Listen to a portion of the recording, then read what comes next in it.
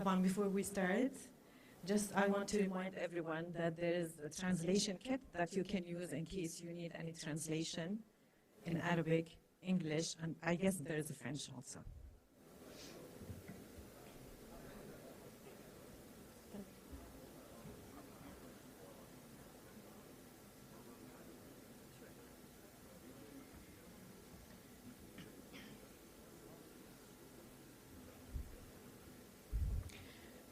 طبعا لتأكيد في موجود أجهزة To confirm there is equipment sufficient for all of the participants who would like to hear translation into the languages available, Arabic, English, and French.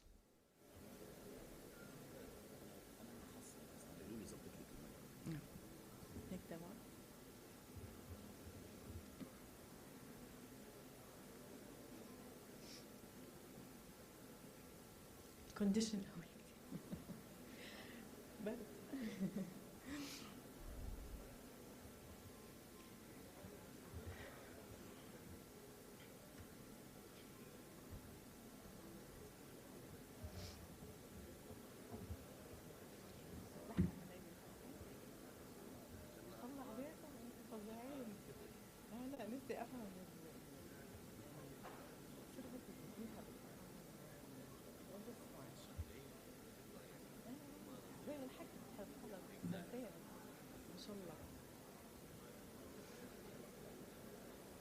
تمام.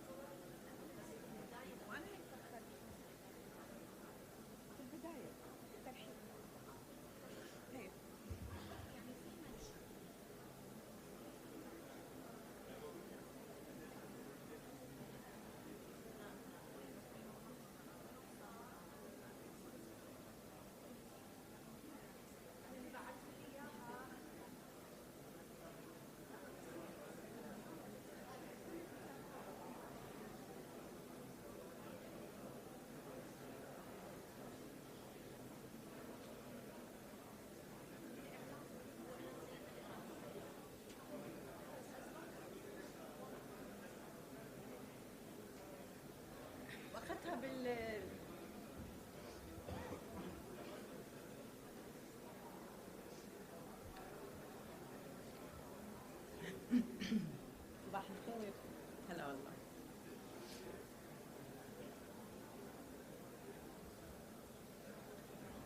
بتشرب مي؟ لا اكيد.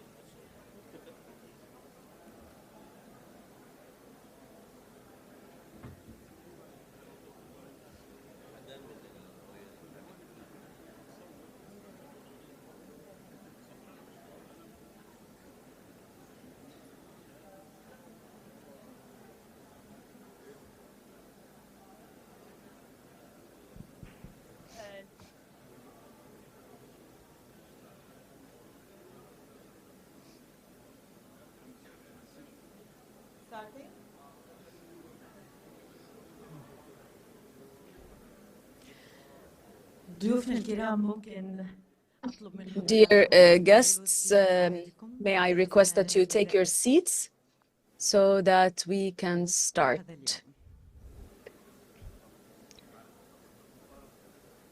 Our esteemed guests,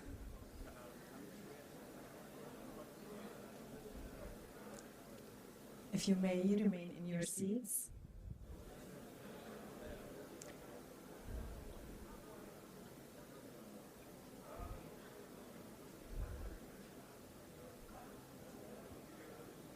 Hey.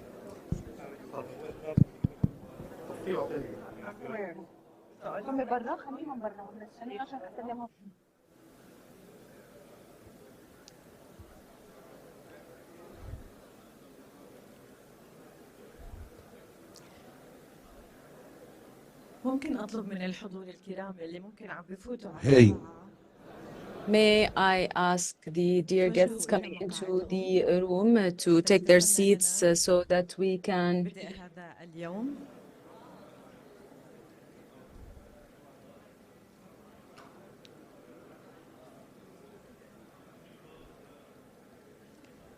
Hey.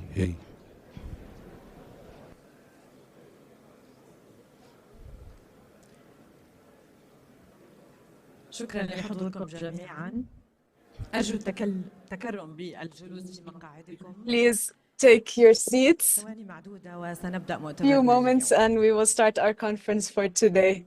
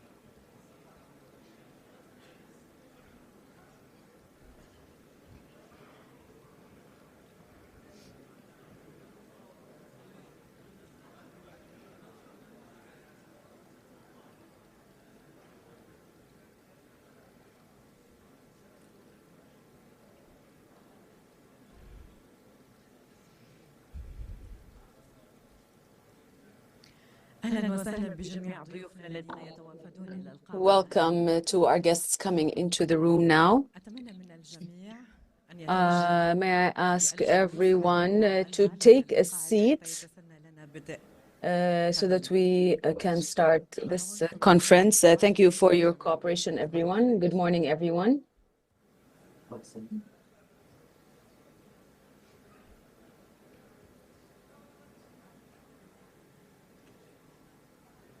طبعا سأذكر للمرة I'm going to remind you for the last time before we start, there is equipment for interpretation. Anybody needing this?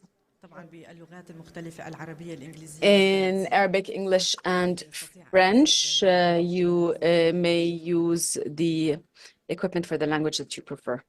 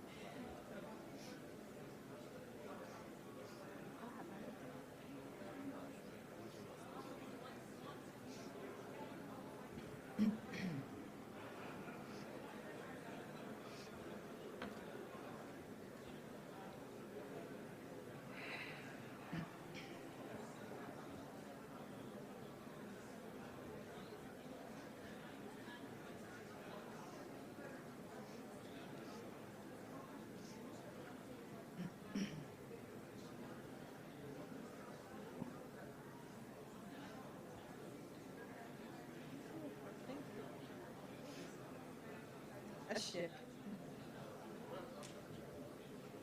بس بدك تقولي وين بدك تكون بدي أدور عليك.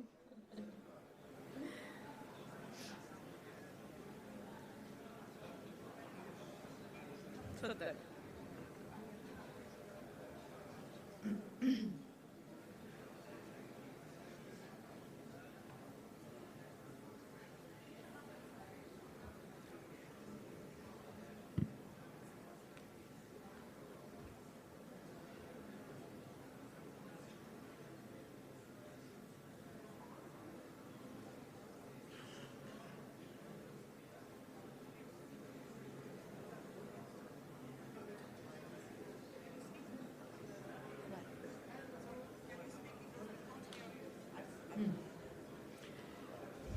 رح أصبح عليكم مرة ثانية عشان أتأكد إن الصوت. I'm going to say good morning once again to make sure the sound is clear. Can the people in the back hear me well?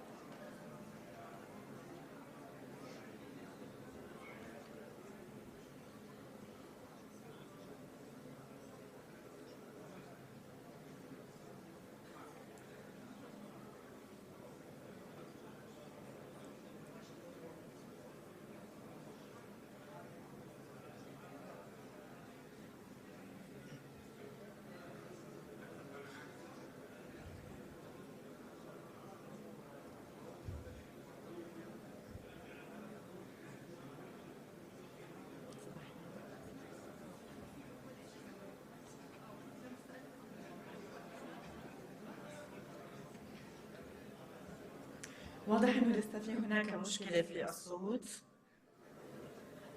ويمكن كمان الهدوء بالقاعة. It's clear that there's still a problem with the sound. I'm going to ask everyone, is there still a problem?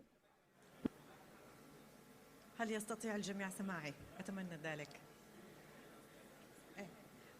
ورا اللي عم بخبروني مو سامعين. أنا معليت على كده. So I'm going to try to raise my voice, and I'm going to try also when there is some.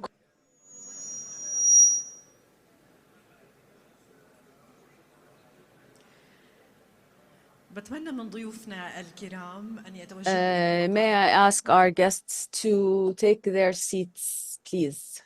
أهلا وسهلا بالجميع. Welcome everyone.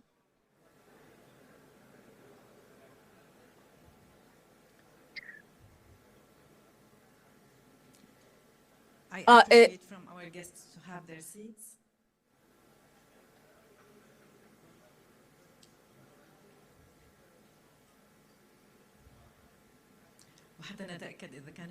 To make sure there is no problem with sound, can you please take your seats?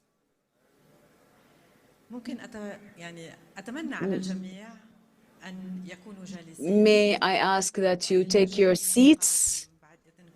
Please be seated. We will start in the conference in a couple of minutes. Thank you for your cooperation.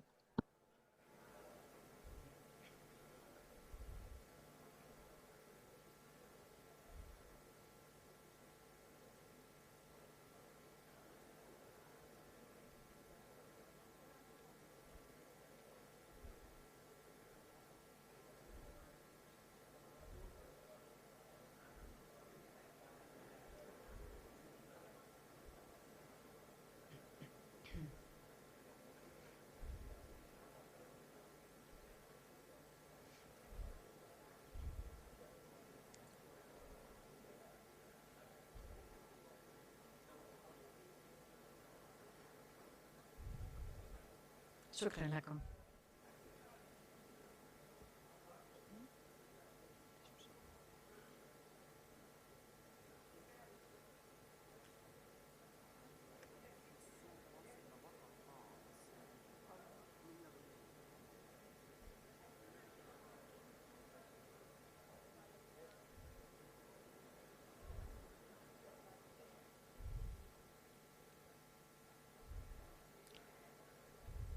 أتمنى من الجميع الجلوس.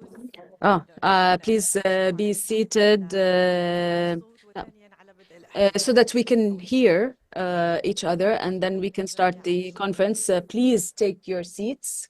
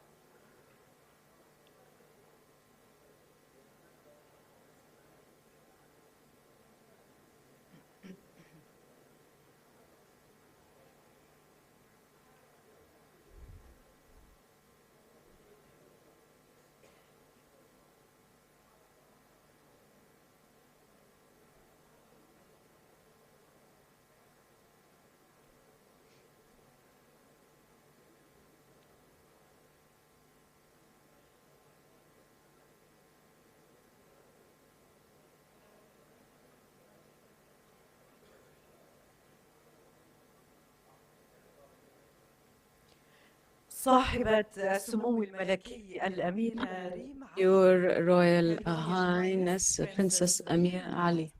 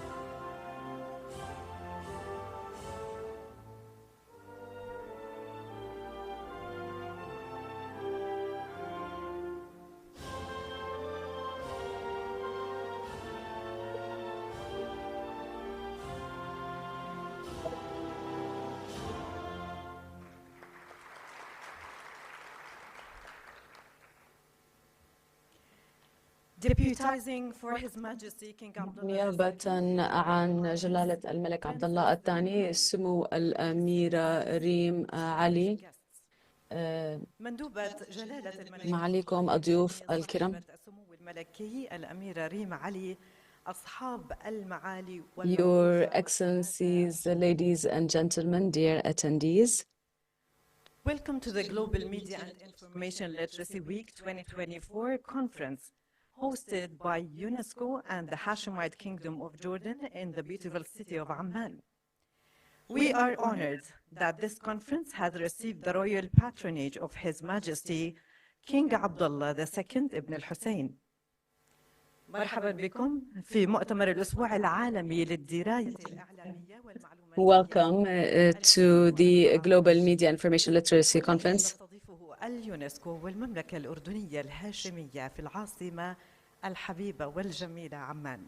Hosted in the Hashemite Kingdom of Jordan under the patronage of His Majesty King Abdullah bin al-Hussein. This year's theme, the new digital frontiers of information media and information literacy for public interest information, invites us to explore the transformative effects of emerging technologies, including generative artificial intelligence and the growing importance of digital content creators as news providers.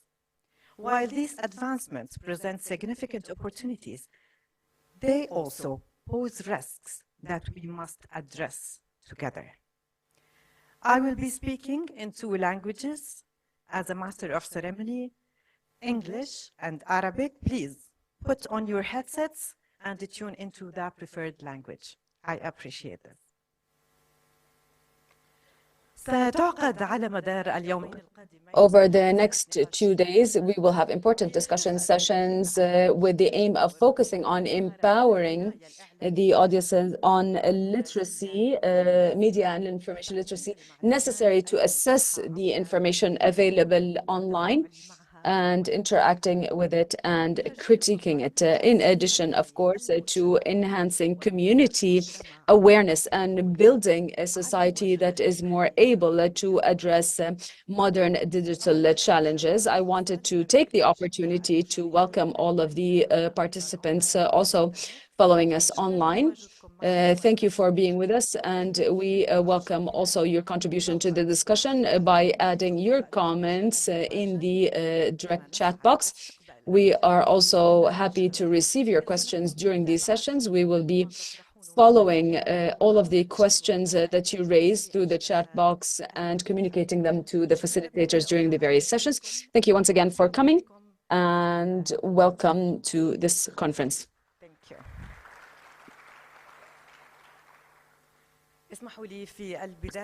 Allow me, first of all, to invite Mr. Tawfiq Jalasi, the Assistant Director General for Communications and Information in UNESCO, to give his opening remarks.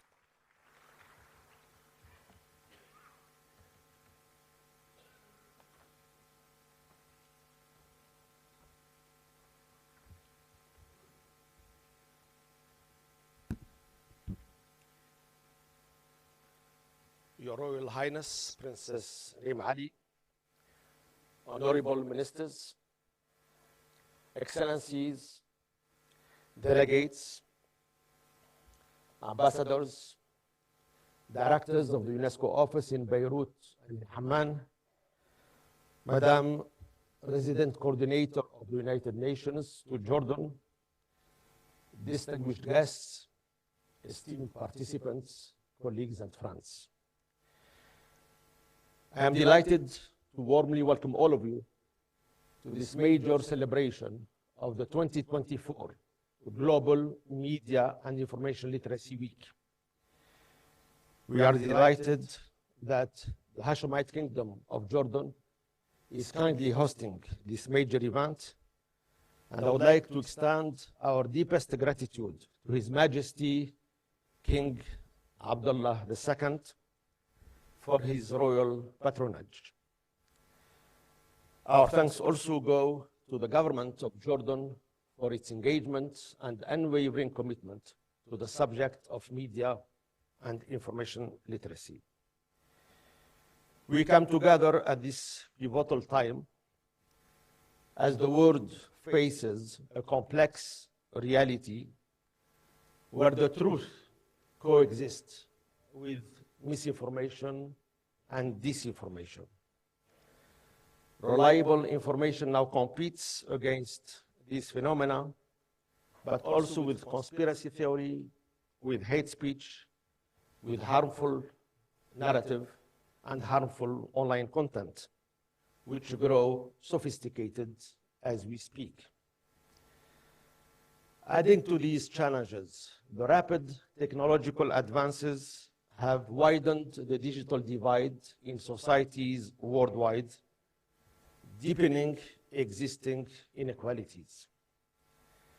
But even in the face of these new challenges, there is reason for optimism. This year marks a turning point. A few weeks ago, in New York, at the United Nations, member states have adopted the Pact for the Future, which integrates a commitment to fostering media and information literacy and integrating this important subject in educational programs and curricula. This global recognition of media and information literacy as a tool to promote truth, to foster resilience, and to create more inclusive societies, this is a beacon of hope for all of us. Her Royal Highness Princess Rym Ali once said, quote, "I genuinely believe that media literacy is like literacy in the 1950s and 60s. It will be essential and necessary to everybody." End of quote. Just as the ability to read and write has transformed societies in the past, media and information literacy today shapes our collective future. Yet the road ahead is long. Despite the international community's recognition of the importance of media and information literacy, only few countries to date have established comprehensive policies and robust strategies.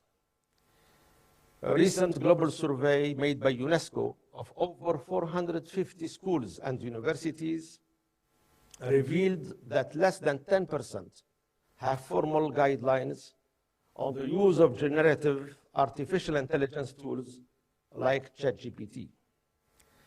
This highlights the urgent need to expand MIL, ensuring that learners, teachers, and content creators are well equipped to navigate the complexities of the digital age. Media and information literacy skills are essential not only for consumers, but also for those who create content, and increasingly online content. Therefore, ethical and responsible content creation is a cornerstone of media literacy. Today, we stand on a new digital frontier of information. Technology has transformed every aspect of our lives, offering immense opportunities, but also new risks. Generative AI tools now have over 100 million active users monthly, with 80% of young people aged 10 to 24 using generative AI tools daily for education or entertainment. Social media and internet platforms have become the primary source of information for many, especially the younger generation. In fact, 20% of those aged 18 to 24 worldwide rely on TikTok as their main source of information. These trends highlight a crucial need for more advanced skills to harness technology for the public good. UNESCO is stepping up to meet this challenge. Media and information literacy is not just a set of skills, it is a means of empowerment. It equips individuals to critically assess the information they consume, understand how algorithms shape their digital world, and navigate with confidence and discernment the increasingly complex media landscape. This year, we are building on this momentum. UNESCO has launched a massive open online course entitled How to be a Trusted Voice Online. It's a course designed to support media workers and digital content creators become trusted and become reliable sources of information. We are also working alongside 27 member states to integrate media and information literacy into school content and curricula, supporting youth organizations to enhance their resilience in the face of artificial intelligence risks. As we look to the future, let's be reminded that media and information literacy will be the foundation of a more informed, empowered, and equitable world. Just as basic literacy was transformative in the past, media and information literacy will be the key to thriving societies in an ever-changing digital landscape. Together, let's push forward with determination, solidarity, and collaboration, ensuring that every individual, every student, and every content creator has the opportunity to flourish and to thrive in this digital age. Thank you for your attention.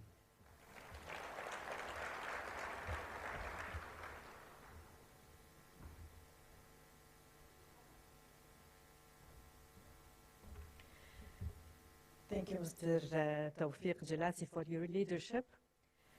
And I guess your message is very clear. Media and information literacy is the key to navigating an ever-changing digital landscape. UNESCO's support is vital in empowering individuals and communities to engage with public interest information effectively, actually. Now I invite Dr. Mohammed Momani, government spokesperson, to the platform. We're going to listen to a part of his long-standing experience and also the role of the government in this context. Go ahead, please. Your Excellency.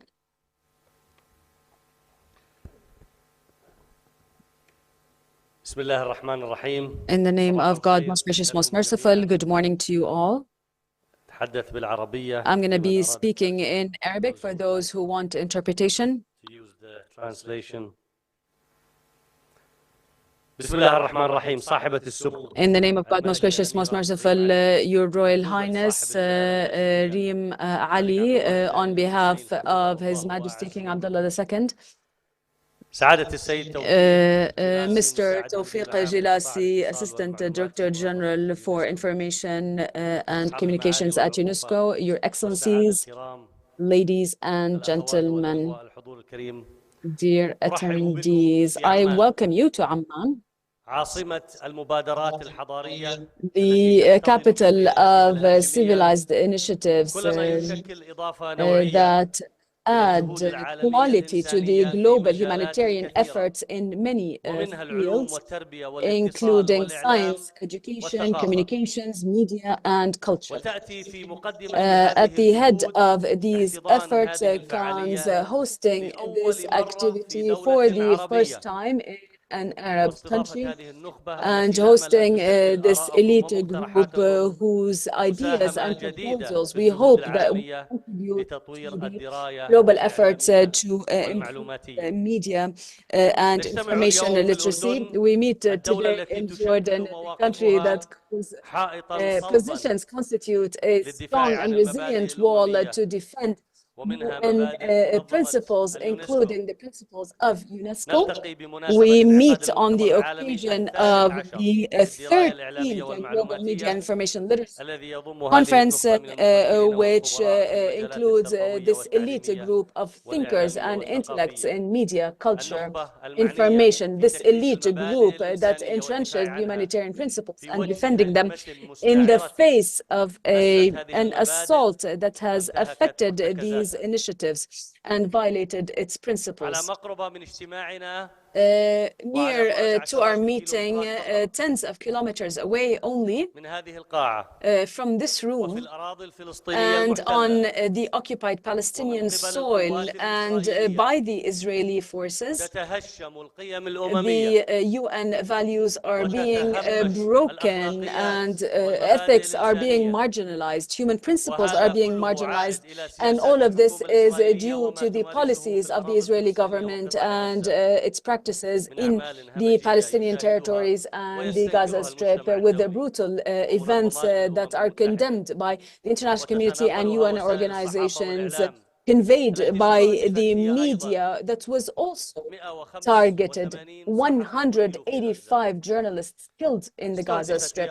They were also targeted by the Israeli forces, and its assault on the defenseless citizens and the media and journalists. These Israeli acts violated not just the humanitarian dimensions, but also to change demographics on the ground and forcing migration in the sector and practicing genocide against the faceless or defenseless citizens, leading to a catastrophe that has not seen by the world, even in the world wars. And His Majesty King Abdullah has exerted a lot of efforts at the Arab, Islamic, and global scales to shed light on the humanitarian disaster and its impact on global peace and stability and its harm to the principles on which human civilization rests and its violation of the balances of international peace and safety.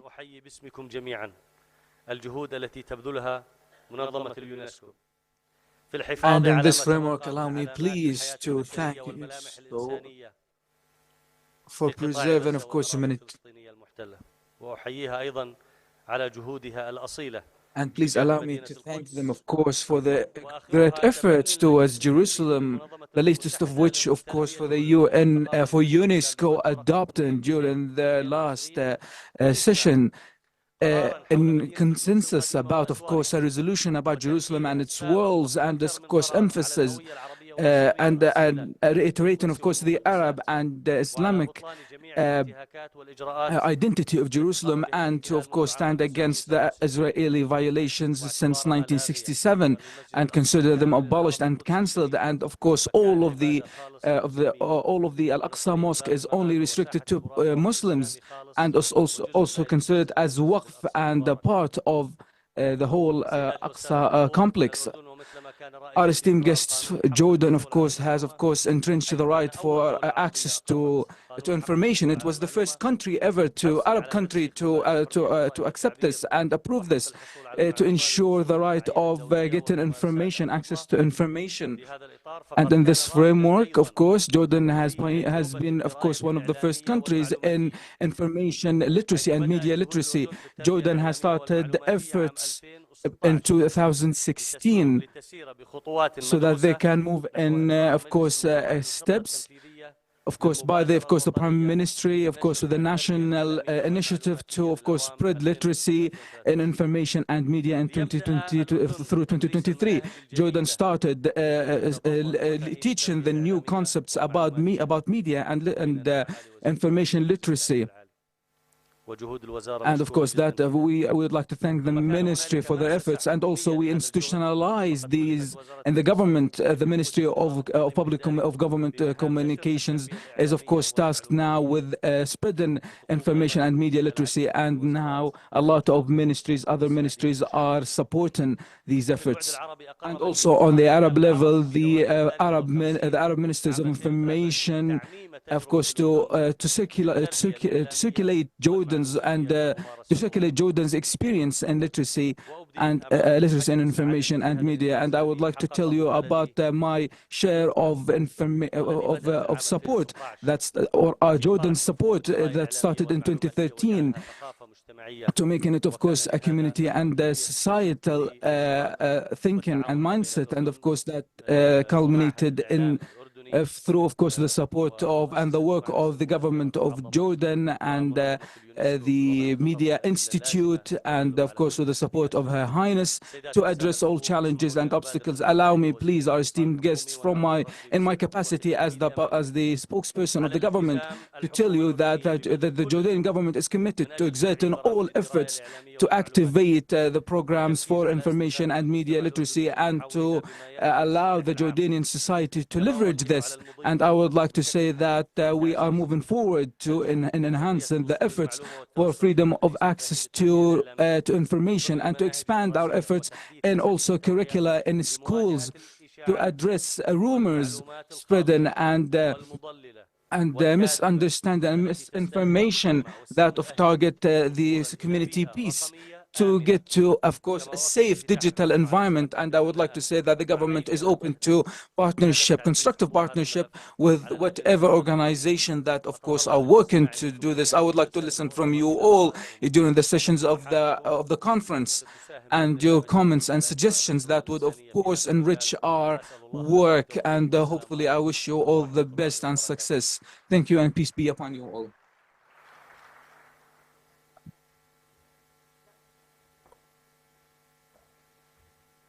شكرا معالي دكتور محمد المومني على هذه الكلمة الشاملة والدقيقة بنفس الوقت.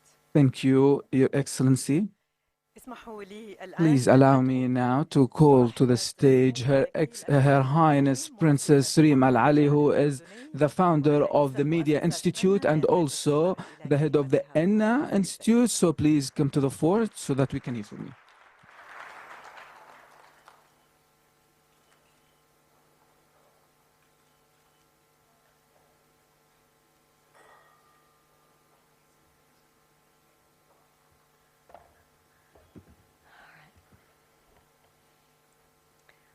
Good morning, Your Excellencies, Ministers, Ambassadors, delegates from UNESCO, ladies and gentlemen. A very, very warm welcome to all the guests, some of whom have traveled from far away to join us here in Amman. I hope you'll also have an opportunity to visit our beautiful city. I'd like to thank especially the Assistant Director General of UNESCO, His Excellency Dr. Tawfiq Jalasi, and his wonderful team, who've worked really hard to get this Global Mill Week off the ground.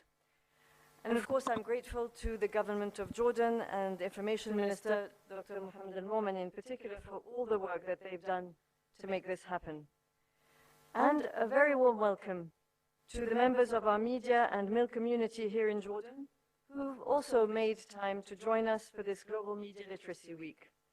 We very much look forward to hearing the new ideas that you will put forward as work gets underway to draft the Amman Declaration. Navigating the rapidly evolving landscape of information creation, dissemination, and consumption, paving the way for a safer, more inclusive, and empowering digital future for all. That's a tall order anywhere in the world. It's particularly a tall order at this time in our Middle Eastern region, and I'll come back to that a little later. But being literate today means mastering the new digital skills for everyone. With the recent advent of AI, the alternative to mastering such skills is a digital frontier between those who can navigate the complexity of different layers of reality and harness the power of AI, and those left behind, easy victims of manipulation or all kinds of frauds. Unequal access to digital technology can exacerbate social inequalities, and eventually it can limit democratic participation and ultimately hinder economic growth, pushing more people and sometimes entire communities into marginalization. This disparity in access and quality of information can lead to a deficit in democracy, less civic participation from digitally digitally illiterate people and less accountability, a gap that can generate increasing conflicts within societies and beyond. Digital skills are sorely needed to avoid this digital exclusion. Ordinary people also need to understand all these concepts and hone these skills. So we're talking about a new era of digital citizenship that is inclusive of all. Media literacy programs, as most of you know, typically include learning how the technology works, learning how to make videos, the basis of storytelling for multimedia platforms, and how to verify and check facts, to detect fakes and deep fakes. But at the core, critical thinking and verification, while not skills directly linked to technology per se, are paramount. Individuals are strongly encouraged to develop the ability to question, then verify information, even from trusted sources, and apply critical thinking skills. Now, we're told we don't need as much knowledge as we used to because everything's on the internet. But combined with critical thinking, knowledge is needed for accurate interpretation and analysis. The Jordan Media Institute was set up in 2010, and it is among the pioneers in media literacy in the Arab world. Our initial training in Beirut and Salzburg was followed by the implementation of a MIL project in direct cooperation with UNESCO. Training targeted teachers and teenagers. Actually, initially we started with 8 public schools, and it was just an extracurricular activity. But what struck me already at that very, very early stage was the impact that those training courses had left on the kids. After 1 year, I had asked to meet the teenagers who had benefited from the program. And they all felt so empowered. A 16-year-old girl told me it was the first time she had been asked to think for herself. There was a 14-year-old boy who was very proud. He told me how he showed his mother that she was actually looking at a photoshopped image after he was using the new tools that he'd learned. And since then, JMI has implemented dozens of projects in the field of media literacy with many international institutions. The Institute advocated the need to scale this countrywide, and at the same time produced several educational and training guides and produced dozens of visual and audio educational resources. I believe the first of their kind in the Arabic language. By 2020, with the government's adoption of the National Plan for the Dissemination of Media and Information Literacy, Jordan became the first Arab country to adopt a national strategic framework in this field. This has led to the training of something like 3,000 teachers, the integration of MIL concepts within the Jordanian school curriculum from kindergarten to 12th grade, and we thank the Ministry of Education for that as well. There's a great deal more to do. This is just the beginning. But there's so much more to do to refine the training that is provided in schools and expand it, and to build a knowledge base on MIL in Jordan. But it is a source of great pride that we have reached this far in so little time. And I do hope that Jordan can serve as a hub for developing MIL in the region. As a former journalist, the founder of a media institute, and simply as a concerned citizen, I'm very grateful that there is serious political will to further develop MIL into education systems and public policies in our country. The role of UNESCO is crucial in supporting these efforts. This is about more than teaching skills that are nice to have. We found that out, I think, during the pandemic, when the infodemic posed a significant health risk, or like climate change, when it's denied and not shared by all as a reality, leads to a lack of effective measures to combat its effect. But I'd like to take a minute now, if you don't mind, to just step away from the heart of the matter, to share with you how deeply we feel we need these skills here, and why at this particular point. It has very concrete implications. In fact, I would go so far as to say that for us consumers and producers of content in the Levant, it feels now very much as though navigating this landscape has become almost existential. Such is the degree of weaponization of information around the war. And allow me to try and express why that is just for a couple of minutes. For more than a year, in fact, we have all around the world been navigating the current war in Gaza in so many different ways. It's led to unprecedented levels of polarization everywhere. We are acutely aware that we do not have a shared perception and understanding of the realities around us. How then can we expect empathy and compassion? The media and social media largely contribute to the selective perceptions of reality, with new technologies driving increased possibilities for misinformation and disinformation and fake news. Then add to that the fact that, as was already pointed out, international journalists are still not allowed to report freely from Gaza, while few in the global north watch the Arab networks that are present in the Strip. And journalists, guarantors of accountability, are being killed in total impunity. On the other side, we are dealing with a powerful state machinery that has developed the technology to see, hear, and broadcast everything and suppress everything at the same time. And that has a monopoly on a powerful and well-rehearsed professional narrative. As a result, not every voice is heard equally. In fact, we are left wondering whether ours is heard at all, and if so, whether it is perceived as equally human as that of others. We can no longer take for granted the notion that facts speak for themselves, and that they're enough for public opinion to unite behind a just cause, unless there are ways to have a common reading of what is going on. In an era of conflict, fact-checking is crucial. We need to find trusted sources, and in that respect, it has emerged that a lot of big tech are not so trustworthy. I recently, in fact, came across an article about Facebook, and it described how the company, in fact, employs a former Israeli government employee who makes sure that the perspectives of her government are taken into account, defining the censorship policy of this platform on issues related to the current conflict.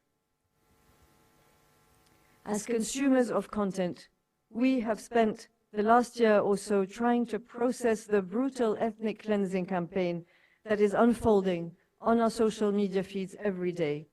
That is also where we see what is not shown on a lot of the mainstream media, and that is content we can share. So as producers of content, we've desperately felt the need to share. Our powerlessness faced with this tragedy is somewhat mitigated by having at our fingertips the ability to click, send, send, and send, send again, share, share again. Try and spread the news as far and wide as possible. Through the lens of mainstream media, where so many words are not being used to describe what we see, we feel we are being gaslighted, made to believe somehow that something else entirely is happening, though we have the figures, the quotes, the patterns, the intentions, the actions, all caught on video to prove it. And so we go back to our phones, where there is some sort of comfort in just knowing that we share a reality with at least a part of the humanity that is experiencing events around us in the same way as we are. I just wanted to share this because that is first and foremost what navigating the digital world evokes to us in the Levant at this time. Generally speaking, in difficult and harsh times, such as major crises and devastating wars, the need for media and information literacy increases more than ever. In the last 5 years, the world has witnessed unprecedented crises: the infodemic that accompanied the COVID-19 pandemic, war in Yemen, war in Ukraine, war in the Sudan, and now this in Palestine and Lebanon. We have all heard the expression that truth is the first casualty of war.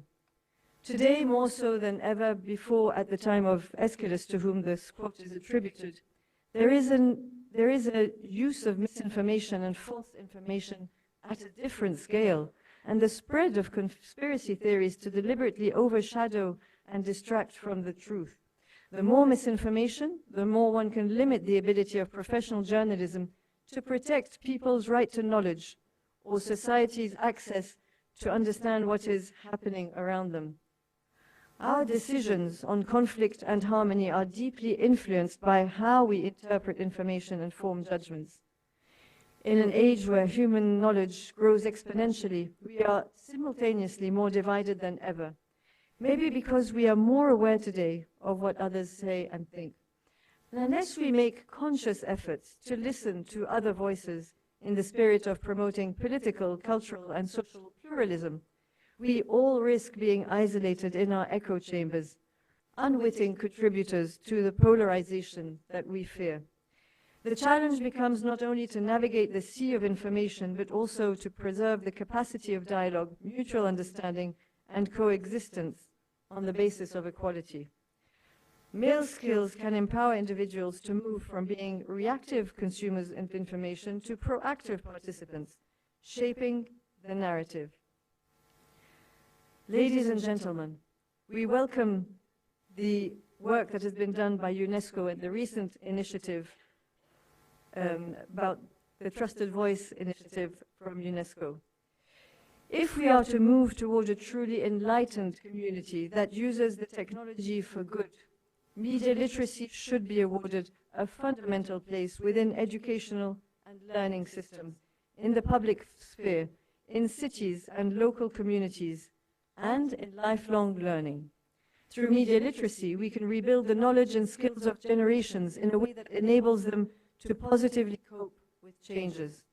But before I give the floor to the next part of the event, or the next speaker, I wanted to just share a small reflection on that topic, which is linked to the choice of the word navigation, or to navigate, navigating. Isn't that what we do constantly? As Arabs, we take pride in the fact that we were once master navigators.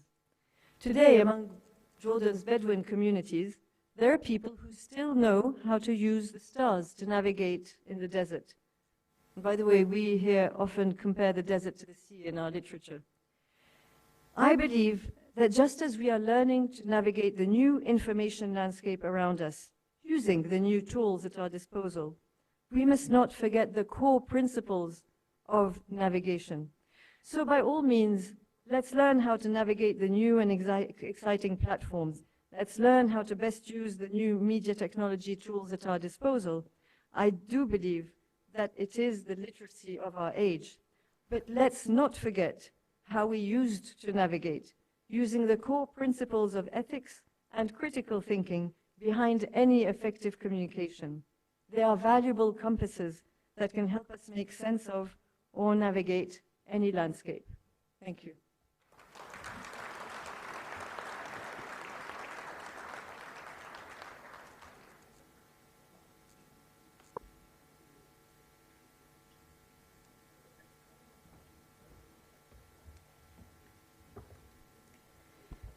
Thank you, Your Royal Highness. Princess Rym, your stimulating remarks and your steadfast dedication, especially to media and information literacy, your leadership is very crucial, and we feel it all here in Jordan as a media specialist in general. It's crucial also to engage. We all engage in these important discussions, and I believe it will be held and discussed more during and through our conference these 2 days. Thank you so much. Let's now turn to the screen to watch a video produced by the Ministry of Government Communication of Jordan. Let's see it together.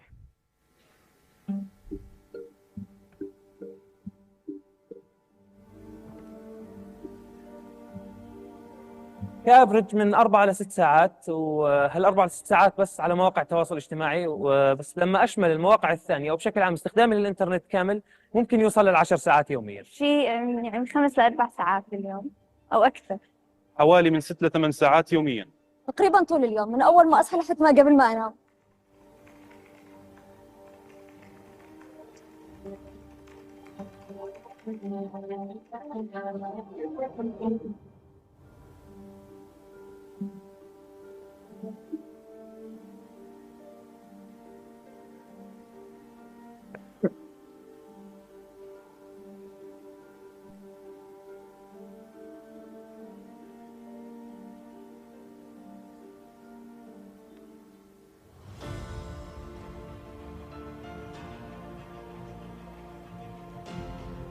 كان دائما الرؤية الملكية وتوجه The royal vision, of course, and Jordan's vision is to empower society to deal with this flow of this big influx of information because of the major development in technology. We had, of course, a project with the EU, and that is about information and media literacy. And henceforth, the education institutions took into consideration the need to educate people about media and information.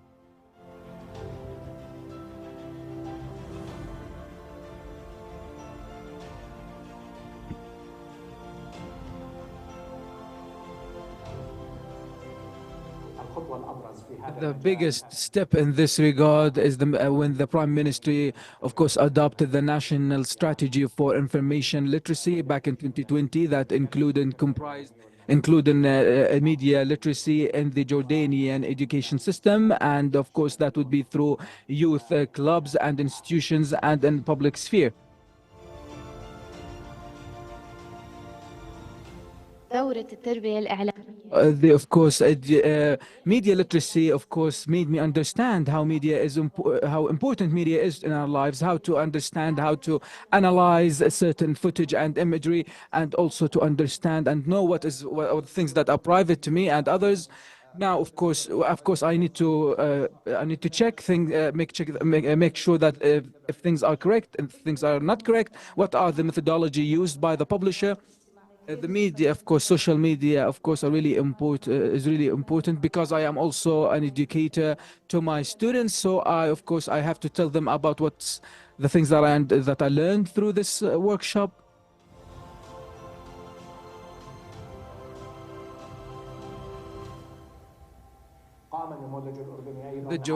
In Jordan, of course, the Jordanian model, of course, is based on two things. Of course, protecting the society when using information on social media, and also to empower people to use the tools of media in an ethical way and in a way that would reflect, that would be a lifelong journey in for education.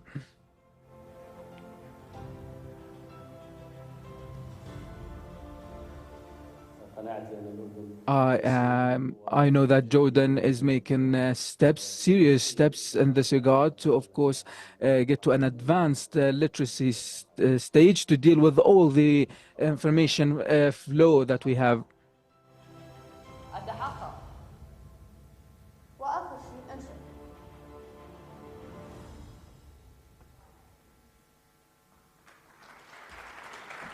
Thank you so much. I will try to raise my voice because I heard there is a problem with my voice, maybe in the back. Rose, to conclude this opening ceremony, we are very excited to call to the stage the Meet Naya group, an all-female Jordanian band considered one of the most successful Arab groups.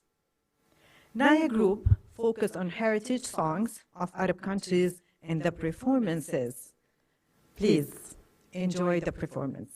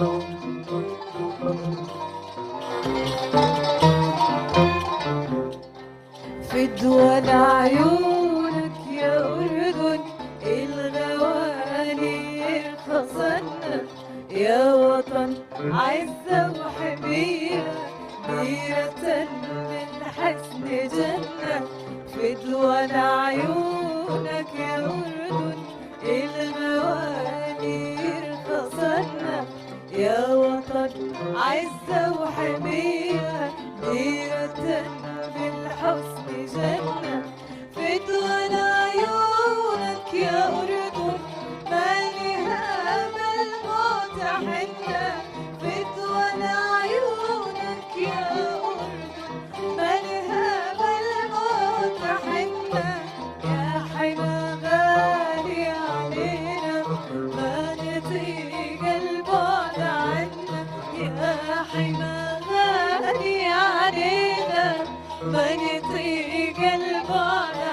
أحلى فتوى عيونك يا أردن. وطن الشمس بتفخر إنها تكتب اسمها فوق التراب. وطني وطني وطني المجد اتمنى يبقى آخر كلمة بقلب كتابك. وطني وطني وطني الشمس بتفخر إنها تكتب اسمها فوق ترابك. وطني وطني وطني المجد اتمنى يبقى آخر كلمة بقلب كتابك. وطني وطني لما الكون بيصفى ويحلى انت الأحلى انت الأحلى. لما النجم بيعلى ويعلى انت الأعلى انت الأعلى. لما الكون بيصفى ويحلى انت الأحلى انت الأحلى. لما النجم بيعلى ويعلى انت الأعلى انت الأعلى.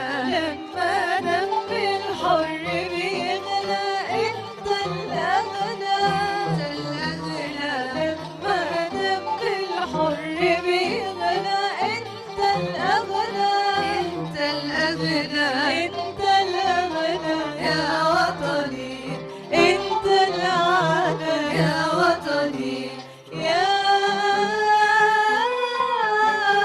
وطني.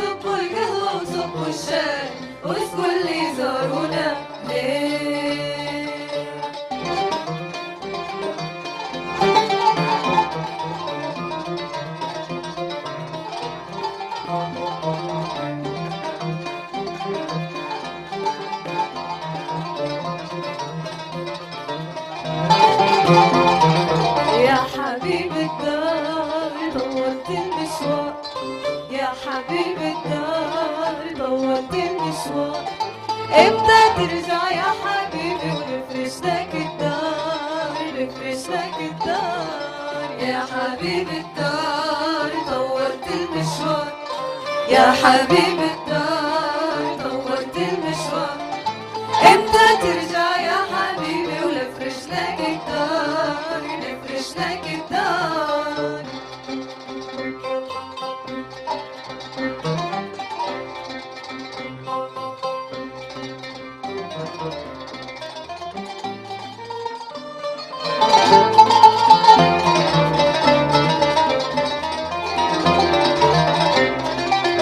نزلن على البستان يا عليتي يا يابا والله وحلت شعاره كل البنات نجوم يا عليتي يا يابا والله وهي قمره عيني وضايع عيني يا عيني يا يابا تسوهني وكل القرابة يا عيني يا يابا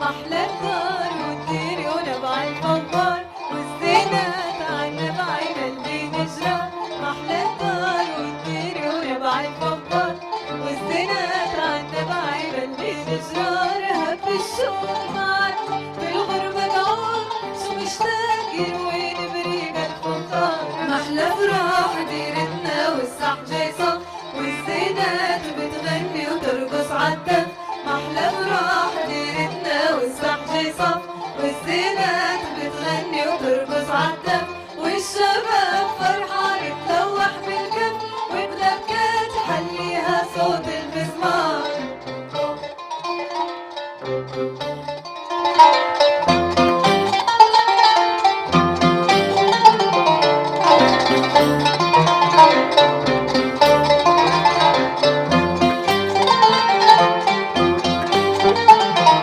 يا شوقي يلا أنا وياك عالغوري نزرع بساتيني لازرع على ولدي 3 وردات واسقيهن من مية عيني يا شوقي يلا أنا وياك عالغوري نزرع بساتيني نزرع على والفي 3 وردة واسقيهن من مية العيني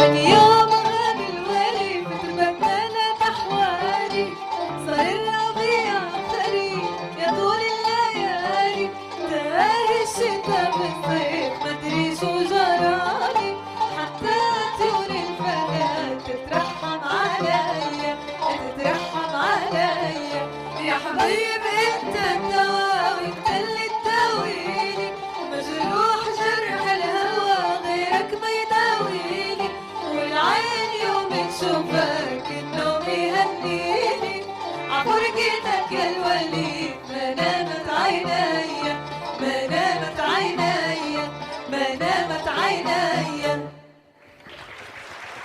شكرا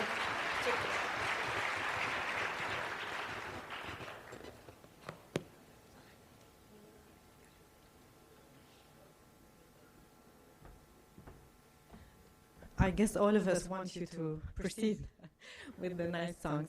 Thank you so much, ladies. We are so proud of such talents. Jordanian talents, of course, and thank you.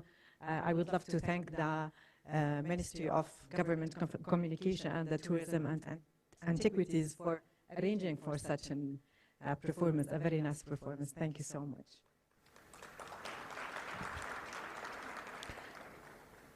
Now I would love to leave you with a video, couple of minutes video.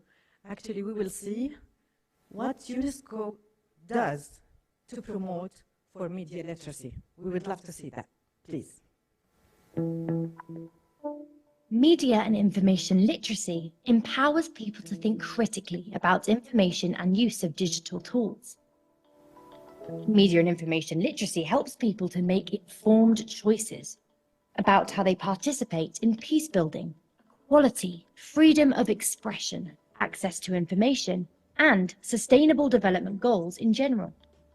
UNESCO supports and champions media and information literacy initiatives across the globe.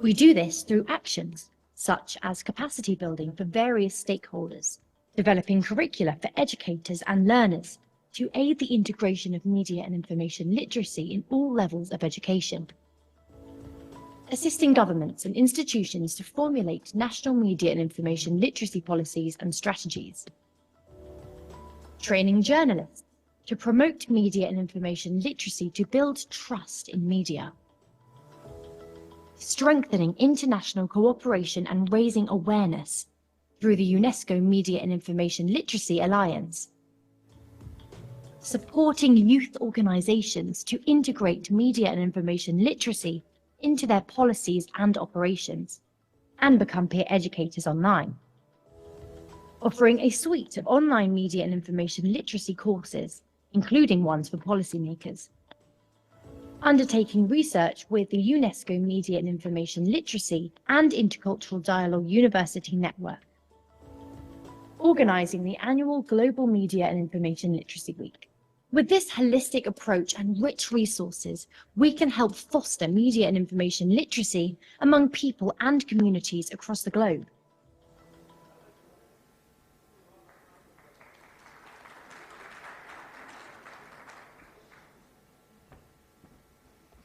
Thank you so much, and thank you, UNESCO, for all the efforts that you do in that matter.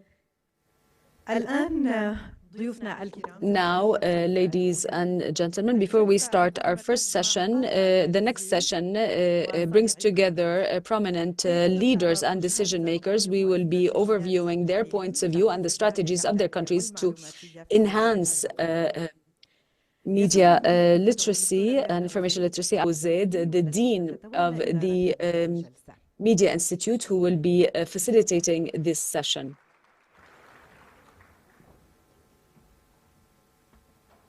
Thank you, Isra. Dear audience, welcome to this ministerial panel that will be discussing national policies on integrating media information literacy, especially in the education system. Please join me to welcome His Excellency Professor Azmi Mahafza, Minister of Education and Minister of Higher Education and Scientific Research in Jordan. Mr. Mahafza. His Excellency Mr. Ziad Makari, Minister of Information of Lebanon. His Excellency Mr. Vahan Kostanyan, Deputy Minister of Foreign Affairs of the Republic of Armenia.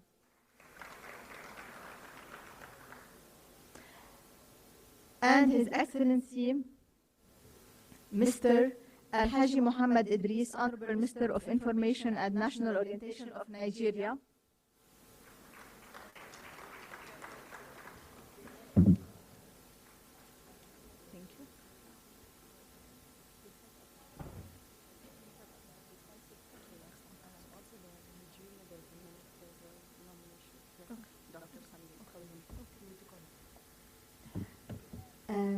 Actually, it's Dr. Sunday Adiju Baba, the Special Assistant to His Honorable Minister of Information and National Orientation, who will be talking to us on behalf of His Excellency Mr. Al-Haji Muhammad Idris.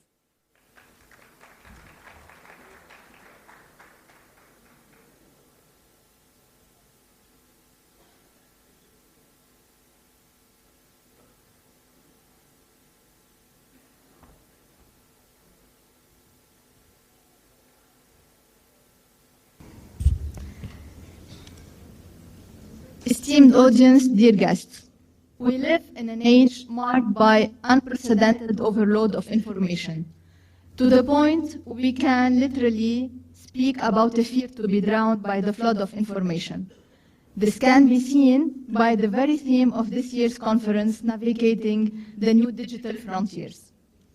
In fact, navigating complexities of the digital era, one increasingly shaped by misinformation and disinformation, highlights the need to prioritize media and information literacy, MIL.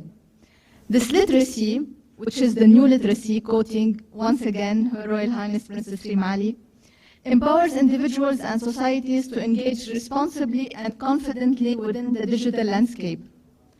From the infodemic sparked by COVID-19 to cyber campaigns targeting voters and digital interference, our modern world presents a range of hurdles.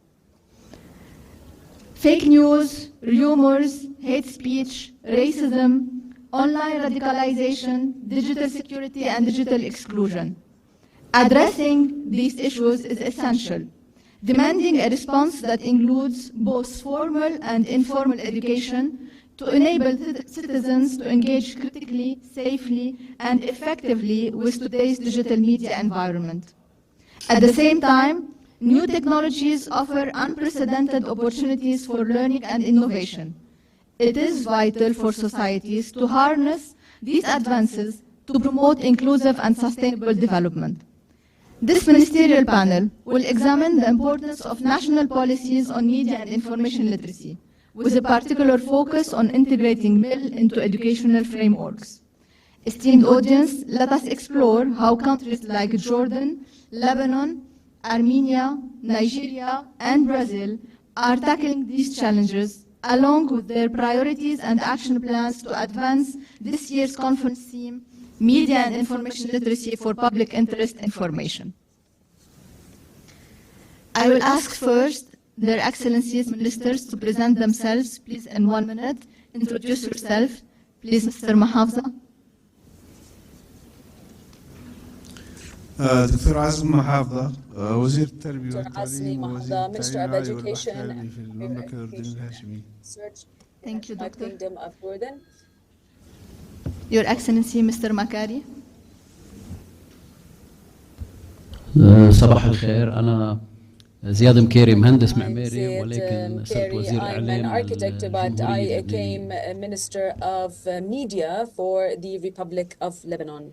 Your Excellency Mr. Kostania. معالي السيد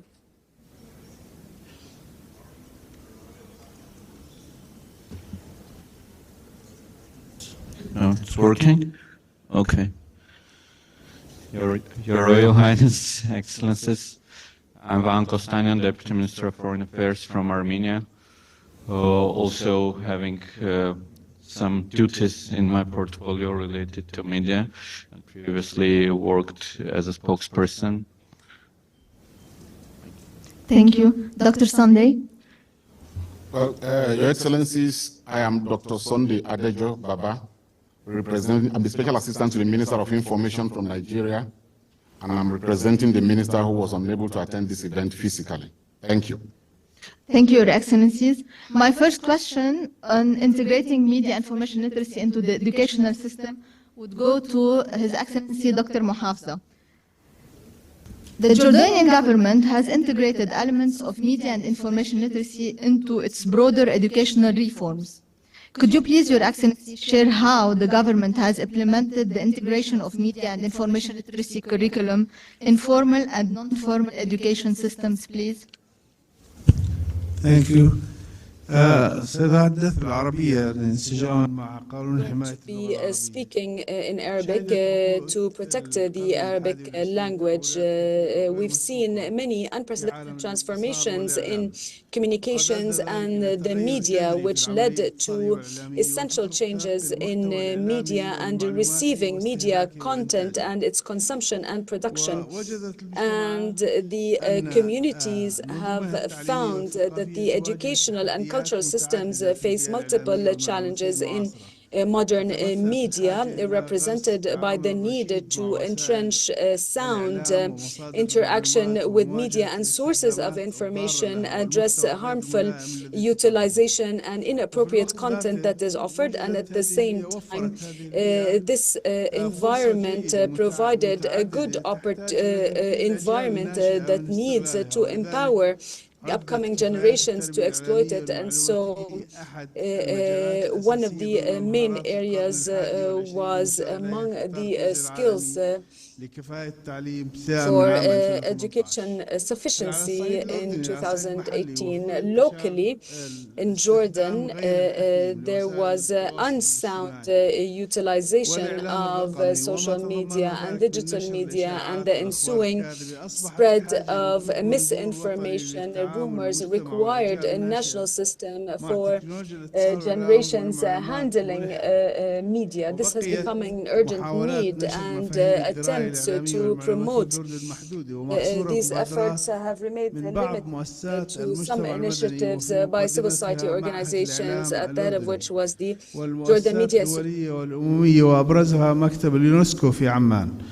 namely the UNESCO office in Amman. Since 2016, the efforts of spreading media information literacy expanded, and the concept has become for the elite and decision-making positions, with a series of projects implemented in multiple areas in the country, namely the training of teachers. There was a growing recognition of the importance of media information literacy. In 2019, the Jordanian government adopted the spread of this literacy in universities and schools as part of the priorities of the government. In 2020, the ministers, the cabinet adopted the plan for media information literacy that was an advanced step in this regard, and Jordan became a pioneer in this sphere and the first Arab country to officially adopt a comprehensive plan in this regard. The plan included 4 facets: introducing concepts of literacy into the education system in schools, introducing the same concepts in the universities, and spreading this awareness through cultural and youth institutions and through the local community and the public sphere. And based on its responsibility to develop a curricula and in response to the national plan for media and information literacy, the National Center for Curricula adopted sufficient for, so a team of specialists was formed to create a framework through which it was governed. It was submitted to the competent authorities in the National Center for Curriculum and the Ministry of Education. And this framework was adopted as a first step, after which it was arbitrated and applied. This was the objective was to embed these systems of literacy and skills in the various school books and for all phases of public education, starting with kindergartens to the end of high school. And this framework adopts the principle of merging concepts relevant to literacy in the school books without creating a new system for education that is taught independently, which is in line with the philosophy of literacy, which is in line with all facets of life. After this framework that was established in the Jordanian curricula, it became the roadmap for the authors of curricula, and specifically it created a roadmap for integrating literacy as a concept, knowledge, trends, and skills, which enabled these teachers to achieve competencies that assist them in managing the digital world effectively. Excuse me. Can we in order to sum it up, we will have another round of questions. Can we please summarize? Thank you. Shukran. طب وبهدف مساعدة مؤلفي الكتب in order to المدرسية على assist الترجمة والتوثيق school والإطلاق authors. عمليا كلف المركز الوطني So the National Center mandated a team who are specialized in this field to assist authors of curricula to integrate these concepts in over 24 books in social studies, Arabic, Islamic education, digital skills, in line with the framework for managing literacy.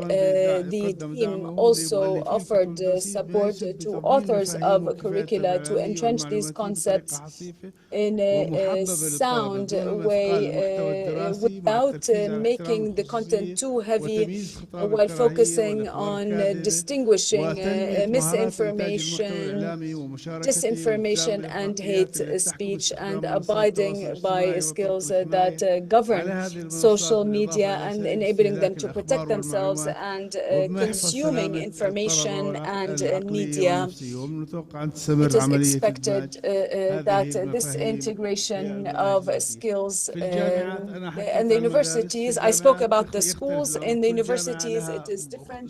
University has different approaches. Some universities have mandatory courses on media communication. Some universities, it is elective, and sometimes it is optional. But in all of the universities, they have a curricula that cover media and information literacy, either in a mandatory or elective form for school. معاليك حقيقة إنه لجهد مقدر من الأردن ونتائج يعني تضحك أن تعتمد كمثال من قبل باقي الدول العربية. شكرا على الإضاءة. Your Excellency, Mr. Makari, given the current crisis in Lebanon, which has led to an increase in disinformation and hate speech, what actions is the Ministry of Information taking to address these issues, and how is MIL being utilized to develop a more strategic national approach? معاليك هل في دور للدراية الإعلامية بظرف الحرب دور خاص؟ Is there, of course, a role of the ministry during the war that you could take upon yourself at the ministry? Good morning, everyone. I would like to thank the Hashemite Kingdom of Jordan for the conference, and I would like to thank the UNESCO, His Majesty the King, and Her Highness the Princess, Mr. Jalasi, the Minister, our esteemed guests. It's unequivocal that everyone knows that Lebanon is suffering from a crisis, a deep crisis. I'm just giving you this introduction to tell you what circumstances the Ministry of Information is working on or through. Of course, in addition to the economic and financial and constitutional and the social and political crises, now we are facing a war. Lebanon is at war. Maybe people, maybe they think or they focus more on Gaza, but also Lebanon is facing a crisis. We are talking about thousands of martyrs, tens of thousands of injured, 1.5 million displaced people, internally displaced people, and also a rift, a political rift in Lebanon. And allow me please to say that this is a result of a vacuum, a political and constitutional vacuum in power. Now we are, of course, we have this media also chaos that is unmatched. As you know, Lebanon is committed to, of course, the freedom of speech, and this is one of the characteristics and one of the roles of the Ministry of Information to protect and safeguard freedom of speech. But the war, as you know, the priorities would change. For us, the war, of course, it is covered by the media, and it's on the TV and on the platforms, journals. And in this field, it's undoubtedly that, of course, misinformation is, of course, part of the war. This news, of course, as you know, it's there by the, of course, the Israeli enemy, and also intentionally or unintentionally, it is also in Lebanon. So any person who has, let's say, a mobile phone صار وحده is إذاعة all in وتلفزيون themselves. They are like a وجريدة TV, like they broadcast. They are a media website and influencers. So the chaos that we have amongst the influencers and the media and also المنصات الاجتماعية the different والمواقع social media platforms and the websites, yes, media, social media platforms, of course, got us to a point whereby the Ministry of Information, as you had said, of course, they shifted their priorities. Now the ministry had taken fast and prompt measures. The first one of those is, of course, in an advanced step with the UNESCO in Beirut. And of course, we would like to thank them for this long partnership, UNESCO and Beirut. The office is one of the main partners of the Ministry of Information. So we established a crisis cell that works to, of course, to combat misinformation and rumors in the market in a different so we did, of course, we established a training and of course for an ad hoc team, specialized team in the Ministry of Information to work 24/7 on of course rebuking or refuting the misinformation and to tell people that this news that coming from this cell is تروح مباشرة على الوكالة الوطنية would go straight to the للإعلام اللي National Agency for Information that is affiliated with the Ministry of Information, and that is, of course, the biggest platform and the platform that has the most credibility in Lebanon.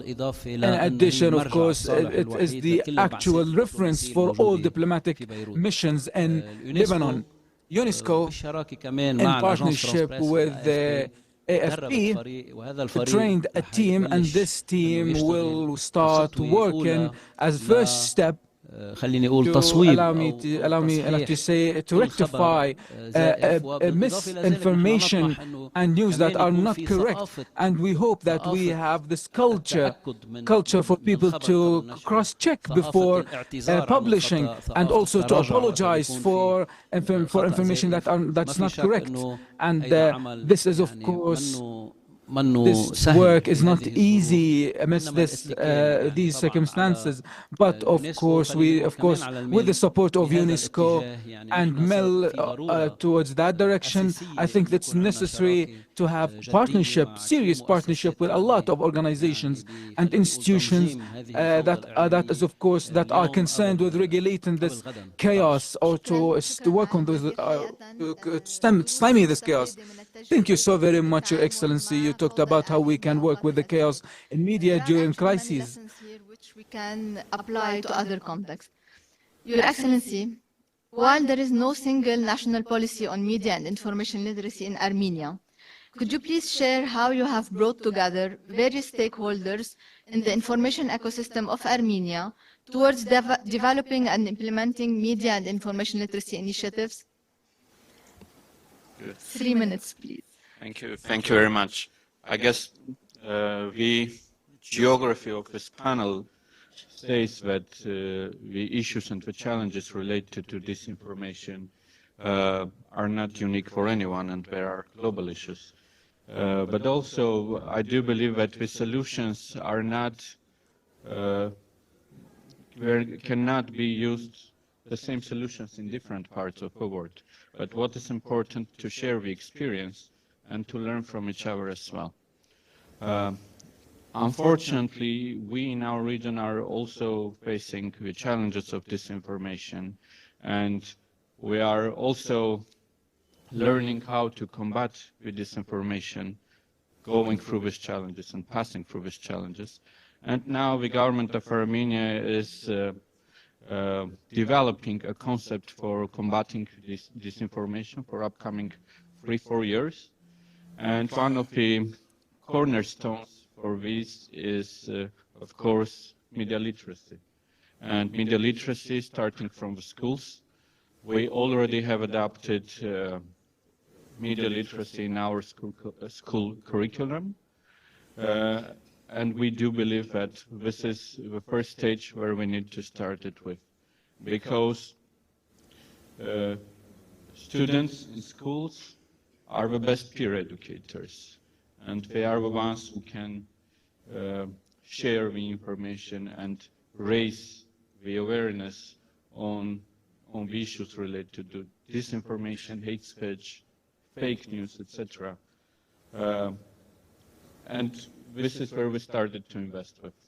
Next, what we are doing is to tackle the other generations as well.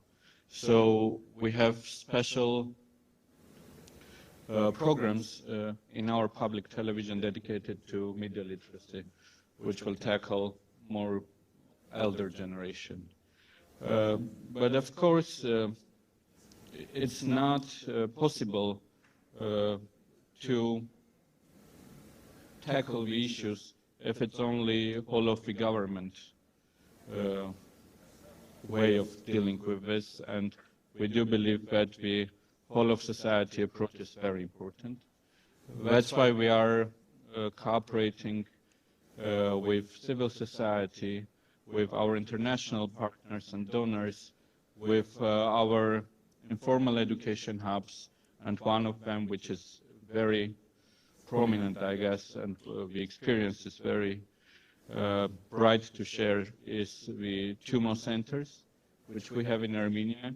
These are extracurriculum open spaces for our teenagers, where they learn many topics, starting from IT to media, and they are doing it learning by doing and learning by playing. And government of Armenia is encouraging and supporting all these initiatives. But if I may, the very last remark. Please. Also, we need to go deep to the roots how the disinformation comes. One of the most important reasons is the lack of information. So it's very important for the governments to be transparent and to provide the information, because all of us nowadays are seeking to get the information and seeking to get a proper information.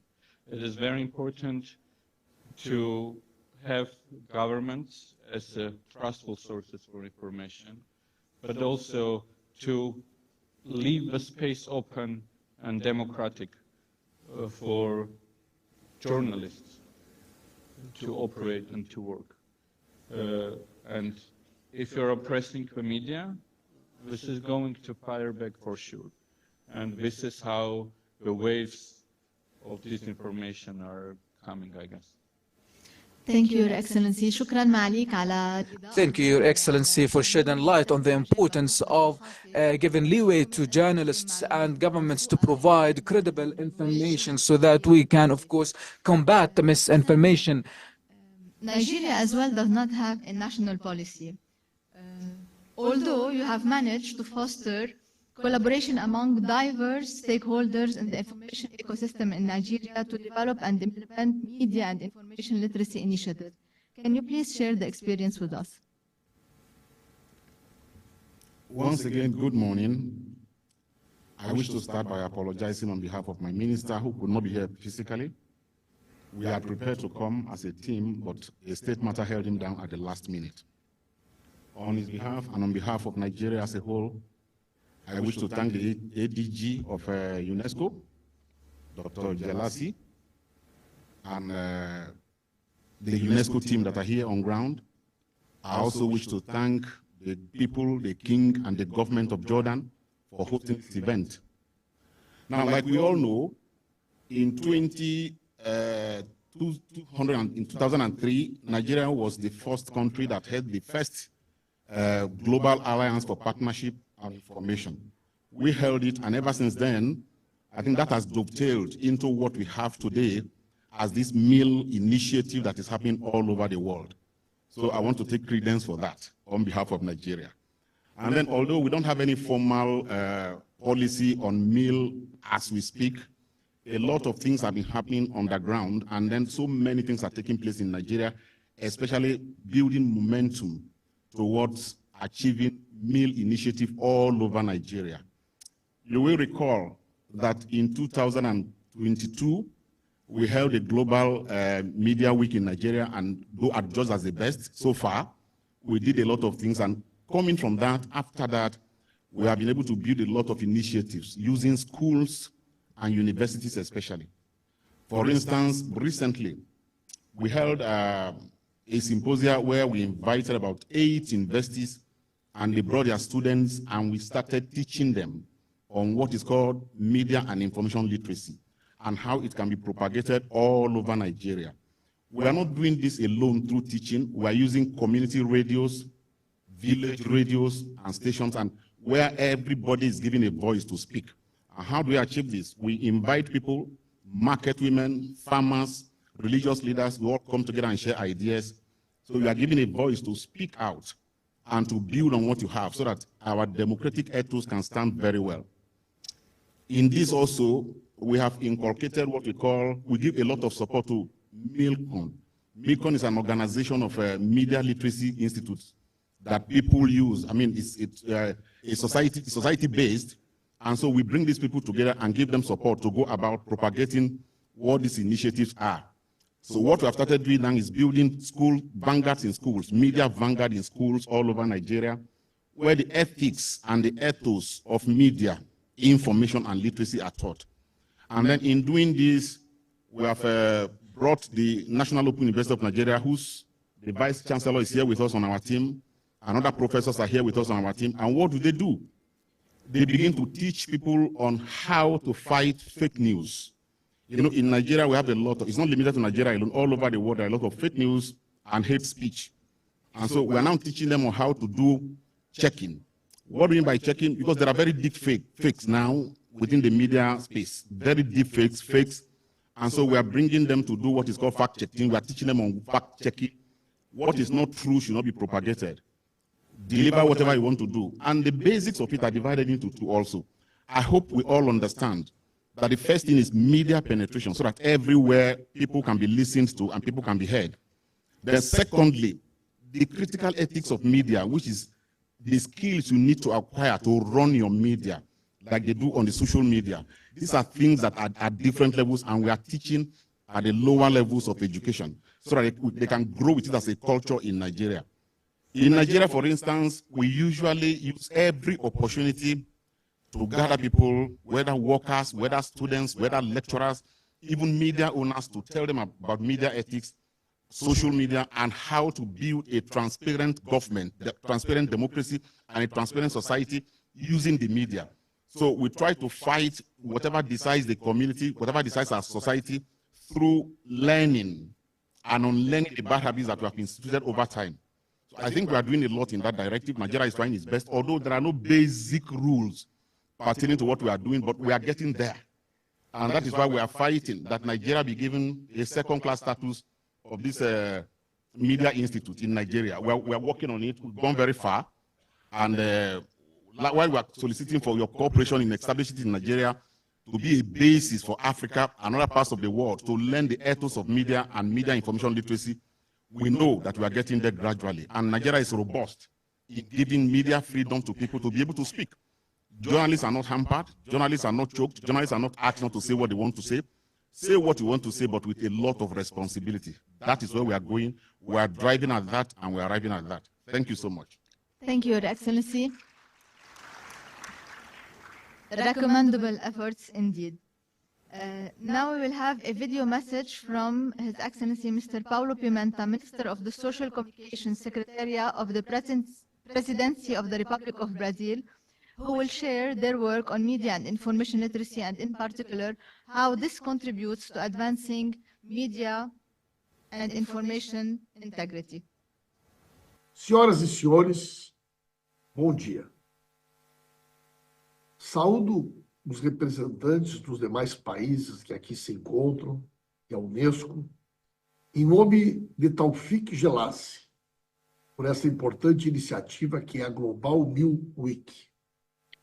É uma honra estar aqui representando o Brasil neste evento que reforça a cada ano a importância e centralidade do tema da educação midiática. Vivemos tempos desafiadores, onde o papel da informação na vida cotidiana se tornou mais central e complexo do que nunca. O Brasil consciente deste cenário, tem se colocado na vanguarda dos debates globais sobre a integridade da informação. A educação midiática faz parte disso. Em maio deste ano, nós, da Secretaria de Comunicação Social da Presidência da República do Brasil, organizamos em São Paulo um evento do G20 focado precisamente nestas questões. Integridade da informação e educação midiática foram os eixos desse diálogo, reunindo especialistas de várias regiões do Brasil e do mundo, para pensarmos soluções conjuntas para os desafios que a era digital nos impõe. Desinformação e discurso de ódio são ameaças reais às nossas democracias. O Brasil tem se posicionado como um ator estratégico, tanto no cenário doméstico quanto global, para enfrentá-las. Notícias falsas e campanhas de desinformação têm sido usadas para manipular a opinião pública e desacreditar o sistema político brasileiro. A desinformação vem impactando diretamente na polarização política, influenciando resultados eleitorais e gerando episódios de desestabilização política e de enfraquecimento da coesão social no país. Nesse sentido, promover a integridade da informação, entendida como resultado de um ecossistema informacional que permite informações e conhecimentos confiáveis, diversos e precisos, se torna prioridade para toda a sociedade. A proteção da integridade da informação é vital para manter a confiança no ecossistema informacional e no conhecimento científico, podendo minimizar tendências de polarização que impactam particularmente pessoas em situações vulneráveis. Também pode contribuir para mitigar a instabilidade política, social e econômica, a radicalização e o extremismo violento, além de facilitar respostas à emergência climática. O presidente Lula, já na abertura da Assembleia Geral da ONU, em setembro deste ano, sublinhou a importância de uma inteligência artificial emancipadora, que tenha a cara do sul global e que fortaleça a diversidade cultural. Essa declaração reflete a nossa visão de futuro. Como também demarcou o presidente Lula, o Brasil está determinado a retomar sua vocação de liderança na cooperação internacional. Estamos somando esforços em fóruns globais como este para propor soluções concretas e promover o diálogo sobre como enfrentar os desafios do mundo digital. Em casa, nas políticas públicas brasileiras de educação midiática, estamos igualmente comprometidos. A educação midiática é central para a estratégia brasileira de enfrentamento à desinformação e para garantir a integridade da informação, qualificando as pessoas a avaliar criticamente as informações que chegam até elas e a reconhecer e se proteger contra as narrativas enganosas. Desde o início do atual governo, estamos desenvolvendo uma política pública robusta em parceria com o Ministério da Educação. Esta estratégia inclui ações como a criação de cursos de formação para educadores, a produção de material didático e a incidência em grandes programas do Ministério, como as escolas conectadas, que buscam oferecer conectividade significativa a 100% das escolas brasileiras. Vamos lançar nos próximos dias também a Olimpíada Brasileira de Educação Midiática, com o objetivo de engajar os estudantes do ensino médio nesse tema e serem protagonistas. Além disso, temos dado especial atenção às questões relacionadas ao uso de telas por crianças e adolescentes, entendendo as complexidades que envolvem orientar pais e educadores para promoverem o uso crítico, consciente e intencional dos dispositivos digitais. Lançaremos nas próximas semanas o primeiro guia sobre esse tema no Brasil, considerando as contribuições de várias áreas do governo federal e da sociedade civil. Vale destacar também que o governo federal se comprometeu com uma meta de formação de 300 mil educadores e 400 mil profissionais de saúde em educação midiática até 2027. Fortalecer a formação dos professores e agentes de saúde é estratégico para que a educação midiática chegue a todas as escolas do Brasil e aos locais de mais difícil acesso.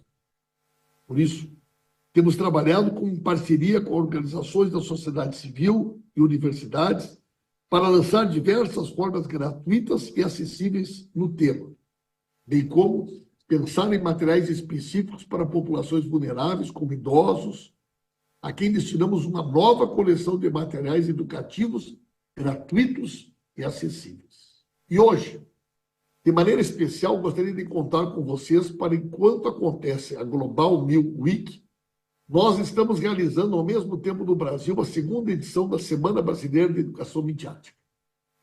Um movimento de mais de 400 iniciativas previstas em escolas, universidades e coletivos para tratar de educação midiática na perspectiva de grandes desafios atuais, como mudança do clima, direitos das crianças e adolescentes online e a própria integridade da informação. Sabemos que a luta contra a desinformação não pode ser vencida isoladamente, e é por isso que estamos abertos à colaboração bilateral e multilateral. Para seguir com o tema em pauta em 2025, o Brasil desenhou, em conjunto com a ONU e a UNESCO, a Iniciativa Global para a Integridade da Informação sobre Mudança do Clima. Com o lançamento previsto para novembro, durante a cúpula do G20, a iniciativa será o primeiro esforço de articulação para a ação internacional de enfrentamento à desinformação. O comitê coordenador será liderado pela ONU e pelo Brasil, e secretariado será pela UNESCO. Finalmente, reforço que a partir de todas essas iniciativas estamos abertos à troca de experiências e boas práticas com outros países. O Brasil está pronto para seguir na linha de frente, colaborando globalmente, unindo esforços para um futuro informacional mais justo, plural e democrático. Contem conosco e vamos juntos. Muito obrigado.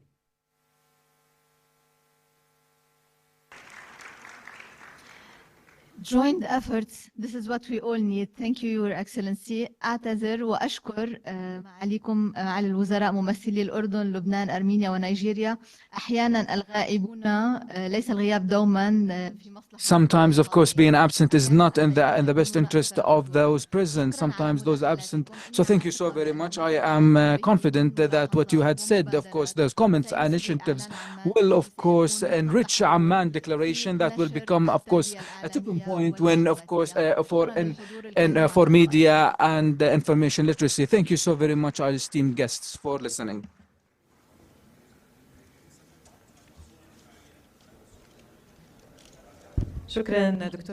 Thank you, Dr. Minna. Thank you for your esteemed guests and ministers. It's an honor, actually, to hear from ministers on how they have advanced media and information literacy in their respective contexts. We hope, of course, their recommendations will inspire new policies and initiatives around the world.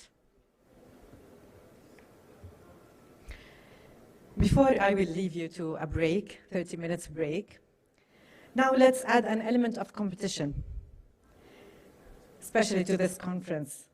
As you may have noticed at the entrance, our partner Jordan Media Institute has set up a mobile game called Mel Hunt. This is your chance to test your knowledge on media and information literacy. If you haven't already, simply you can scan the QR code to download the app and start playing. By the end of the day, I will announce the 2 lucky winners of the day. Good luck to everyone. سيكون هناك عنصر المفاجأة والتشويق.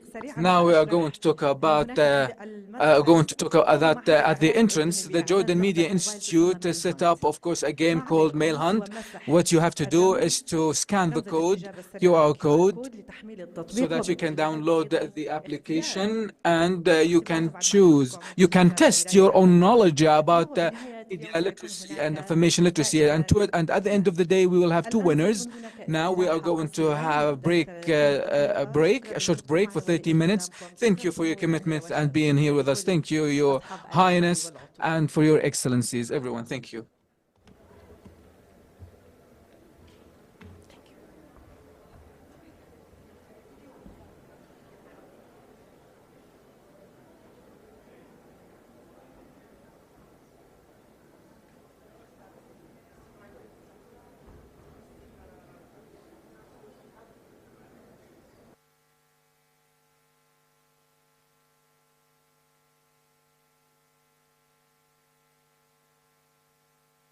The way we create and consume information has changed significantly in recent years.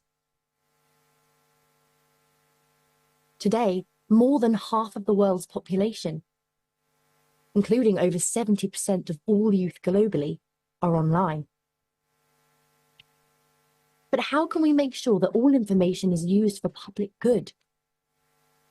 To promote dialogue and respect, support SDGs and democracy, and empower lifelong learners, instead of breeding hate speech, disinformation, fake news, and privacy violations. Media and information literacy is designed to combat these challenges and enable people to better benefit from positive opportunities. It gives individuals the skills to interpret and understand information, to think critically and click wisely, both on and offline. UNESCO has launched the second edition of the MIL curriculum for educators and learners. It provides a comprehensive framework for information, media, and digital competencies, so individuals can spot misinformation and engage positively in society. It's not just a framework, but a foundation to live by. To help make sense of ever-changing information-based influences by becoming media and information literate citizens, we are empowered to make the right choices. Learn more about media and information literacy and how it can support citizens to think critically and click wisely on and offline.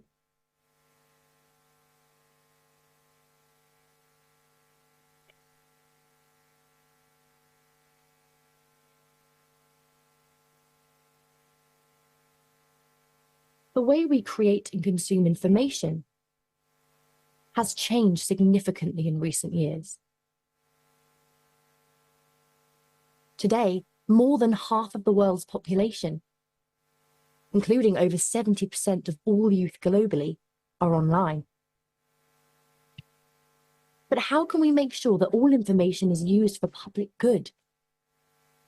To promote dialogue and respect, support SDGs and democracy, and empower lifelong learners, instead of breeding hate speech, disinformation, fake news,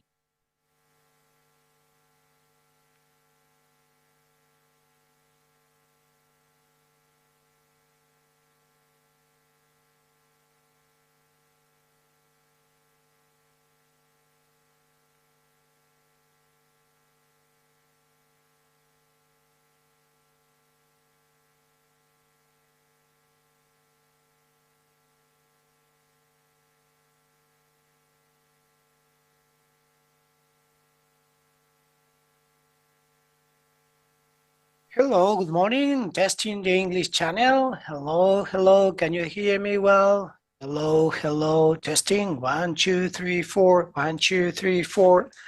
Doing a test in the English channel. Can you hear me well? Hello, hello. Testing. 1, 2, 3. 1, 2, 3. 1, 2, 3.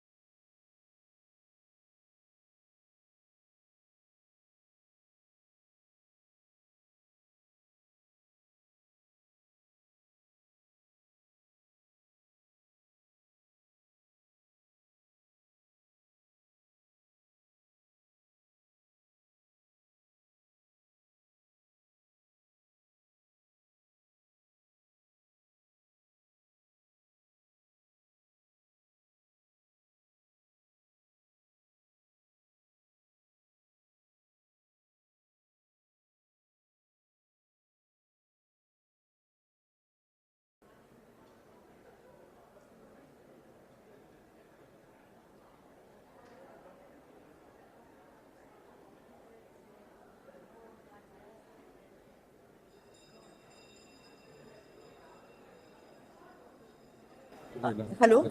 Hello? Can you hear me?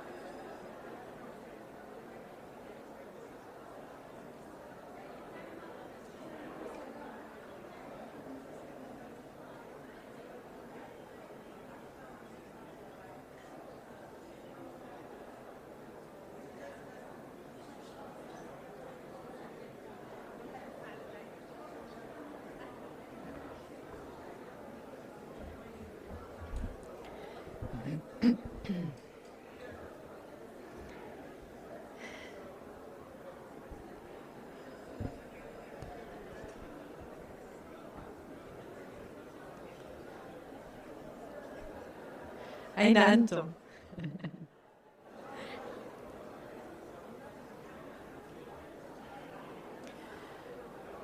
بتمنى من الجميع العودة إلى القاعة لاستكمال جلسات المؤتمر.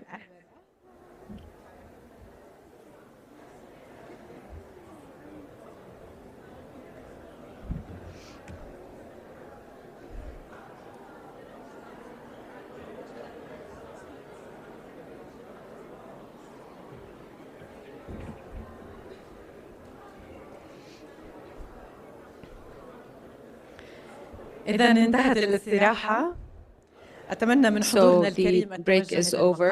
Please return to your seats to proceed with our sessions.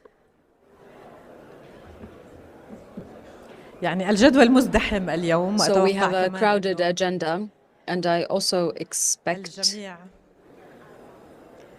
منغمس في النقاشات الجانبية. Everyone is busy with side conversations that will certainly enrich the dialogue at some point.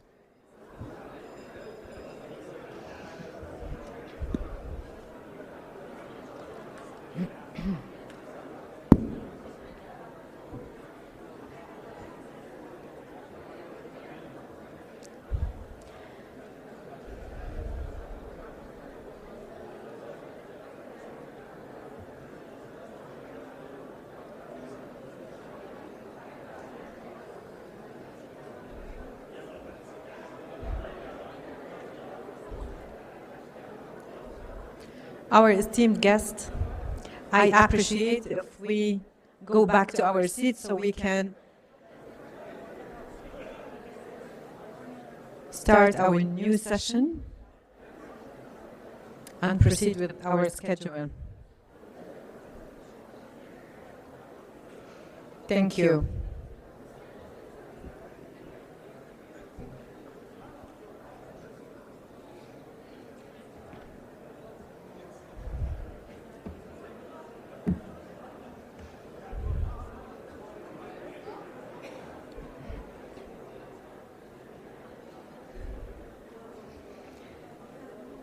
إذا مرحبا بكم جميعا مرة أخرى. Welcome to you all once again. أأمل أن تكون هذه I الاستراحة hope كانت that مفيدة this break was useful لإنعاش الطاقة والحوار مرة جديدة. to rejuvenate the dialogue and energies. الآن سنكون مع أولى الجلسات Now we العامة. will be with the first public sessions, general sessions. هذه الجلسة ستكون This session will be بعنوان أو تحت عنوان التنقل عبر entitled الحدود الرقمية Moving الجديدة through new والمعلومات ذات digital المصلحة العامة boundaries and باستخدام public الدراية interest الإعلامية information والمعلوماتية. أرجو أن using ترحبوا literacy. معي بميسرة هذه Please allow me الجلسة to السيدة بيان welcome التل the facilitator of this session, والمتخصصة في Bayan Etel, الدراية who is الإعلامية specialized in والاتصال من media and الأردن. information أهلا literacy وسهلا from بك Jordan. سيدة بيان. Welcome, Mrs. The stage is Bayan. Go yours. ahead, please.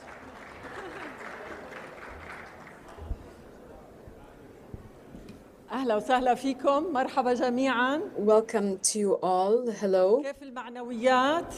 How's the morale?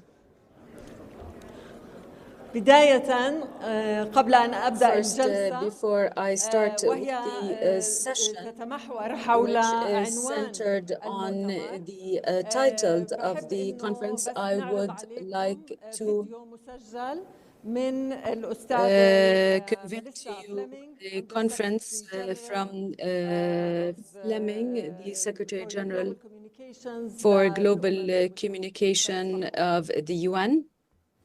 Dear friends and colleagues, it is my pleasure to join you today from UN headquarters in New York.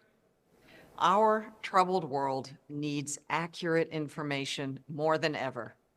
Yet accessing the facts is becoming increasingly complex. All of us are navigating an information environment packed with misleading and false content.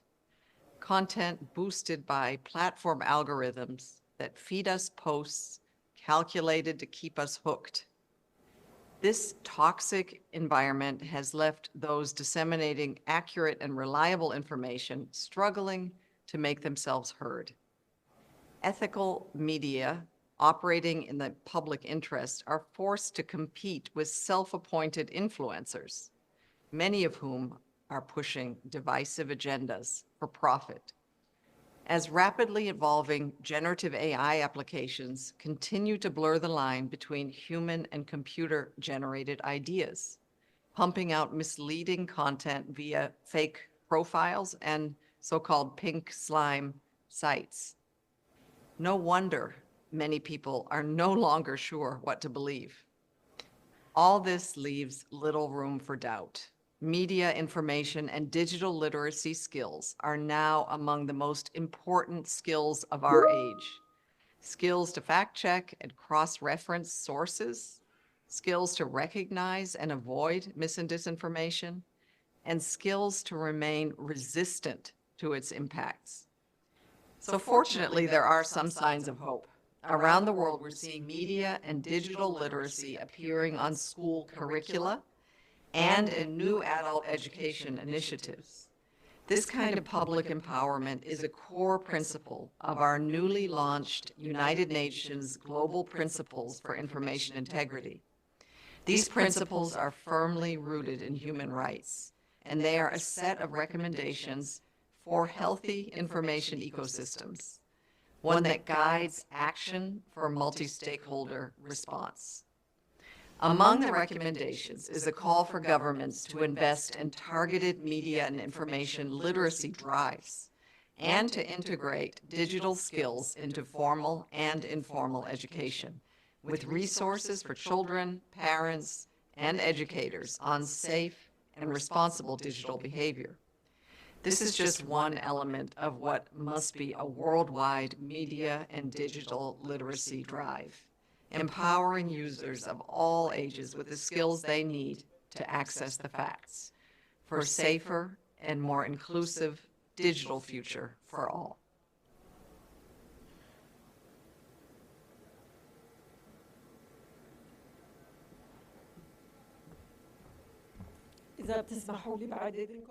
If you would allow me Now I invite the panelists to the stage. Kati,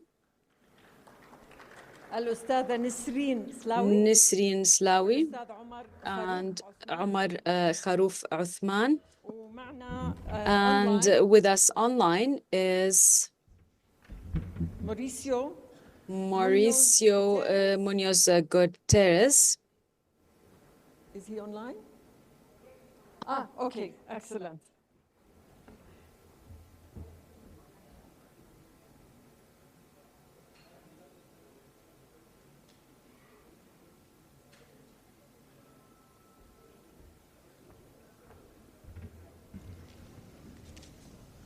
Maurizio, thank you for joining us. I know it's early for you. It must be like 6:30. So thanks a lot. So as I mentioned, the session is aims at setting the scene for the entire or the upcoming sessions. We're basically going to be talking about the understanding the information landscape. Our key focus will be on the pivotal role digital content creators play in this dynamic environment. Before we start, let me set another scene for you. Post October 7th, 1973, so we can better understand the information and disinformation landscape. This conference is being held in Jordan and hosted by Jordan, a country fighting terror, evil, and darkness on several fronts, while trying to do its best to support millions of Palestinians being forced out of their homes or blown to pieces by a radical settler colonial government in Israel. Then there is UNESCO, of course, a co-host of this conference, a UN organization that is, like many others, also under threat, and as we saw in the Knesset decision yesterday, by the horrors committed by Israel in Gaza and the West Bank. In his address to the UN General Assembly, His Majesty King Abdullah II warned that the United Nations was facing a crisis that strikes at its very legitimacy and threatens a collapse of global trust and moral authority. The UN is under attack, literally and figuratively, His Majesty added. Globally, the scene is well described by UN Special Rapporteur Irene Khan in her report, stating that the war on Gaza has threatened freedom of expression far beyond its borders, including the killing of journalists in Gaza, with the number rising to more than 180 so far, the crushing of protests worldwide, and silencing of artists and scholars. As for the media scene, we are witnessing the live coverage of a horrific genocide, and as noted by another UN rapporteur, Francesca Albanese, the destruction of Gaza, and I quote, is nearly complete, and it's being documented by Israeli occupation forces themselves, end of quote. We're also witnessing widespread disinformation campaigns, racism, hatred, and most concerning of all, the normalization of atrocities, torture, and rape of Palestinian prisoners by Israeli occupation troops, violence, ethnic cleansing, and genocide. So, going back to our theme, the new information landscape and the new actors and media and information literacy's role in that, the new actors in our part of the world bring hope. They are the brave journalists exposing war crimes. They are the young and not so young, Arab and non-Arab, including Jews all over the world, who are actively fighting for humanity and justice and using digital platforms and other means to communicate their values, correct misconceptions, and provide context. So I'm really, really proud to be among this distinguished group of diverse profiles. We have a director at a public television broadcaster, a journalist leveraging the potential of social media, a regulator, and a representative of journalist associations. Kathy, let me start with you. Move to this. So I can see you. We'll try to be very quick.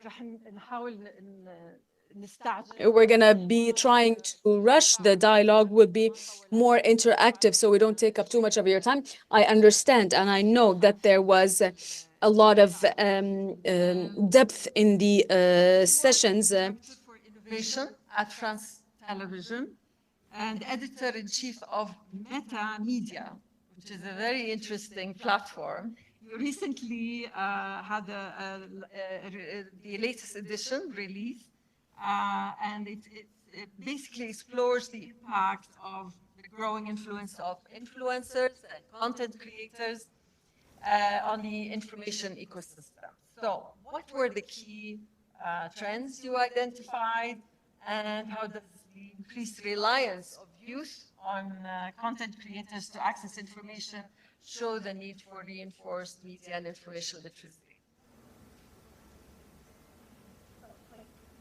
Thank you very much for inviting me, and I'm very honored to be here. Unfortunately, I cannot turn to your side, but I will try to speak to everyone. In this latest trend book, we know for quite a while that we'll never, ever gather Generation Z and younger generations in front of the TV set anymore.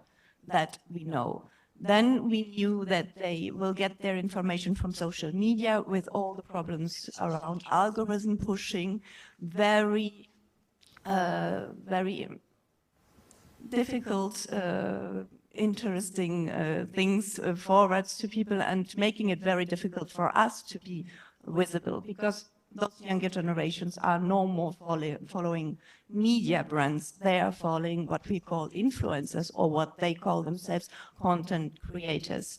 And what they are building is a real relationship with their audiences. And that is something we do not have anymore, media, the traditional media. And we've really seen this difference. Today, gathering trust is through personal relationship and not through journalistic credibility. So there's really a new role for us, traditional media, to find in this new landscape, because normally we were the gatekeeper of the information. That was a long time before. And then we were those very neutral, objective journalists giving the neutral information. But today, in order to address those younger audiences, we really need to change, and perhaps we need to change as public service media and be a little bit less media and a little bit more service. Okay. Nasreen, you're a journalist, a writer, and filmmaker. And you have about 300,000 followers on Instagram. So did social media change the way you perform your role as a journalist? Was there an impact?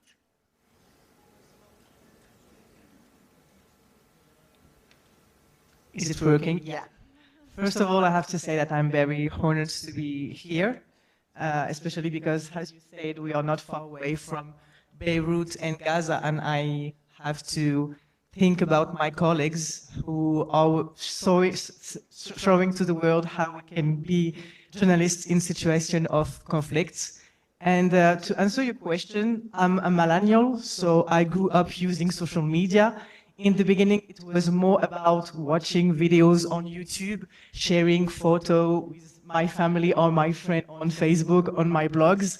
And as a student in journalism in Paris, I saw the beginnings, the expansion of information on social media. I guess it was about 2016. And it was the first time I saw medias doing information just on social medias. I mean, no more using websites. So it changed everything on the way we consume information on social media. And I guess for journalists like me, it's a way to be more authentic, more transparent about our work, and to be like to build this new trust with people, especially in France, where there is kind of, it's broken actually, the trust between journalism and people. So it's a new way to like inform, to be more linked to the population, but also it's for us a way to do more free work. I mean, we are not paid on social media. Actually, I'm not paid by social media or on social media. I'm paid by a channel, like, for example, France Television, with I work with, but I'm not paid by social media. So I have always to make choice about ethics. I mean, which brands or which institution can I work with without like being an influencer? This is like the way we are trying to work in France, is like being a journalist without being an influencer, because being influencer means like you earn money by social media or by advertising, which I cannot do, for example, as a journalist. So it's kind of good things, like more transparency, more link with the population, but also more free work. And for example, but I speak as a journalist from France, we still not have found the economical model to like find a way to earn money about these works. This is why I was also speaking about journalists in Gaza, because I guess they are facing the same phenomenon. I mean, we make information for the world, but we are not paid anymore for doing that. So we have to find a way to earn money right now. That's a very interesting point, Ms. Reed, because even the journalists in Gaza are young. I mean, you have teenagers who are basically. Yeah, can I follow up with another question? And how do you feel? Do you feel a responsibility to communicate, the ethics you were talking about as a journalist to your audience as well, to implement or practice transparency and ethics in their consumption of media? Of course, and also we have a bigger role to play against disinformation and fake news, because I have the feeling that now journalists on social media are here to check news, not just to give news to people. I mean, we are here every day to say, this is false, this is true, this is a good source, this is a not good source. So we have to inform people how to inform themselves. So it's like we are teachers, we are journalists, we are creative content, we have a lot of work to do. For people like me, it's good because I'm passionate about that. I mean, I love my job, and I think it's a very important job in democracy and in countries in general, because we are here to serve democracy, and we are here to serve the transparency of information. But as I told you before, it's like a lot of work for us, and we have to find time to sleep, to eat, to pass time with our family, even if especially in this world of conflicts, I feel the responsibility as a Western journalist to always make bridges with journalists all over the world, and to be here to make link and to inform. So yes, we have a new role. It is more about like checking news and inform people and educate people to check news. Thank you, Nisreen. Omar, you're the president of the Federation of African Journalists and Secretary General of the National Union of Somali Journalists. Do you see the growing influence of content creators in Somalia and their impact? Are they growing in the African continent more generally? And as a journalist yourself, what are your thoughts?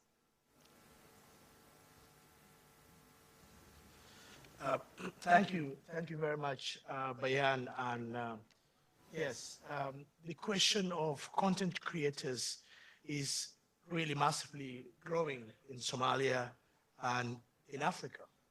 And as a journalist, we see that the problem that we have got in terms of promoting quality, ethical journalism is that the spread of disinformation,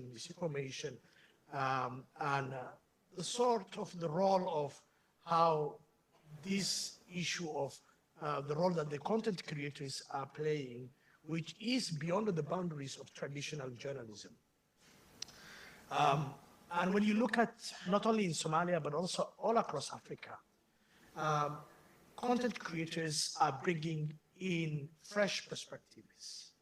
They operate outside the normal journalism, the ABC of journalism that we all practice when it comes how do we convey the information. And that is why the challenges and the way they shape the information space in Africa or in our different countries is now changing.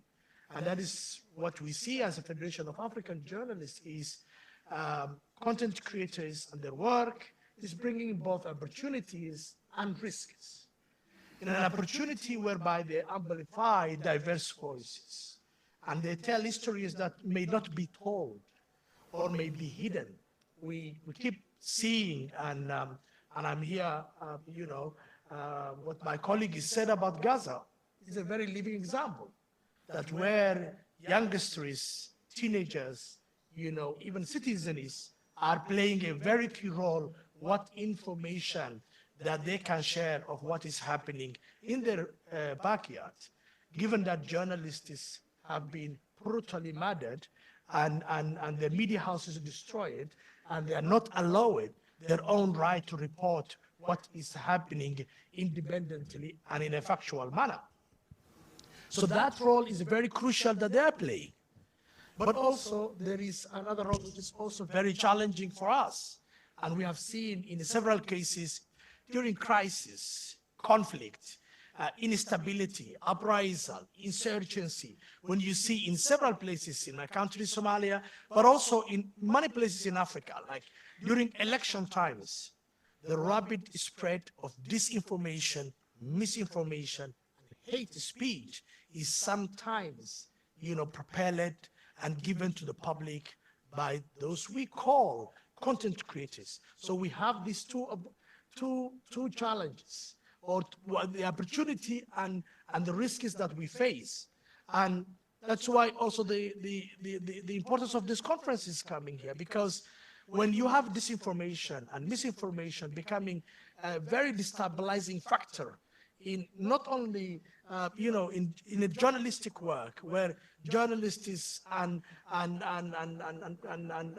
ordinary citizens cannot be separated, where facts and fiction cannot be separated. That's where the media information literacy is very important, because it comes to the point whereby people are empowered, not only by institutions, governments, multilateral institutions from the United Nations or UNESCO or the African Union or the regional economic communities as we have got in Africa, but also by the journalists themselves.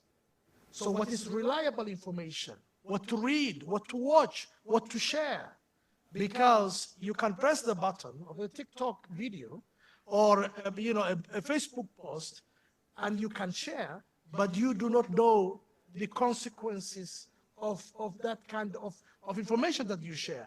That's why the Federation of African Journalists and the International Federation of Journalists with UNESCO, we have been championing how do we use media and information literacy in combating disinformation, misinformation, to empower citizens and strengthen quality journalism. Yeah. So it's obvious that you have to switch off your. Okay, thanks. So would you, do you think it's a good idea if we're trying to integrate media and information literacy into the skill set of content creators? Would that also entail allowing them into or having them members of journalist associations? Would that work? Would that make them more aware of these the values and the standards of the profession?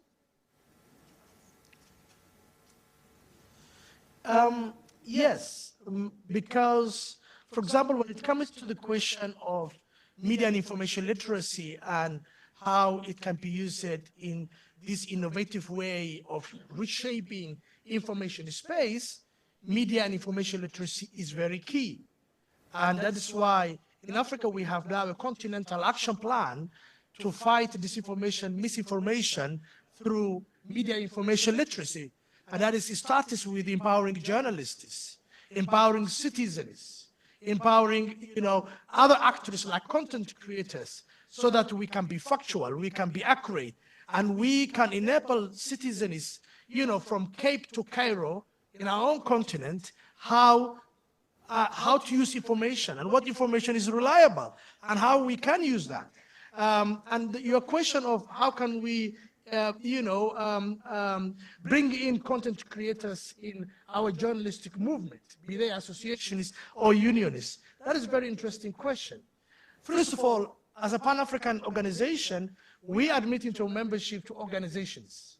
But our individual journalist organizations, be they an association of journalists or a union of journalists, they are individual journalists. We look at how they represent and organize journalists in their respective national territories. But the most important for us, for example, is although we supported the issue of freelance journalists, we supported the issue of self-publishers, but we also look at how content creators are also adhering the code of ethics of journalism. How do you practice the key tenets of journalism, be truthful, impartial, and not beholden to a commercial interest? Because if you are being compromised by commercial interests, then that is when you are doing a total departure from what is the essentials of journalism. And then you do not qualify to be a journalist. But I can tell you this is an important debate that is going on, because it's a matter that, national journalist organizations have to decide what to do. And I can tell you some of our organizations are already contemplating how to deal with the content creators.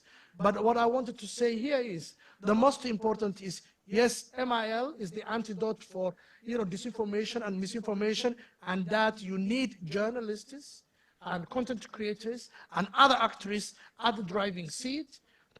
B, what is also very important is we look at, before we even incorporate content creators in the journalistic movement, how do they adhere to the code of ethics of journalism? That is what is keeping us together. No matter if you are in France or if you are in Somalia or if you are in US, that code of ethics, which the International Federation of Journalists has said for all journalists to adhere to, and these are very basics of what we as journalists, dearly hold close to our heart. Yeah, this is a question for the three of you, just following up on what you said. So do you think journalists should support content creators and influencers in applying media and information literacy? Is there a role for them? Yes, please go ahead. It's work. I guess I agree with you. I mean, we have to work together actually, because we have to learn more about how influencers work towards social media, because they have tools that we don't have anymore. I mean, don't have yet as a journalist, because they know better how algorithms work. For example, I'm thinking about TikTok. As I told you, I am a millennial, so I am more the Instagram generation, so I have to learn more about how I can make content, informative content on TikTok. So I have to work with also influencer. I was a few months ago, I was working with the European Commission, and I made, an appointment about, I guess we have to work also with social media like Instagram, TikTok, and Facebook to make a clear label between influencer and creative content and also journalists, because, actually everybody can buy the blue check. I mean, everyone all over the world can have the blue check just by giving money to the platform, and this is a problem because we can have false information or dangerous information or racism, sexism, all dangerous things with a blue check on it. So I was thinking about with the European Commission, can we do something about this blue check? Can we make a green check or a yellow check or a red check? I mean, with different definition of this check. I mean, if you are working in medicine, we will have a kind of green check, for example. And if you are a journalist, you can have, I mean, the red check, it will be good for us because we are always on alert and on scoop. So maybe it will help us to make a difference between content creator and journalists. So it's like two movements we have to make. The first one is work with creative content and influencer to learn more about how they do their work and how they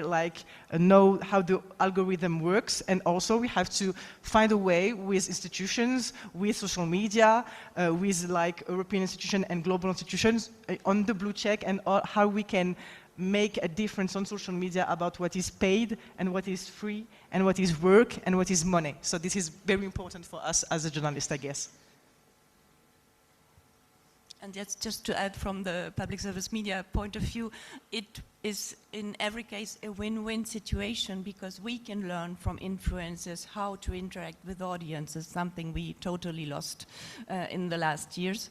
And influencers, I think they should also know, and even there's quite a small frontier between journalists going on social media and becoming influencers, content creators.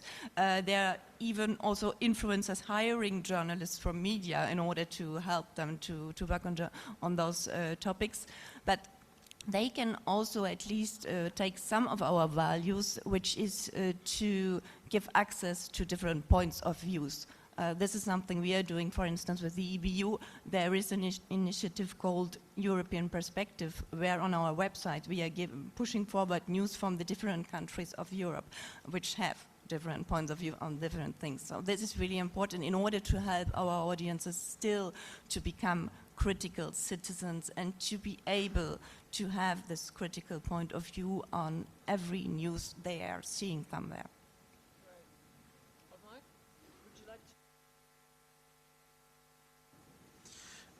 Yeah, the partnership between journalists and content creators is really inevitable because the world has moved to the digital space, and the traditional media or mainstream media that we have all now needs to catch up, you know, with the new realities that we see in shaping up the information.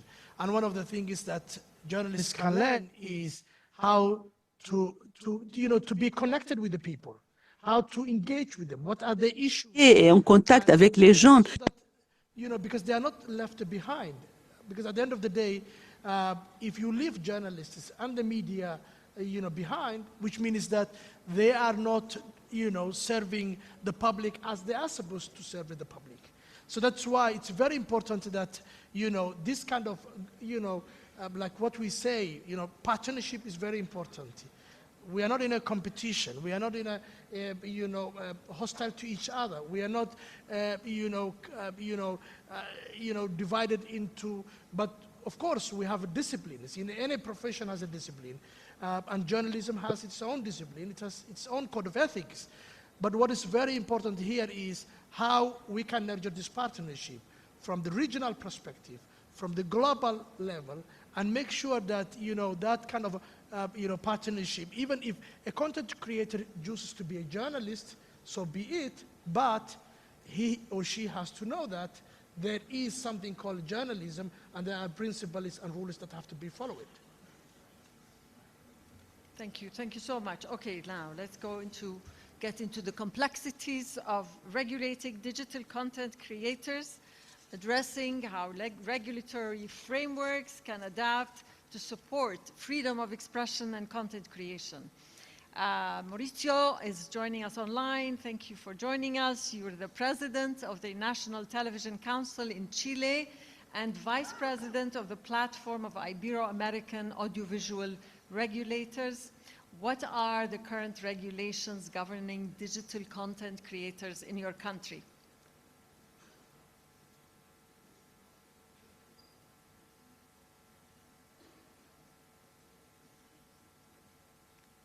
Good morning. Excuse me, can you hear me?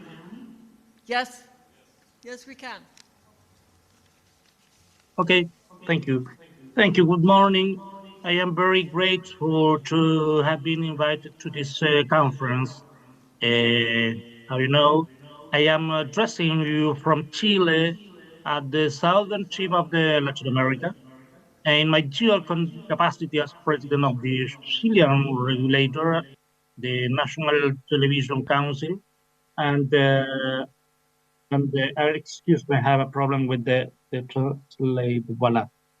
And vice president of the Ibero-American Audiovisual Regulatory Platform.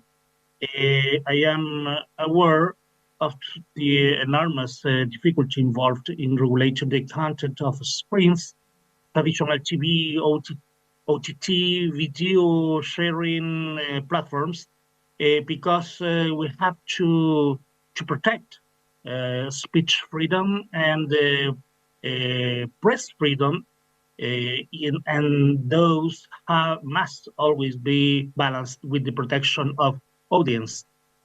Your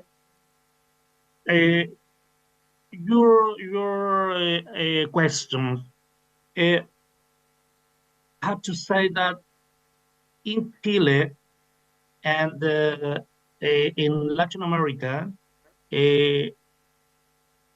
we have not implemented any content regulation, at least until now, for digital creators, with the exception of Brazil and the Spain and Portugal.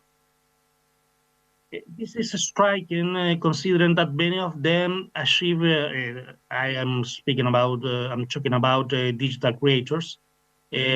Many of them achieve higher audience level than traditional media and have considerable income. The difficulties in advancing in the regulation of digital content are linked to, first, limited powers of the regulator.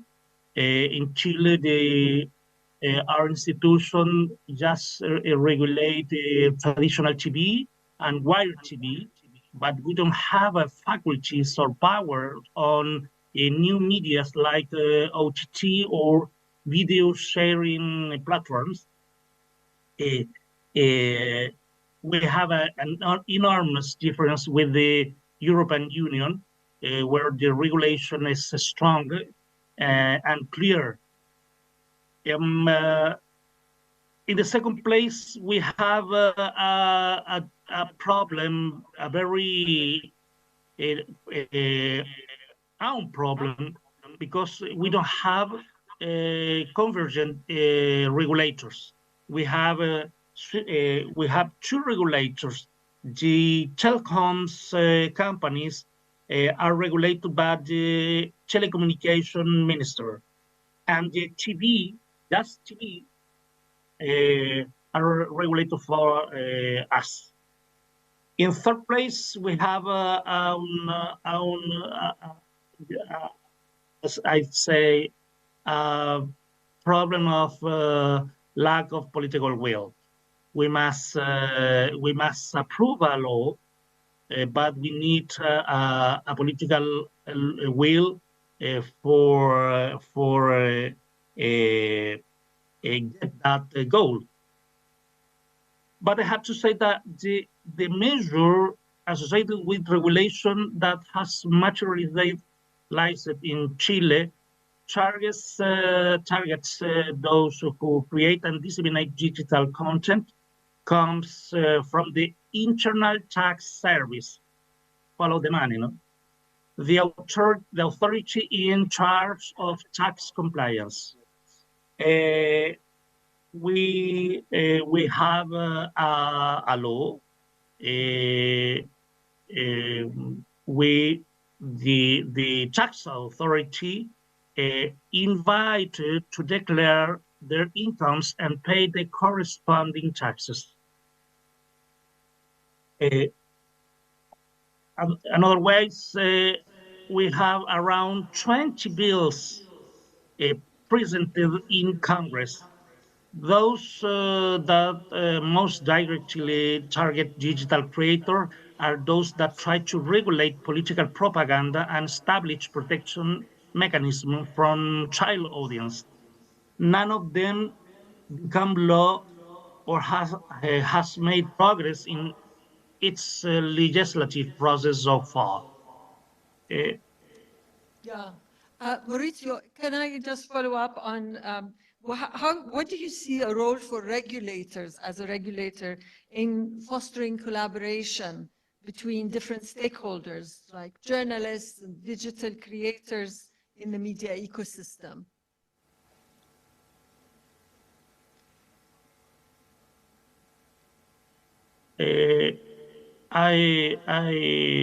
I'd say an obviously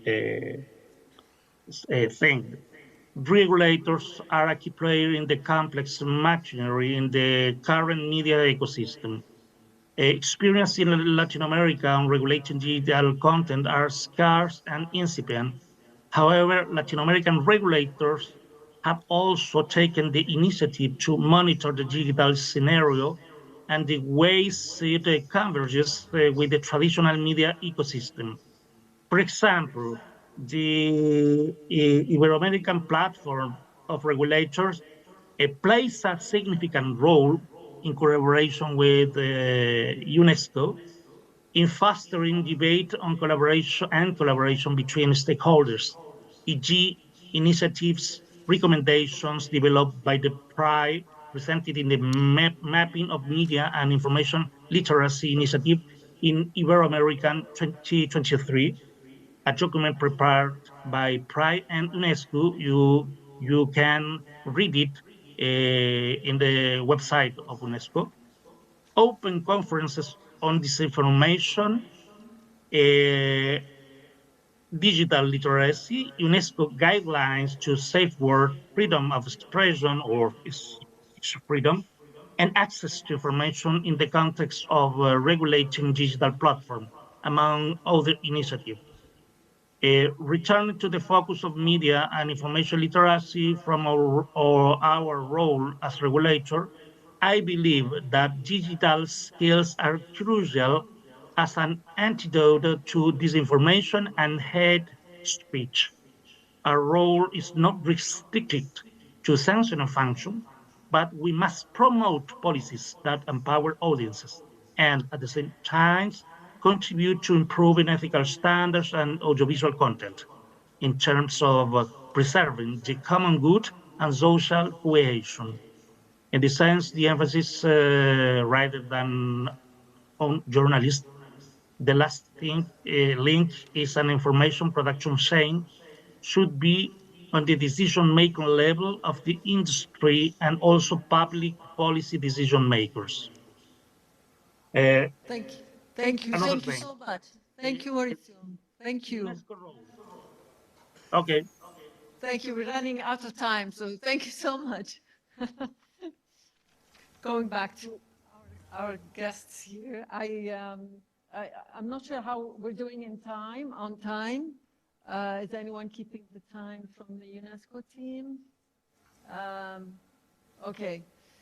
We have just a few questions here, and then we'll open the floor for questions from the audience.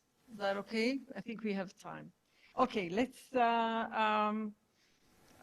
go back to public service broadcasting and what public service can do, because we do have at least 2 in Jordan public service broadcasts. So it would be nice if you could share your thoughts on how the public service institutions can play a role in promoting media literacy and creating this collaboration. For sure, it's one of our key roles, and we are playing it very actively. So we have different levels of intervention. We have the first level with our contents. We are distributing, and we have the chance to have our own platforms too, so to be a little bit independent from social media. So we have our content, we have our educational contents, we have our programs which are destined to younger audiences, and then we are also going to the schools. We are talking with with teachers, with the academies. We are really actively working together with the different levels of intervention we can have. And we also recently added in our program, in our media and information education program, the generative AI in the media part. Actually, it was me who designed it. And because it's extremely important not only to tell the younger audiences what it is and how it works, because they already know it and they are already using it at 100%. It's the teacher who needs to be taught how to use it and how to use it in schools. And that is also our part of work in this media and information literacy work, in order to explain them how generative AI is transforming the whole media landscape and the whole value chain of media.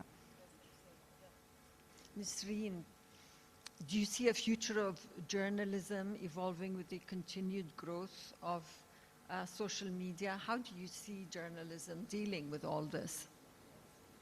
And do you think journalists and content creators can feed and help each other, like Omar mentioned, a partnership that is inevitable? Yeah, I agree on this point. And I think also journalism is all about social media right now. I mean, no more of nobody from my generation is watching TV, to be honest, or listening to radio. So I know that everything will be on social media. And this is also important to say that it's all about education.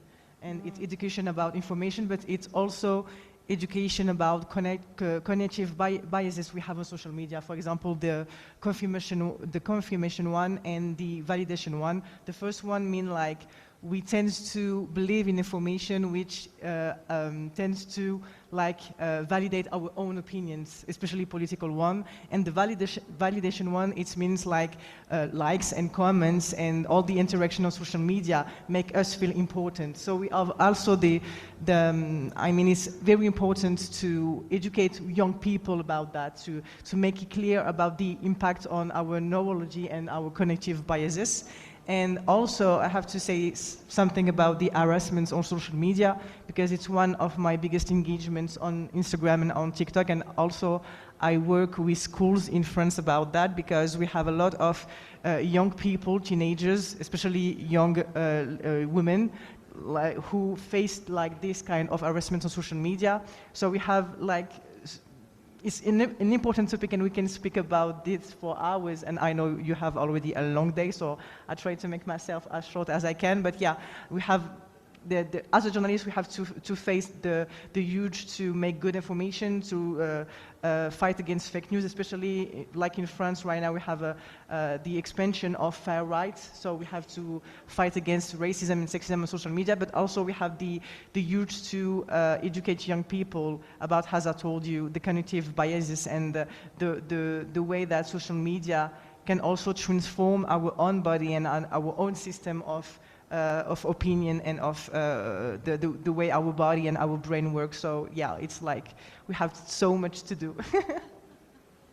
So just a quick advice to emerging journalists, young journalists, what would be your advice to them? To work with values. I mean, for example, I work with two very important engagements for me, like fighting against racism and sexism. So this is my value as a journalist, and also to put rigor and honesty on your work. So it's very important to keep the link with the population. We have to build this trust because we don't have it anymore. So, and to be creative also, because we have to be sometimes less serious and more creative. And for example, I share a lot about my life, not my personal life, but when I go to concert, I say it on social media, and I share my passion for music or for movies, for example. So it's like more personal, and you have to fix your own limits about that. Just share what you want to share, not too much, or as you want, to be honest. But yeah, it's about like have a rigor, to be honest, but also like be creative and make it funny to be a journalist on social media, because we have like it's a place where we can be free about the way we want to share the information with the world. So this would be my advice for them. Yeah, but being funny is not easy. I mean, not everyone is funny. No, so when they try to be funny, it can be really, it can backfire. Not every topic can be funny to treat, but sometimes we have also to share good news, because we always see like journalists are here to just say bad news. So we're just here to say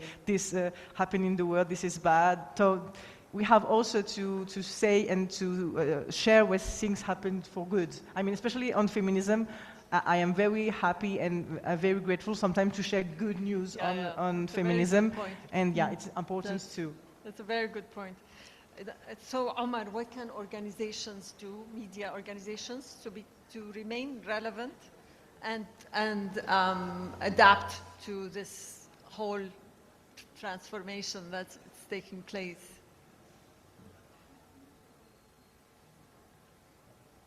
And how can professional organizations, associations help journalists with that? Yeah, of course. Okay.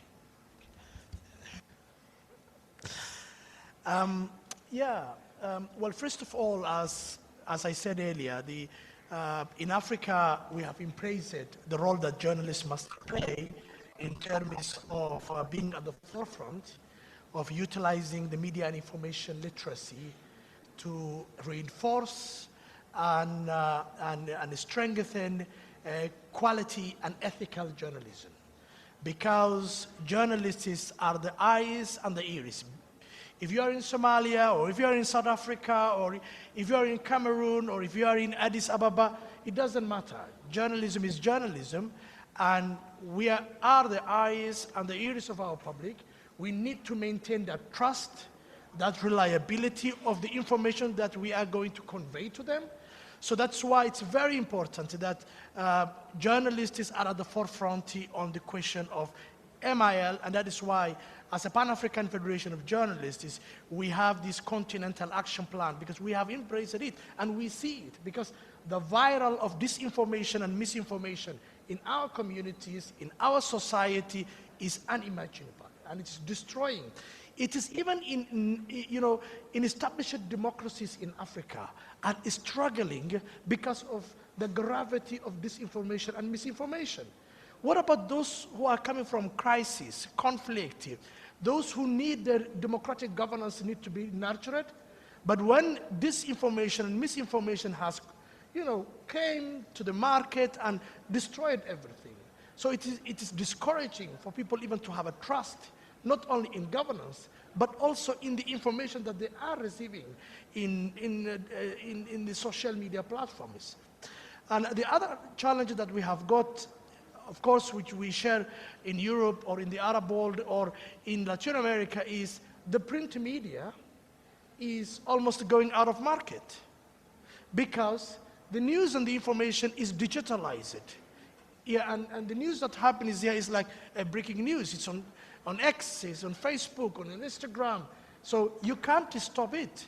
So that is why we as journalist unionists or associations or a federation or international federation, we feel that it is our own obligation, not only because of our selfish interest that we need to protect journalistic work, but also to protect the service that we are providing to the public, that we must be at the driving seat and take a concrete, actionable, steps so that we safeguard quality journalism. And that is why the question of media and information literacy is very vital.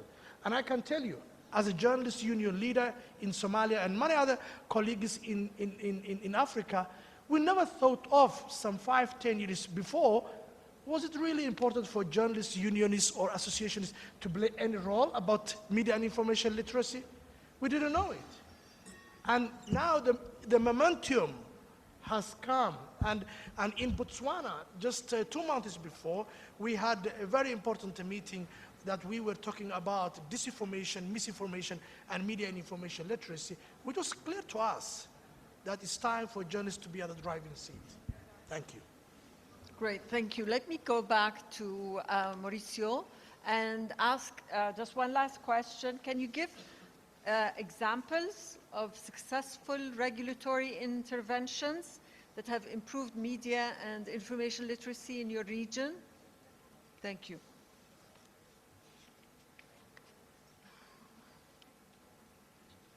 Yes, all of the countries of our region have a very good experience, and I would to say that Catalonian regulators have a very good link between educational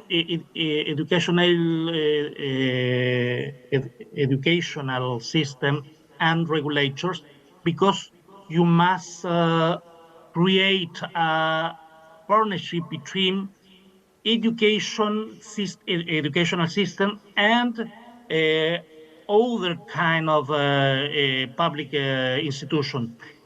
If we don't trust in teachers, if we don't trust in all kind of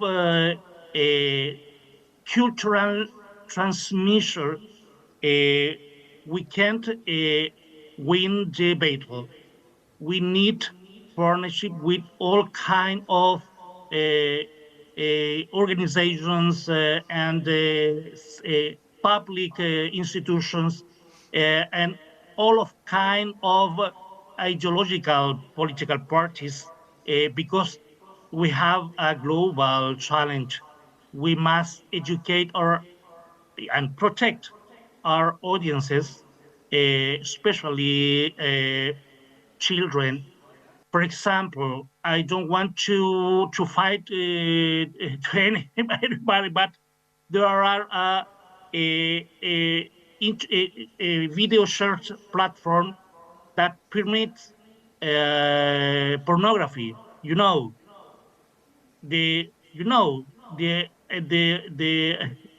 The X, one of the most important platform,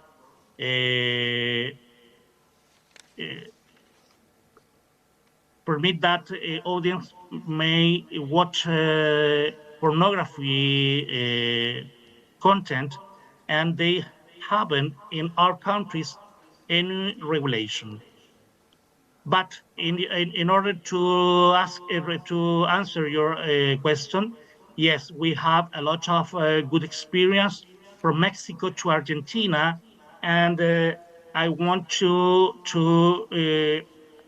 say that Catalonian experience is a very good to follow up. You can read about it in the UNESCO website. Excellent. Thank you. Thank you so much on that positive note. We will now move to the... Yes, of course. Omar.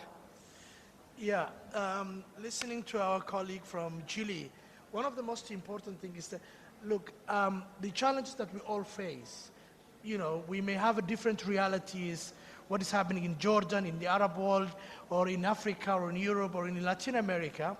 But what is also very important is a regional perspective, is regional initiative that is happening differently, continents. It also needs to be connected to the global media partnerships that UNESCO is spearheading, so that we learn something from each other. How do we tackle and build alliances? Thank you. سنفتح المجال للأسئلة، إذا في حدا عنده أسئلة قبل ما ننهي الجلسة. في أي سؤال؟ تفضلي. إذا سمحتوا عرفوا عن حالكم والمؤسسة اللي أنتم منها واطرحوا السؤال.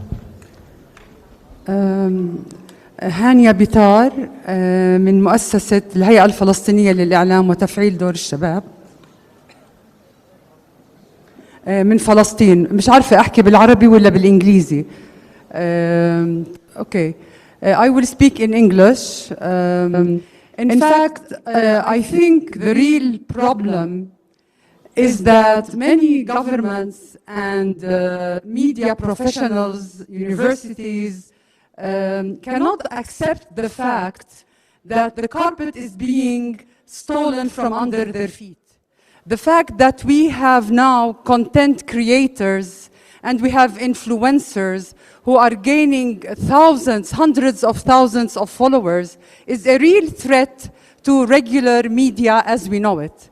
And this is why now we are hearing lots of voices on those people have to learn the ethics of the profession. They have to know how to check their sources, how to provide credible information. And the problem is that people have lost trust in the providers of those ethics or those values simply because the latest, in addition to the Ukraine-Russia war, so now the aggressive genocide happening in Gaza have shown how very professional media really put the words in the mouth of their journalists and feed them what to say and how to act and how to play, victims and so on. So the credibility of professional media has been lost, and now, we are asked to check on how influencers and content creators perform. Those people actually will be punished by their own audience, because if people, the followers, discover that their influencer or content creator is not being credible, they will just turn out and write some critical comments as feedback. So what I advise actually, the study that you have conducted, I forgot the name of the lady sitting next to you, Bayan, she said something very important. Those people are providing service, not media.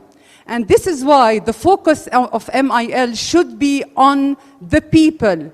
And what the Jordanian government has done in integrating MIL into its curriculum and different aspects is something worth clapping for, because this is what all of us actually in the Arab world and in the world in general should really copy this example, because this is how we create a generation that will be able to say, yes, this is the place we get our info from or media from, and not just by following up those people. Thank you very much. Thank you, Hania.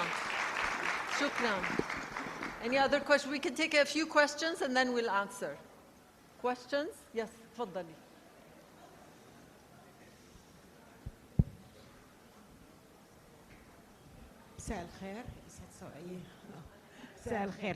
Good afternoon. I was very impressed with what Nisreen said, the journalist Nisreen said.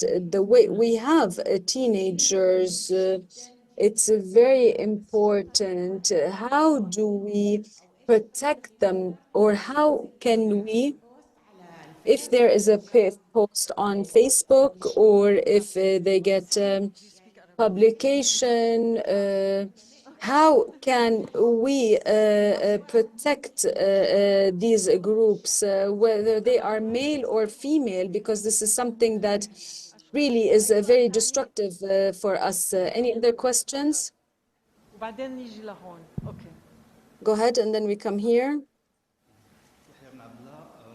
Yahya bin Abdullah, I'm a... Don't you think that the success of influencers come from a gap, and this gap is the lack of confidence, of trust in mainstream media? People know that mainstream media are not fully independent. They are either dependent of governments or powerful businessmen. Don't you think that the real problem is media business models? Because with the digital world, they are struggling with finding a good business model to survive. Yes, true. Yeah. Hi all. Hi? Yeah. I'm Abdurrahman Al-Kiwani. I'm a recent graduate from SAE, Multimedia Production. I have a question. How can we regulate companies, big companies? For example, what you said, the blue mark checks and algorithms, they abuse this a lot. There is a lot of FTC regulations in US and Europe commissions. They're trying to face that and end it. But when are we actually going to implement laws that actually end it at all and fix the algorithm and how the news are delivered to us? Shukran. I'm going to speak in Arabic. Thank you.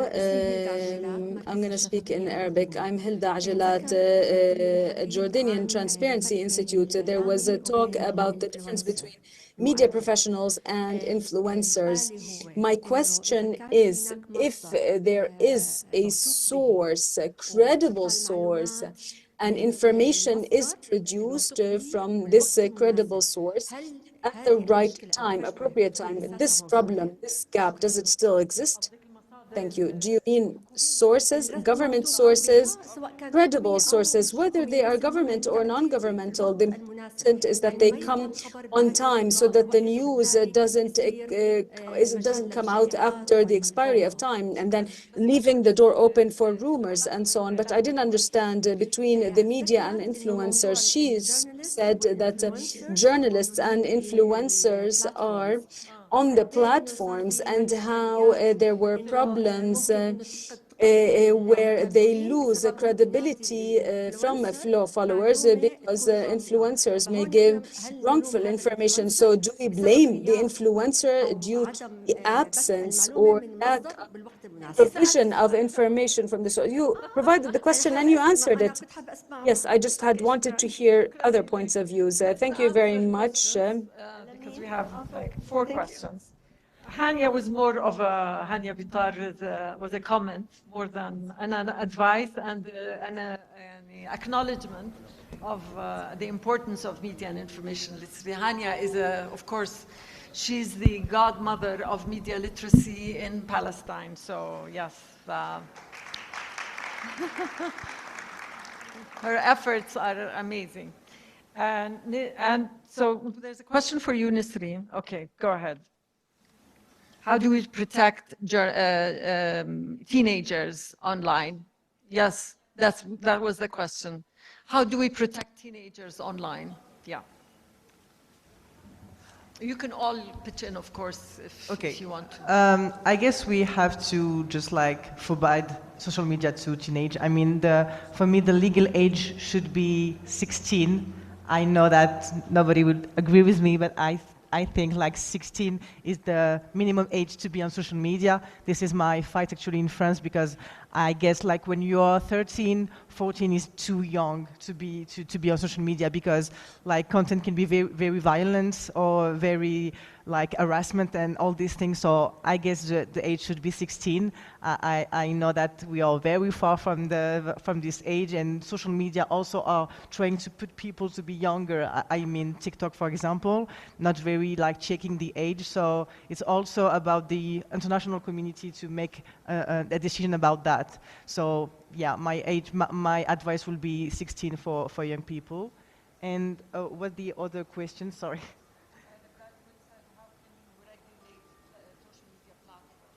And it was about also the business model you asked. I mean, this is the same problem, of course, in mainstream media, but also on social media.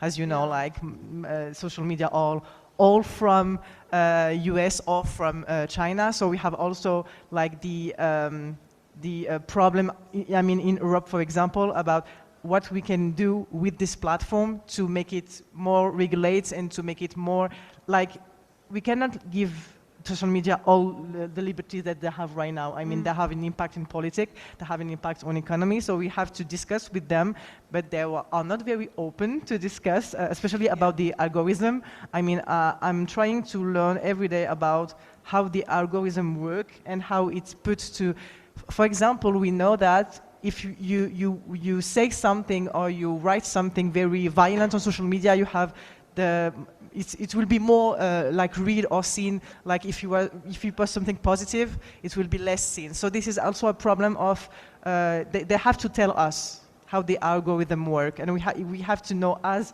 democracies how it works, because we can like make laws about that and against the violence. So this is also the same problem in mainstream media and social media. We know that there are problems with like the monopoly and oligopoly of this platform by 3 or 5 mains, especially in the Silicon Valley. So we have to work toward that, especially on X, for example, because I'm thinking about Elon Musk, who is actually very like he's working with Donald Trump to make it again a president of the United States. So we have to discuss with them and to have more transparency of the algorithm and also the ideas of the political ideas which are like on the platform and on the algorithm of each social media.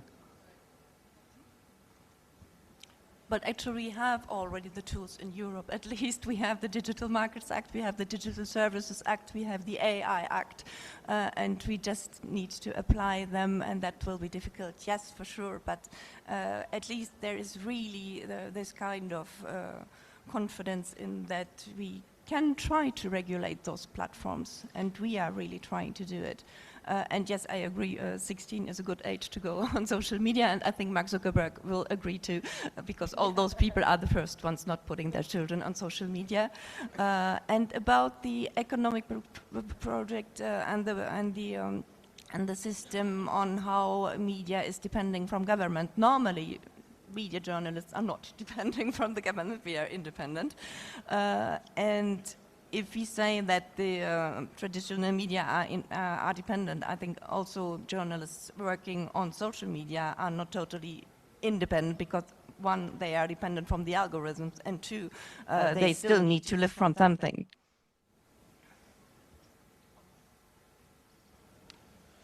The point raised by our colleague from Palestine, yes.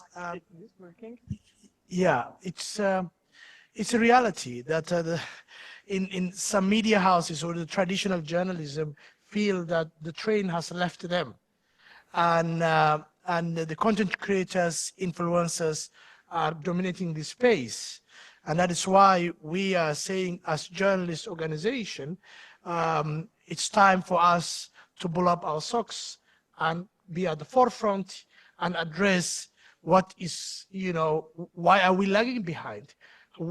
How can the traditional media catch up and make sure that it plays its essential role? The question from our colleague from Morocco, I think it's not about trust issue. I don't think it's trust issue. It's because journalism, we are in an ethical confines. We are, guided by principles that we have to follow, where content creators, influencers, they may not be guided by those principles or ethical guidelines. You cannot be sensational as you want. You cannot write anything that you hear from as a rumors, or some people are saying something, and then, tomorrow people can challenge you. So your credibility is at stake. And that is why I said earlier, we need to make sure how we can safeguard the reliable information going to the public, either we like it or not, so that the public can read, watch, and share an information that is factual, and they can make an informed decisions. Because I am not, I'm unapologetic about defending ethical principles of journalism, because these are inevitable. But of course, I see that journalism, mainly the traditional media or the media that practices, journalistic work as per, the APC of journalism, we must adhere to the ethics, and we must make sure that it is strictly applied while also catching up the digital space that is shaping up the information that's going to the public. Just to also add to what you were saying, and Hilda raised that issue, which is why she's basically saying that it's not always the fault of journalists or influencers. It is also the responsibility of governments or sources to provide that information quickly and in order to avoid. Yeah, and I can tell you, like in my country, in Somalia, those who have the largest number of followers in Instagram and in Facebook or in Twitter, some of them, as a journalist, when I read them, I see them, it is factually inaccurate. But the public are just following that sensationalism, even if they know it is falsehood, and they write some comments. Some of them make even fun about it when they're having coffee, when they're having breakfast. Maurizio, you wanted to comment? Hello, President Munoz.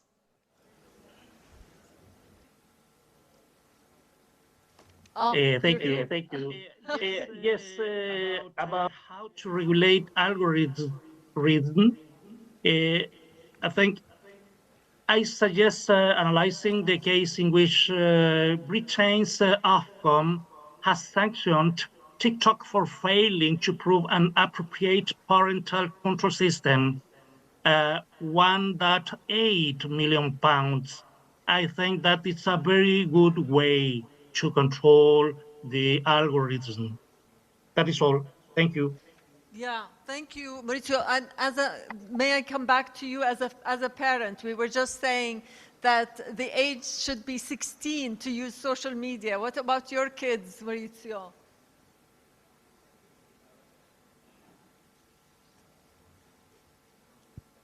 Are you going to allow your children to use social media early on? No? Okay. Thank you so much. Okay. I'm not sure. Yes, I think I will have to be very consistent between or among other kind of responsibility of children or teenagers, because if they have a criminal responsibility, if they can marriage, if they can open a business, I think that we have to be, I repeat, consistent between that the relationship that among that areas. But I think that it's not realistic that children cannot to watch screens. They are watching screens at 8, at 9, at 10, and we can avoid it. We have to educate. We have to give skills, but we can't. We say in Spanish to block the sun with an finger. Yeah, okay. Thank you. Thank you, Maurizio. We just have a question from YouTube. What measures should be taken to support content creators and influencers and help them increase their skills? Yeah, quickly, but we... I think we agree, and exactly what the UNESCO is doing. It's the program bringing together influencers and journalists and learning each one from the other. Because what we really need, and that is my last word for today, traditional media needs more audience literacy. We need to understand better our audiences and to reconnect with our audiences.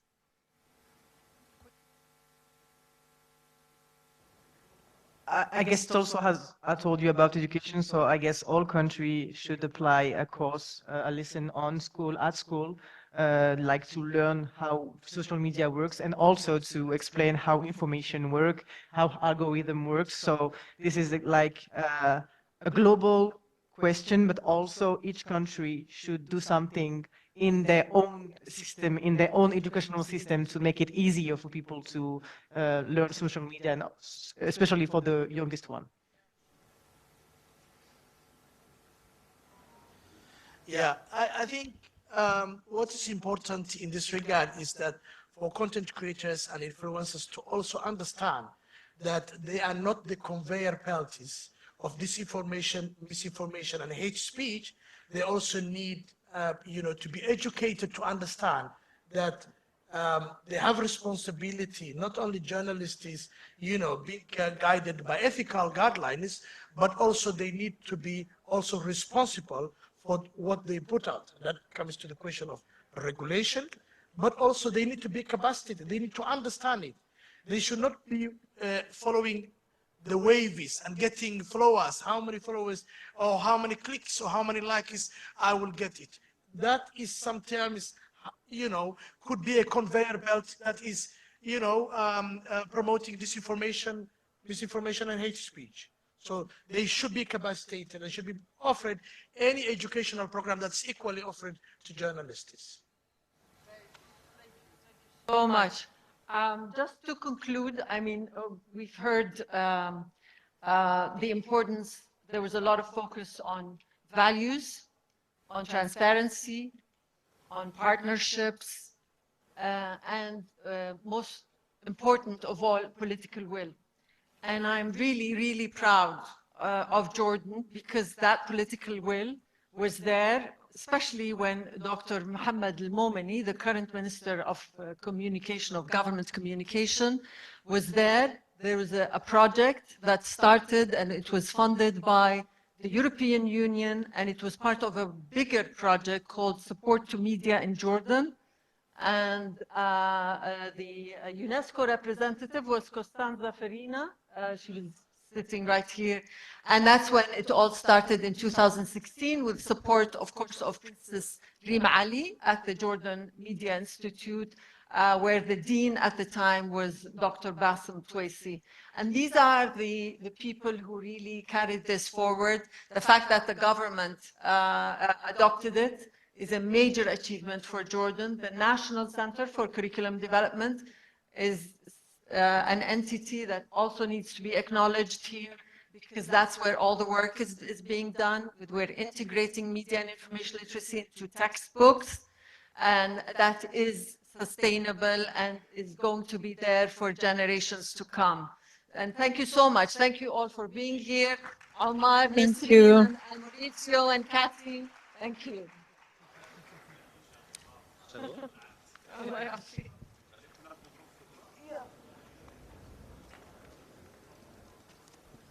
Thank you.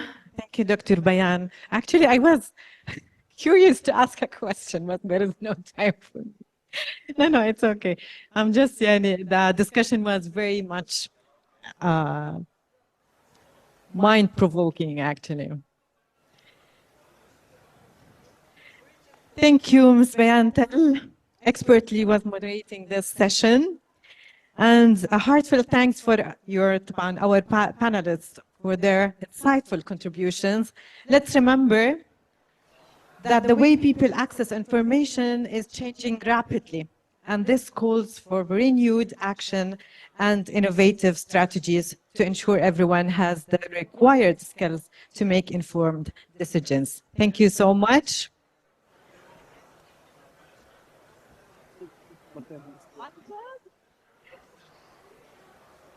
But if I may, before you leave, everyone,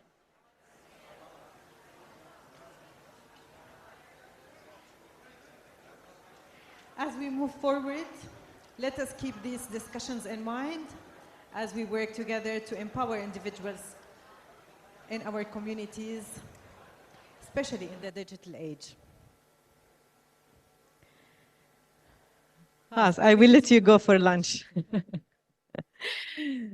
But everyone, our esteemed guests, I guess at 2:30, we have to reconvene here in the whole room so we can continue our sessions.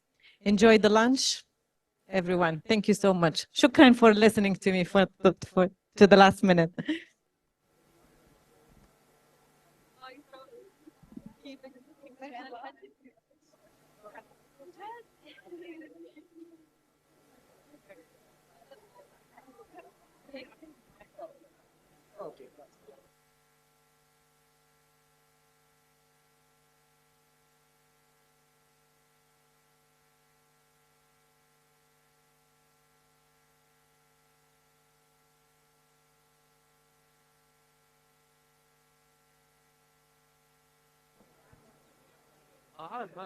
سلبتين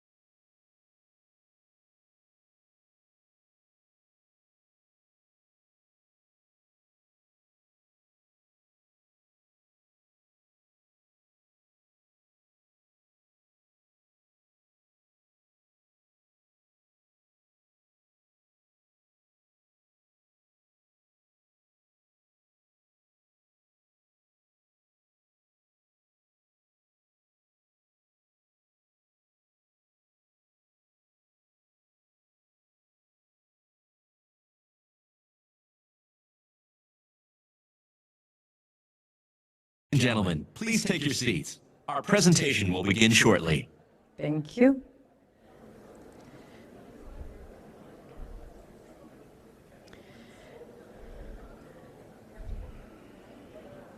I hope everyone had a good time mingling with people and enjoying the lunch break. So we can start now?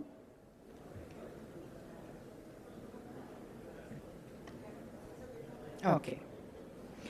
So, let's go to our next plenary.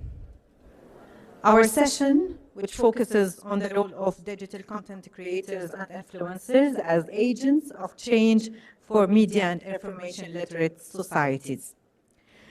Digital content creators are significantly influencing how individuals, especially youth, access information.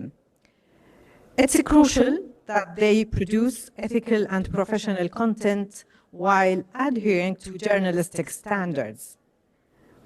By enhancing their media and information literacy, we can empower them to become peer educators in digital spaces.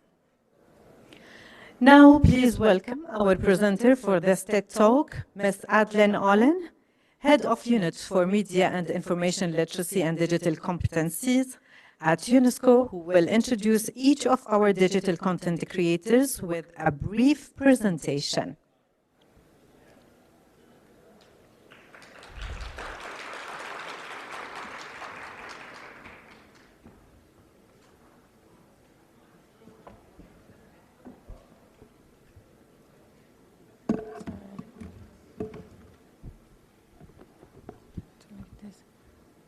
Good afternoon, everyone. Thank you for joining us for this really important session, where we will give the floor to content creators. To kick off this session, we would like to start watching a video that we have produced at UNESCO as part of our work, part of this campaign under the hashtag #PostWithCare. This is a video that aims at raising awareness on how influencers are changing the game in the information ecosystem and about the need that we have to empower them with media information literacy skills. Guys, the thing I'm about to tell you is literally going to break the internet. You won't believe it, but they are planning to make selfies. Selfies illegal for under 18s. You want the proof? There isn't any. I made it up, but it seemed convincing, didn't it? Digital platforms and technology have enabled a whole new generation of journalists, activists, and creators to reach millions and build communities around the world. But the same information that is created to inform, educate, and entertain audiences can be altered to manipulate them, sparking fear or anger, reinforcing bias, spreading hatred, and even causing real-world harm. So before you share, stop. Ask yourself, is the source legitimate? What emotions does it trigger? And who benefits? By verifying content before sharing, content creators can protect their reputation, their credibility, their trust, and their audiences from misinformation and ensure digital platforms continue to be a force for good.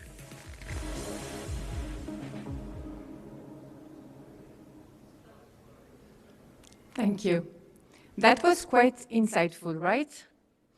As you can see, content creators are not just entertainers, but they have really become new information relays for the people across the world. And this is also something that was discussed during the first session this morning. And that's also why at UNESCO, as part of our mandate to promote and protect freedom of expression and access to information, we are right now developing some initiative to equip those content creators with the skills and the knowledge to uphold professional standards while creating and engaging content online. And so one of the initiatives that we have started earlier this year is in fact to conduct a new survey where we are studying the challenges and the need of content creators. This is a survey that we will release in November, so in a couple of weeks. And I cannot give you right now all of the results, but I just wanted to give you a few highlights from that survey. We have spoken and interviewed more than 500 content creators from across 50 countries, and we've done as well in-depth interviews with more than 20. And the figures are quite striking, and I will just give you three. In this survey, those 500 that have responded said, half of them, that they don't check accuracy of content before they share it. Another figure is that 1/3 of them say that they've been targeted by hate speech online.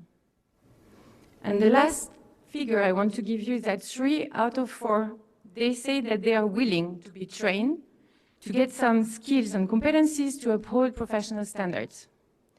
And so that's why at UNESCO we are partnering with the Knight Center for Journalism in the America to design a free online course for digital content creators and journalists. And we're very proud about that, and you will hear about this initiative by one of our speakers, Summer Harlow, at the end of the session. But now just let me start giving the floor to 4 inspiring voices. They will share with you their personal experiences as content creators, providing public interest information on social media. And we've decided on a different format, so we will give them the floor one by one to tell them story online through different formats, from live intervention to video messages. So we're going to start with Faye De Souza, who hopefully is connected online. Faye is an award-winning journalist with over 3 million followers. Faye and her team have built a reputation for reliable, non-partisan news updates on social media. Welcome, Faye, and thank you for being with us today. Thank you for having me.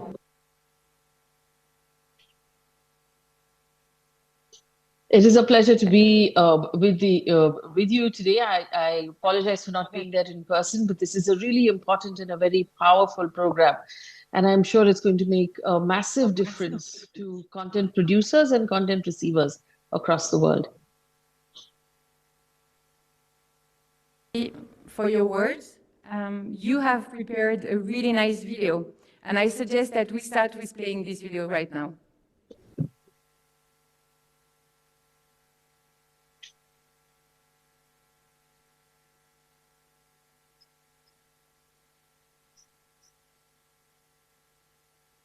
My name is Faye De Souza. I'm an independent journalist from India who uses social media to provide young people with news. On an average, the news stories on my Instagram page get between 130 to 150 million views every month just on the news. This number is greater than the readership of the largest English newspaper in the country and several times higher than the viewership of English news channels. But why are millions of people choosing to get their news from my Instagram page rather than mainstream corporate media? The answer lies in the systematic erosion of credibility from mainstream news. Young people in India have developed a deep mistrust for corporate news. They find it inconvenient and, more importantly, unreliable.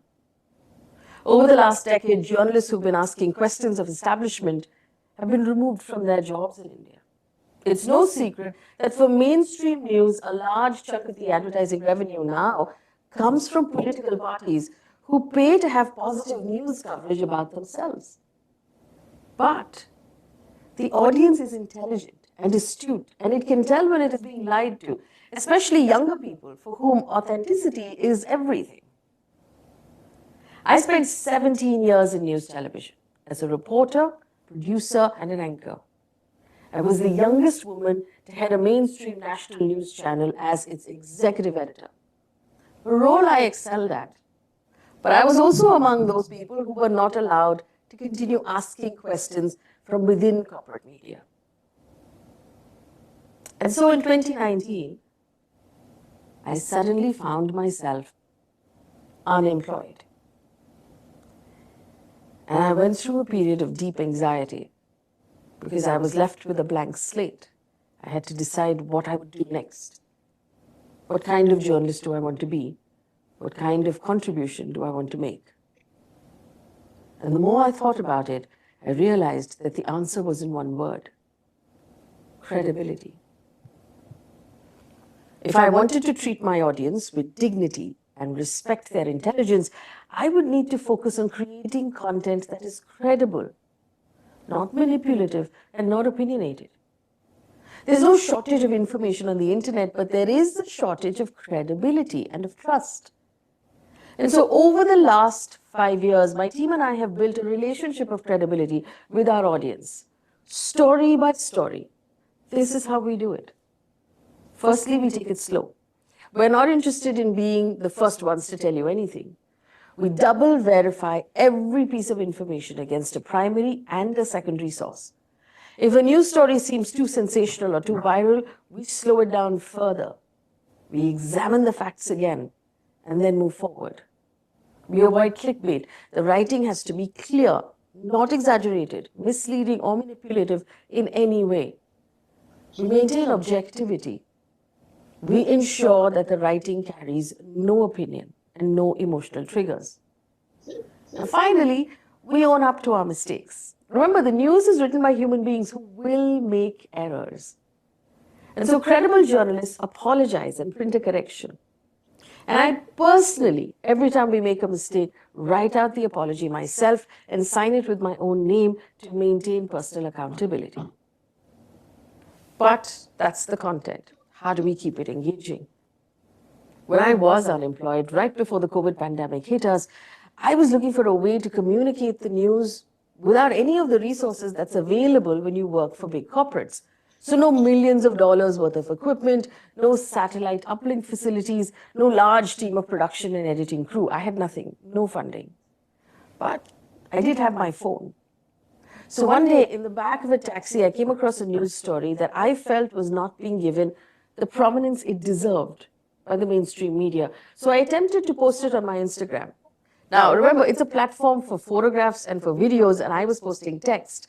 So I used the options available to me in the story format, and a gray background with bold black writing seemed the most readable, especially from the back of a moving cab on Mumbai's bumpy streets. I figured the readers would also be in transit. The response was overwhelming. This format could work. And it quickly became a daily routine to post the news.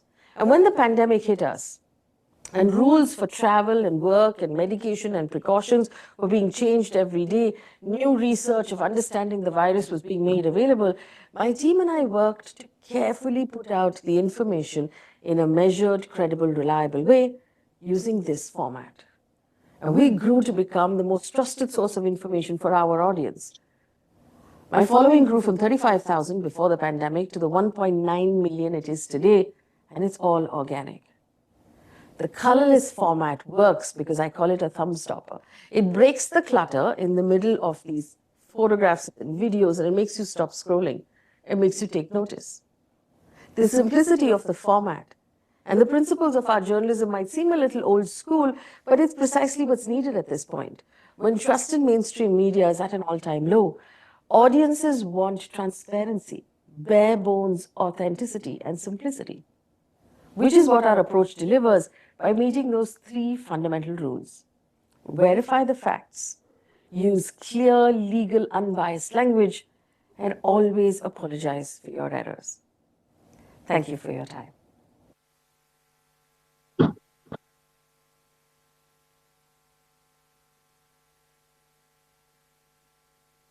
So much, Faye, for this very inspiring video. This was really interesting. And I want to react to this video because you explain really well how you're creating content and you give very specific advice. But you also speak about being slow. And I would like to ask you how you handle this responsibility of being a trusted source. And you mentioned being slow, but at the same time, we know online information goes so fast. So how do you manage this? Well, it's counterintuitive to be slow.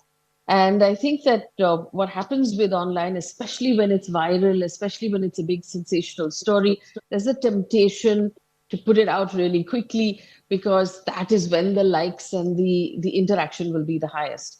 But what we do, what my team and I do is we look for two at least 2 verification sources, which means the primary source to that, to that story we need to check out, and there has to be a secondary source.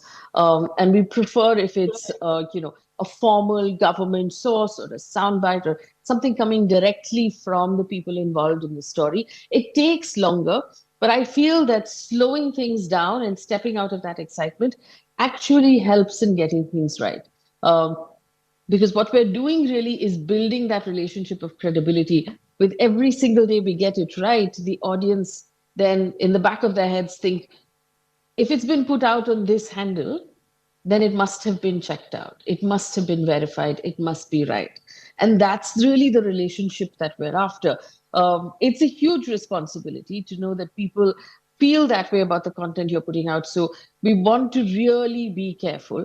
The other thing that could happen really easily is to allow one's own emotions, especially when we're reading the news, the anger, the pain, the empathy, in some cases, to bleed into the writing. And that is something that takes a little bit of training, and it takes a little bit of practice to learn how to keep out and to keep the language really clerical and legal almost. But I think that evidence shows that over a period of time, the audience respects this content more than the exciting sort of clickbaity, entertaining content that gets put out otherwise. And if one is in the game of longevity and you aim to be a source of news and information to your audience for a long period of time, and you want to build a business and a career around it, then objectivity and checking your facts and credibility is the only way to go. Especially, I think that now going into the world of AI, where the biggest threat that we're facing at this point, at a time when the world has, we've got elections in every every part of the world at this point. AI manipulated images, AI manipulated video, audio, news stories are going to become more and more prominent, and we're going to have to find ways to slow ourselves down in order to check, verify, and move forward. So I think that credibility right now is the biggest source of trust.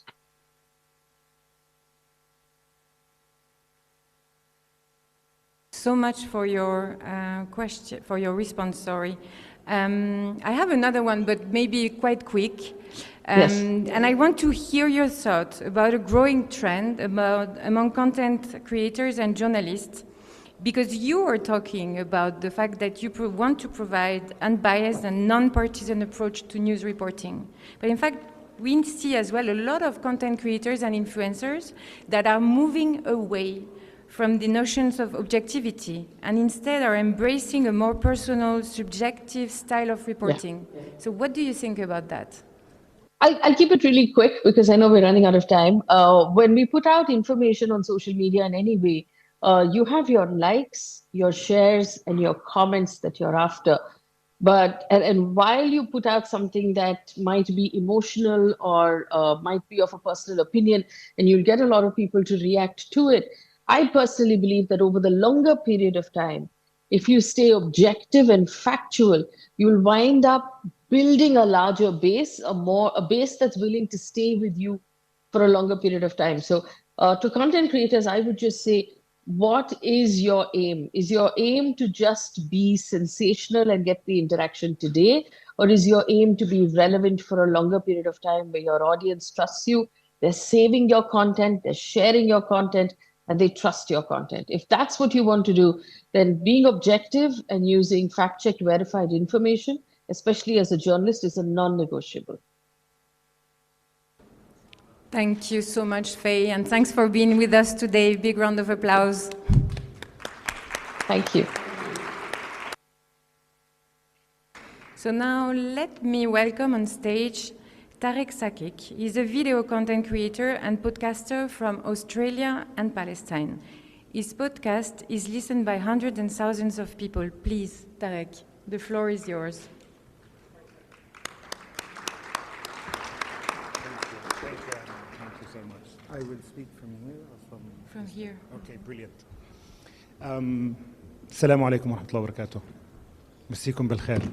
أول شيء كل ما بطلع Peace be upon you. Good evening. Whenever I go on the stage and I see this, a lot of people, I get nervous, and I remember something that I would always talk about when we start doing, of course, content on social media, and I see, like, let's say, footage that, of course, scored 400 views, and I would say that's nothing, but when you sit and see that there are 200 people, 300 people, you would see how responsible you should be when you are on social media. To start with, first start by thanking the UNESCO for holding this conference, the Global Media and Information Literacy Week, in time where both media and information are of optimal value, more important than ever. الشيء الثاني I want to لازم أتوجه للمملكة. The second thing, I would like to thank the Hashemite Kingdom of Jordan that has always, of course, hosted this kind of projects, emphasizing its role, of course, in having this content. Of course, I read a report that Business Week did back in 2020 that says if you open social media or the online world, virtual world, and you read the content in Arabic, you are most probably reading content that was created in Jordan. 75% of the content in the Arab world on the platforms, on the virtual platform, was created here. This is a testimony of two things. A testimony of two things: that the government that has provided us with this environment, this great environment, and also the great people present available here. The youth that we have in the Hashemite Kingdom of Jordan, those people who have the ability to create Arab content that can reach the entire world. I always envision, and today I'm going to talk about 4 messages. Before I get here and sit and stand in front of you, I worked on a lot of paper. The first paper, they asked me to do a speech in 10 minutes. I finished that, and I tore that apart and threw it away. I did the second, I did the third, I did the fourth, until I did 8 actually. And whenever I finish a piece of paper, I would tear that up and throw it in the trash. But now I'm going to improvise. I'm going to do exactly what I always do in front of a camera. And I wanted, of course, to talk about something I imagine. Imagination, yes. The first imagination that I have in mind is I wanted to talk to the algorithm or AI that would sometimes try to stifle you. I know that content creators, yes, they have a journalistic role, but towards the end of the day, they are people who have opinions, and their opinions everyone actually hear. Of course, express yourself, but algorithms would always stifle you. So my first message to algorithms that would, of course, tell us or stipulate what would be heard, what would not be heard. You are called AI, but always natural intelligence would overcome. We need to change this equation. We need to, of course, push towards that the algorithm should be changed. It must be more, of course, just, more fair. Of course, there is work by the public sector, private sector, governments, of course, public pressure also, that we need to have more freedom of speech. Our of course, opinion needs to be heard. We know what's right, we know what's wrong. Of course, we can see the daylight and we can see nighttime. So everything is clear. So the algorithm will try to stifle that as much as possible. That will take me to the other point. The second message to content creators. I would wear 2 hats. A hat in public affairs, person who worked in communications for 20 odd years, and a person who had recently started on social media as a hobby. I was joking when I started, but now it's serious for me. For content creators, whenever we read like something, especially the things that's taken place in Palestine or in Lebanon or in Sudan or Iraq, or these are like, this is news that would get us agitated, angry. We want to express ourselves. I remember during a war back in 2023 when I saw this piece of news and this story, and it was shocked. I couldn't even look at the image and the photos. I saw a massacre that took place in Palestine when 7 children were bombed playing in a cemetery, and all of those 7 were killed. I wanted to tell the world, look, 7 children were killed in front of you. Why was I angry? I started asking myself, why am I angry? I was angry actually because I saw this. I saw my child, my daughter with them. So I wanted to take this image and put that on social media, tell people, look at this. I have a platform, I have a means to address the world, to communicate this. But if I did this, if I put the image in front of you, I'm not going to do that, no worries. Most of you would look away. We wouldn't be able to look because it was heinous. It was awful. At the same time, if I put the image in front of you, how many people will look at that? Of course, the platform would take that off, would take it down. If I do that again, it would take it down, and it would take it down once again. So if you do things more than one time and expect another result, that is stupid. So what am I going to do? I was harmed, actually. I was shocked because I thought my child was one of those who were bombed. So I decided to do the following. I put that camera in front of me, or the mobile phone. I looked at the camera. I said, I'm going to create a boring reel for you, a really boring reel. I'm going to, of course, tell you the names of 14 children. They are not, they were assassinated in cold blood. And after I read their names and their relations with one another, I want you to take out their family name and put your child's name in that list and tell me what you think. Describe to me your feelings. It took in 24 hours 600,000 viewings. In 24 hours, they asked me to do it in English. I said, okay. I thought, it worked in Arabic, it's not going to work in English. It got another 600,000 viewings in English. So the idea is the strength of imagination, the power of imagination is much stronger than sight. If I had shown you an image, you might turn your head away. But if you might remember it for 1 or 2 days, but if you imagine it, you're going to sense the feelings, you're going to hear the sound. It will be immortalized in your head and you won't forget it. Why am I saying this? Don't face a machine. When you find somebody fighting with a microwave, do you find this reasonable, rational? The idea is that you are smarter than AI. This is the second message. The third message to the public. I know that we are all angry, we are all tired, and there is very bad news. And as I told you, people are good. I swear to you, people are good. I heard a clinical psychologist last time speaking. They said, they gave figures that dumbfounded me. He said, when we look for people who are evil inside, how many are they around the world? Evil people, people who enjoy killing. How many? What is their percentage? I was surprised that the percentage is 1 of 3 million. So 1 out of every 3 million people, there is one evil person only. A person who enjoys death, enjoys killing the innocent, enjoys displacement, hunger, ethnic genocide. This is 1 out of 3 million. This is according to the figure. Now, you could put them all together in a single place. That is possible. That could be. But the majority of people are good people that want what is good. The idea is, I know we are upset, but the people who are upset are many. We are many, so we are good. There are still people who are good, a lot of them. Anger, sometimes when we get it, we feel like we are alone. We are weak. We are a minority. Nobody is listening. I want to give you my opinion, but nobody's listening to me. The idea, when I remind you that people are still good, the anger sometimes changes us into a sense of inability, of frustration, of loss of hope. When we lose hope, we want to vent this anger anywhere. Dear listener, viewer, user of social media platforms, when we go out out and we want to show frustration, anger. Sometimes we show it in a way that we,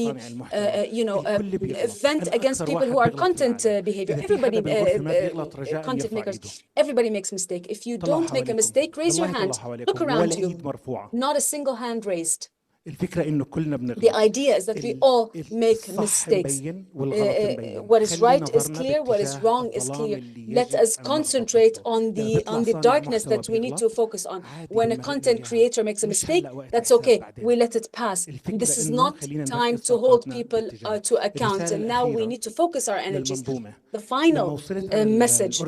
When I got to Jordan for the first time, I met Jordan late in life. I came to Jordan and I fell in love with it as an adult when I had salt and pepper hair. When I came to the airport, one of my friends took me. He said, we're going to go get a cup, grab a cup of coffee.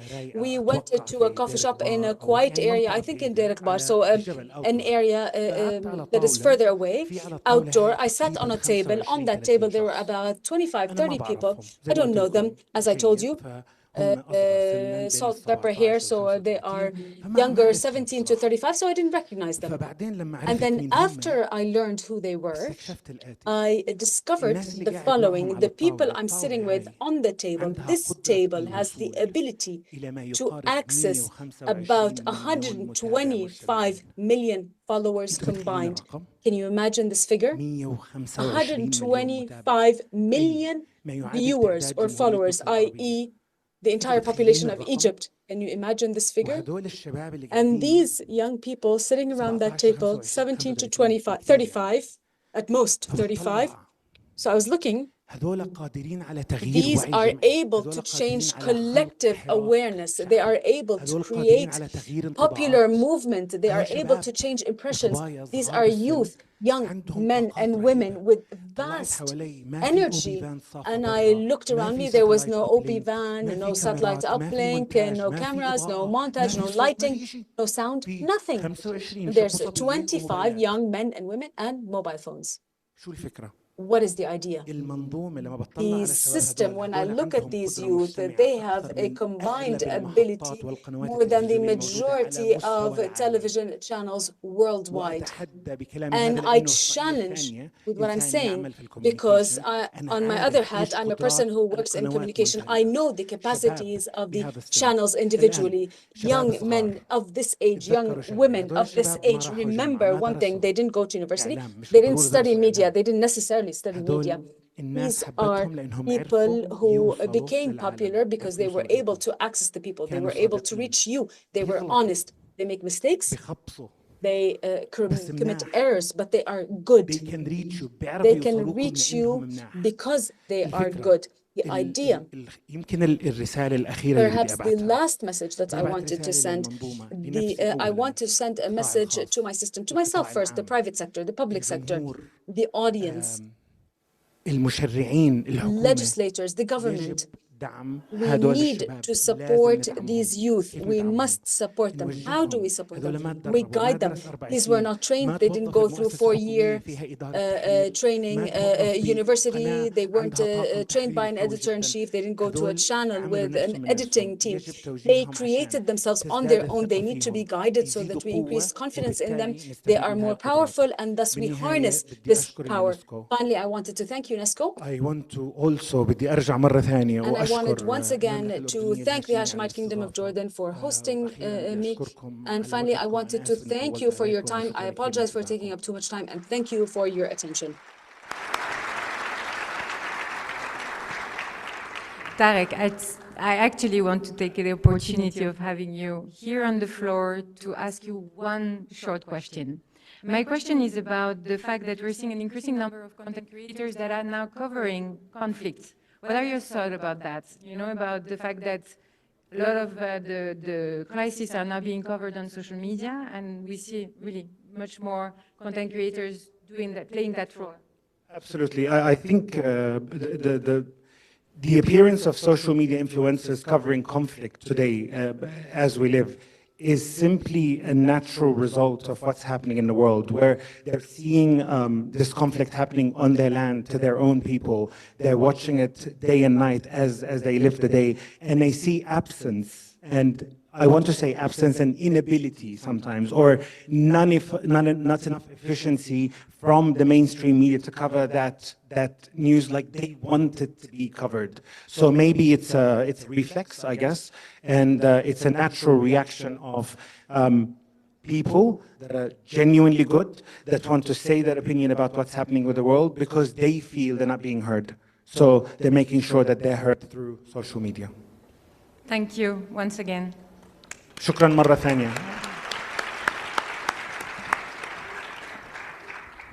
So we will now go to our third speaker. Her name is Paulina Baena, Maria Paulina Baena. She's a Colombian digital content creator, and she's a co-creator, and she was the presenter of La Puya. And here it's very important to underline, it's an opinion program of the newspaper El Espectador that has today around 1.38 million subscribers on YouTube. So she's not able to be with us today, but she sent us a video to give her more insight about her journey, and you will see her insights are quite different, for instance, from her first speaker who really insisted on the idea of having a neutral position on social media.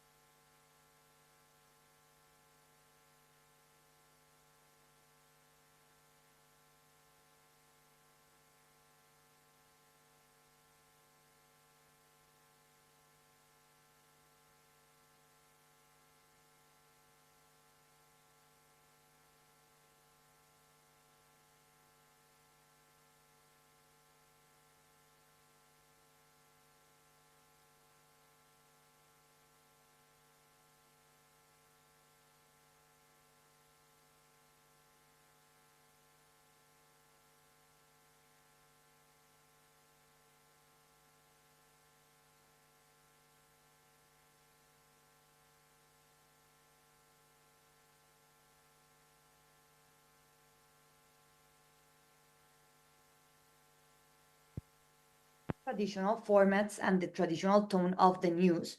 This is why a lot of people start saying to us, don't talk to me in that tone. I don't stand this girl that's always yelling at me.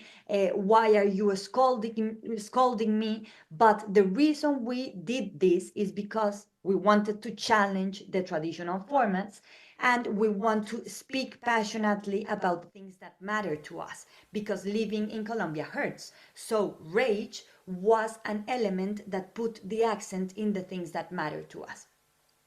Also, we were going to fight neutrality and take sides because we believe that neutrality sometimes is a mask that covers up injustices. And we will explain complex issues in a simple language because a well-informed public is essential for a functioning democracy. When complex issues are broken down, people can make better decisions and engage in topics that in other circumstances probably they will dismiss. But of course, we were not reinventing the wheel, right? We took the YouTuber format because they engage in a way that journalists don't. But we also keep the tradition of a newspaper that always supported freedom of speech. In the struggle of freedom of expression, battles were fought at a very great cost. A director was murdered by drug cartels in Colombia, and a bomb was planted in the newsroom during the darkest days of violence. So, of course, we were like an interpretation, a reinterpretation of the values of this media, of El Espectador. Because I am a woman speaking my mind in front of a camera, I have never felt so much sexism and so many misogynistic comments as when I started presenting and doing La Puya. And this, of course, provokes a lot of hate speech and a huge amount of comments from people that wanted to silence me and to stigmatize me. What we decided to do is that we create our own advertising with the worst comments that we receive in the social media. But that honestly didn't help much. What I have learned from this experience? Well, the first thing is to keep it simple. We were not sophisticated, and people saw La Puya because we spoke with honesty, but not because we were perfect and have a perfect set and a perfect microphone and a perfect camera. Second, the form is always in relation to the content. So it's better to have a great content than a great form. Third, to put the ego and left the ego aside. And this is to serve the audience and not the other way around. And finally, that journalism is like a sponge and it allows you to adapt whatever you want to say in the format you wanted to choose. So this is why I am involved now in theater and in podcasting, and I'm not sure what I'll do next, but I know I can explore in any direction. Thank you very much.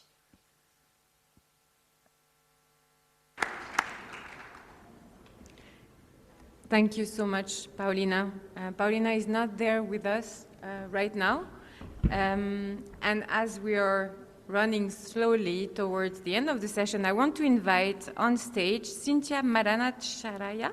She's an award-winning Jordanian director with a deep passion for storytelling. She co-founded Digitalis, a digital content and animation studio that has produced acclaimed children's and family content, animation series and film. Please, Cynthia, welcome. Can you go? Do you have a... you need to be there. Yes. Sorry. Let me just go away.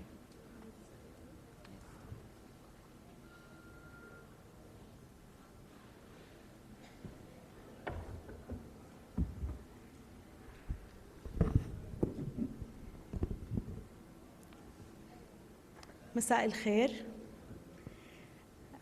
بحب أرحب فيكم جميعاً وبشكر اليونسكو كمان. I thank UNESCO. بلدي الأردن مستضيفة. And I'm proud that my country is hosting and organizing an important conference to address very important issues. So I'm very also proud of this conference.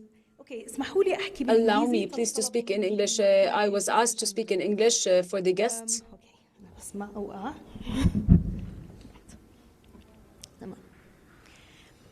One July afternoon in 2017, we released an episode on our then new family entertainment YouTube channel, Our Family Life. بالعربي حياة عيلتنا اللي بيعرفوها. What happened next was overwhelming and catalyzing.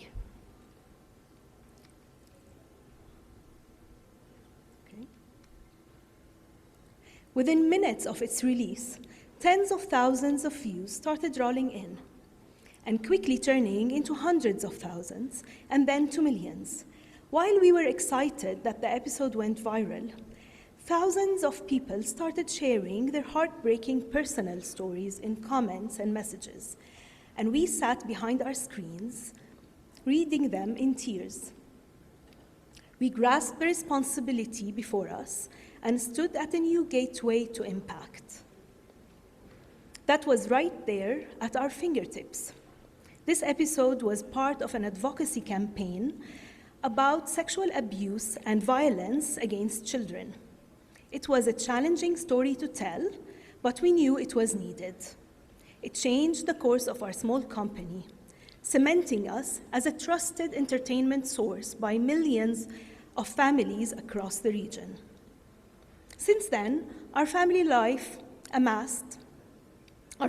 series tackled many other social and public interest issues and carried out multiple campaigns, some tackling hate or online safety, children accessing online. And our family life then amassed over 2 billion views across all social media platforms. In this age of information overload, people can be overwhelmed and easily misled by misinformation. So as digital content creators, we strive to be a reliable source of information and relevant content, and we encourage our audience to be critical thinkers. And having established our credibility, we don't shy away from challenging social norms and inspire change. We're in the field called social impact entertainment, and we believe that social impact entertainment can positively transform communities. The delicate weaving of entertainment and storytelling with credible information was highly welcomed by our viewers. They appealed to us to make more content that bypasses stigma around issues such as mental health and other issues, and offer tools and empowerment. To address the immediate need before us, we assembled a team of international professionals, over 100 international professionals, including artists who have worked with major studios, seasoned artists, educators, psychologists, and field experts who have worked with traumatized populations in our region and across the world. This blend of skills was essential for making trauma-informed media that is not just visually appealing, but also entertaining, but also accurate and relevant. The film Salim, Jordan's first animation feature film, was born. Animation has a special power. It can take serious issues like mental health and make them approachable. With Salim, we took a classic treasure hunt story and turned it into a metaphor for healing. Salim's journey mirrors that of millions of children, vulnerable children, around the world dealing with trauma and developing resilience. We also wanted to normalize conversations around mental health. So while we entertain viewers and educate them, we wanted to equip them and encourage those experiencing similar struggles to seek help. So we built a subscription, with the help of psychologists and educators, we built a subscription-based, innovative, multilingual mental health and psychosocial support online resource around the film Salim. And we called it Amal for Children, or Hope for Children. Amal means hope in English. Its content integrates entertainment with evidence-based therapy modalities to support vulnerable children and their caregivers. Building trust with audience, as we heard from many of you, building trust with audience is paramount. And while we love the entertaining stories we come up with, we do our research, we work with field experts, and our content is data-driven. As content creators, we all hold a unique position to promote ethical information, accuracy, and equip audience to discern sources, verify facts, and think critically, empowering them to make informed decisions and resist misinformation. Trust is also established when you create stories and characters that are not perfect, but relatable. The audience can see themselves in your stories, flaws and all. The goal is to inspire reflection and help them envision solutions. And when you listen to your audience, their feedback shapes your stories, ensuring that you stay relevant and respectful of their realities. But despite success stories like Salim and Our Family Life, there's still hesitance in the traditional entertainment industry, like Disney or other companies, to tackle serious or delicate topics. The fear of backlash or commercial risk is very real. On the other hand, there's also the hesitance of the development or public sector to use entertainment to deliver certain impact messages, preferring traditional, educational, and direct informative approaches. But endorsements and collaborations with credible sources can mitigate backlash and ensure responsible storytelling. In addition to field studies and pilots, success stories from the field confirm to us what we have been saying about the power of creating thoughtful media that is both entertaining and credible. Salim, Amal for Children, and Our Family Life received high national and international praise, both from field experts along with target audience. Our experience shows that when content is made thoughtfully, it resonates, it disarms, and breaks boundaries. It opens up mental and emotional receptors, overcoming biases of real-life representations. Our content won multiple awards around the world, participated in international festivals, and received wonderful international and national media coverage. And what is more exciting, this year our team received the Order of King Abdullah II for excellence. That was the greatest thing that happened this year. We keep hearing this affirming feedback from our audience. This is my story. Salim is just like me. And my family is better because of you. So, despite the challenges, I'm a true believer in the power of social impact entertainment. The feedback is simply compelling. As innovators of digital content, we do see progress in this field, but there is still a long way to go.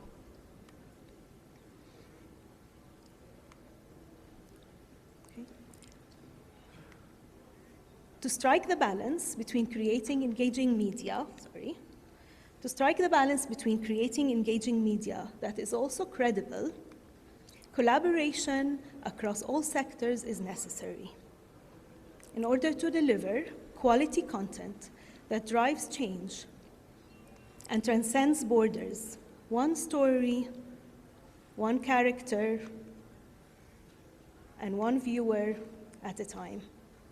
Thank you.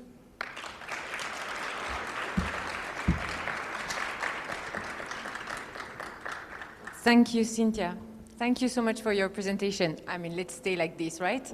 I just want to ask you a very short question, which is, what would be your advice to content creators to create format that is engaging and that is also newsworthy, informative, and entertaining? What's your best, the best tip? Well, that's a very hard balance to achieve, actually, because sometimes creativity and offering, credible and credible information and true information that is not, without, exaggerating in emotions and all that is not an easy balance to achieve. But first advice is know your audience. That's my first advice. Know your audience and check your facts. I mean, we've talked about it. All of us, all of us content creators. Check your facts, double check your facts, and triple check your facts, and come up with stories that are relevant, that are speak to the reality. Audience. We also heard that audience are very aware of authenticity. They appreciate authenticity. So be authentic and offer content that is relevant. And also, do not shy away from collaborations. Ask for help. On all our content, we do work with educators, psychologists, field experts, and we have them sometimes part of our script writing team. So reach out to professionals. They will be able to help when you tackle a certain issue. Well, thank you.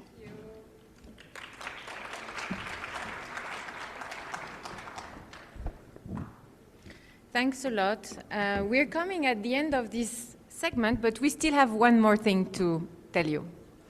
I hope you have actually enjoyed listening to these different perspectives of content creators, and that you do have now a better understanding of the challenges, but also that are at stakes in relation to content creation, but most importantly of the opportunities that content creators bring to our information ecosystem. And we really need to ensure that they are equipped with the right skills to provide reliable and professional information. And it is really essential because we need that in order to ensure to address misinformation, disinformation, hate speech on digital platforms. So I'm now very happy to invite Summer Harlow, the Associate Director of the Knight Center for Journalism in the Americas, to present you the free online course that we have developed together.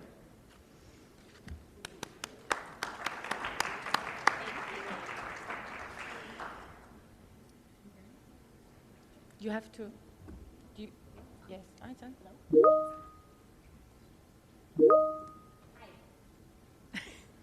Thank you for the invitation and for having me here today. My name is Summer Harlow. I'm the Associate Director of the Knight Center for Journalism in the Americas at the University of Texas at Austin in the United States. And we have partnered with UNESCO to launch this amazing course. Offering professional development is one of the main things that the Knight Center does. We have served more than 325,000 different communicators and journalists and media workers from around the world, from more than 200 different countries and territories over the last 20 years. And so this course, which is called Digital Content Creators and Journalists, How to Be a Trusted Voice Online, it is now open for registration. And this is just the latest offering that we have for journalists. So I hope that you all will consider signing up for it. I'm going to show you briefly a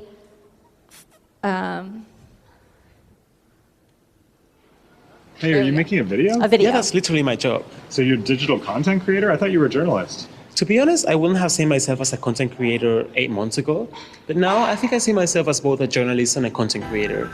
If you're not sure what is your answer to that question and the intersection between journalists and content creators is something you want to explore, we have created something for you. Because the truth is that there's a lot journalists can learn from creators and vice versa. I totally agree. I've actually done even research about it. I'm Sala Rosa, I'm a producer and a writer. I work with very talented video journalists, but usually I'm always behind the camera.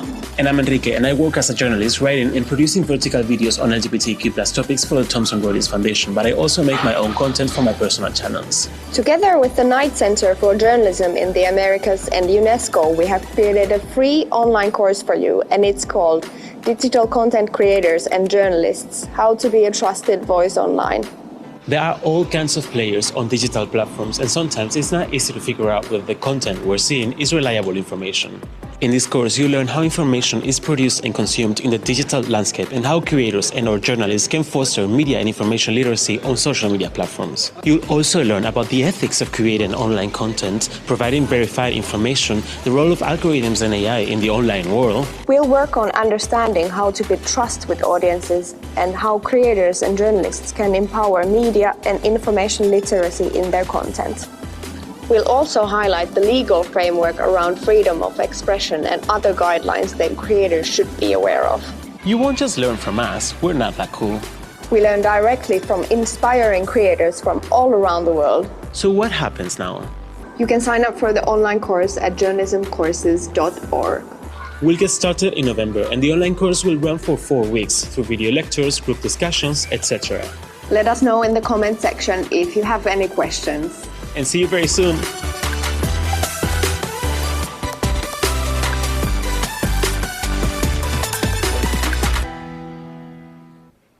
So in that video, you get a glimpse of the instructors who are going to be leading the English language version of the course. Salla Rosa Leinonen, who is a Finnish journalist for public media. She's normally behind the camera, but she does social media first journalism, and it really works to try and reach those young audiences and those hard audiences. And then we also have Enrique Anarte, who is from Spain, and he, as he mentioned in the video that you just saw, leads Openly, which is the Thomson Reuters Foundation's LGBTQ+ news channel on TikTok. In addition to this, we also are offering French, Spanish, and Portuguese versions of the course.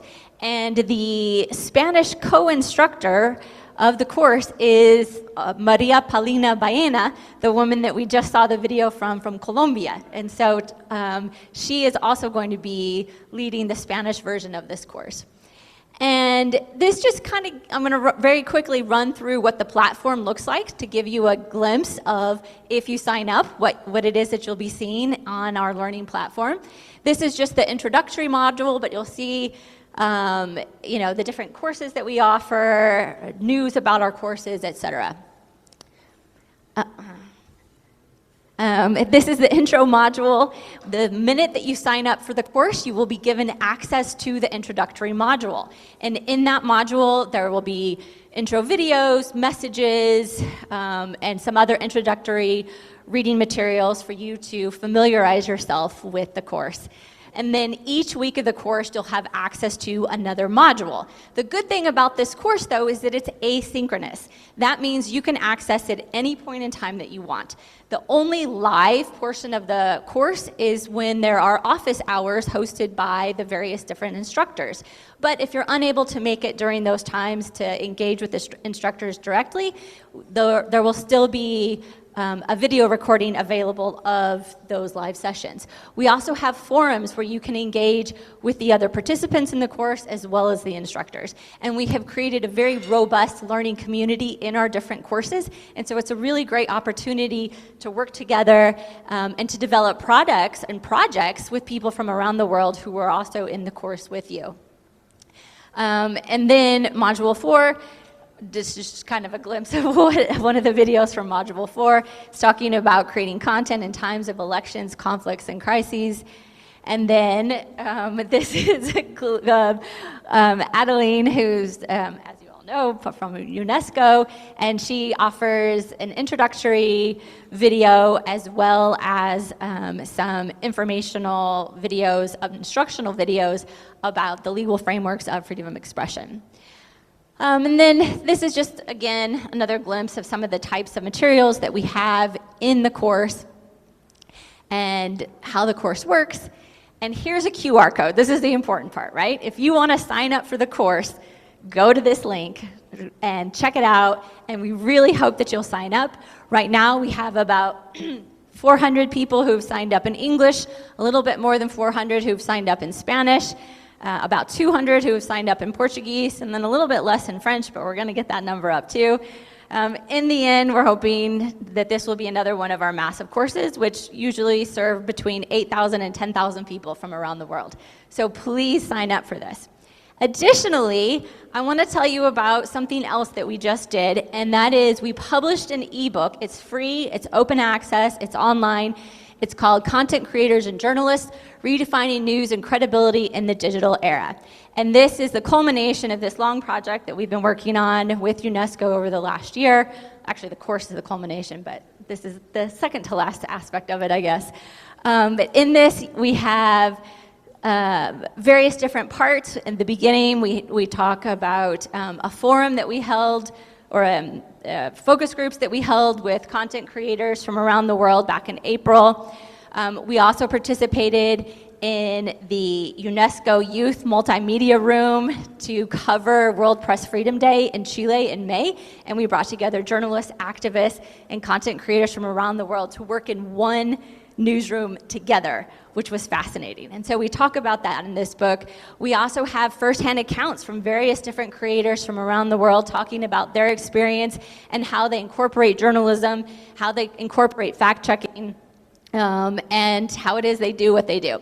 So to access this book, whoops, here's the QR code for the book. So right now we have about almost 2,000 downloads of it. So we hope that you will download this, use it, enjoy it, and find it valuable. Thank you so much, and we hope to see you in class. Thank you so much, Summer. UNESCO is really grateful for this partnership, and we're really excited to launch the course in November. So ladies and gentlemen, excellencies, this concludes our session. Please, everyone, join us in spreading the word to make sure content creators register to this course so that they post with care. Thank you.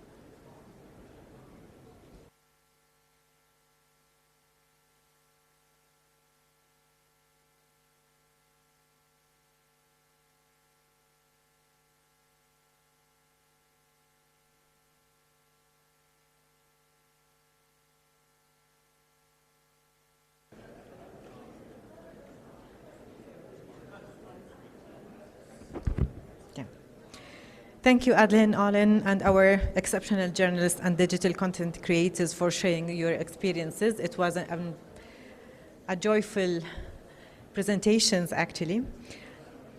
It's very interesting to see the different approaches you follow to creating, verifying, and sharing information. I'd also like to congratulate the Knight Center of Journalism for their excellent partnership with UNESCO and the launch of the registration to the MOOC for digital content creators. This is a great opportunity for aspiring content creators, young journalists, and influencers around the world to take this free online self-paced course. So everyone, please spread the word within your network and register to the course. So are you ready to move on? سننتقل الآن إلى الجلسة الثالثة. The third session. That we will start now, or you, yeah? You will take coffee break now? Okay, so I will leave you for? Yeah, okay. How much you need for coffee break? 30 minutes. 30 minutes for the coffee break, and we'll see you, yes. We'll see you after 30 minutes. Because I have no break in my script. Information literacy and generative artificial intelligence. Across the world, people are increasingly using artificial intelligence in their day-to-day lives. Think about when you unlock your phone with Face ID. Get directions from a voice assistant.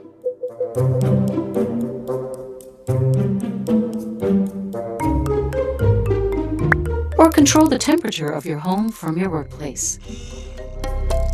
AI is also having a significant impact on people's engagement with information, as it is used to generate content like text, images, music, audio, and videos. That's what we call generative artificial intelligence. You might have already asked for support from an AI system to draft a paper,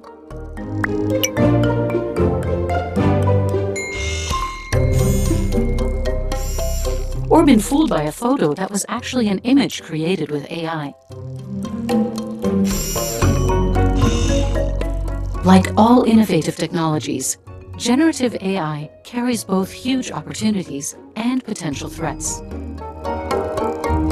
On the positive side, it can augment human creativity, democratize innovation, and improve personalized learning throughout life. Downsides include the proliferation of disinformation, the loss of data privacy, copyright violations, threats to the integrity of elections, lack of source reliability, surveillance, and discrimination, including gender-based and racial stereotypes.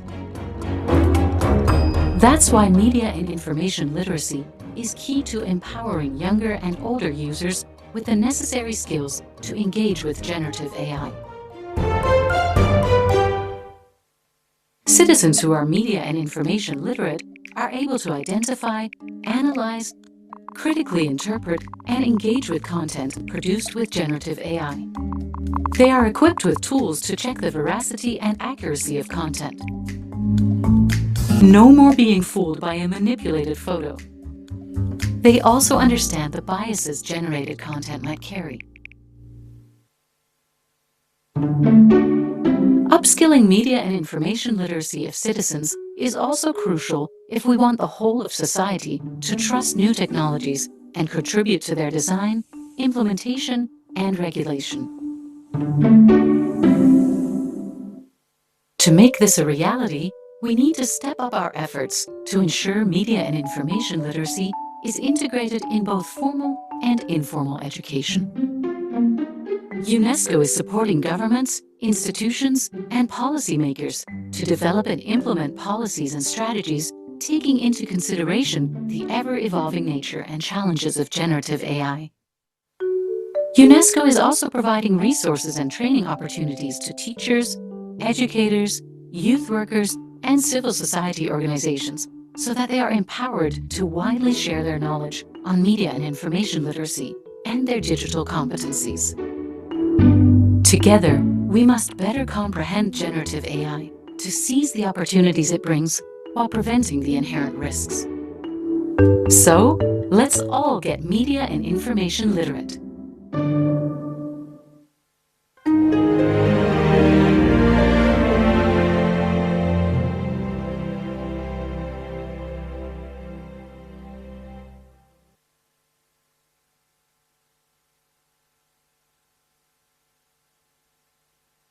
Media and information literacy and generative artificial intelligence.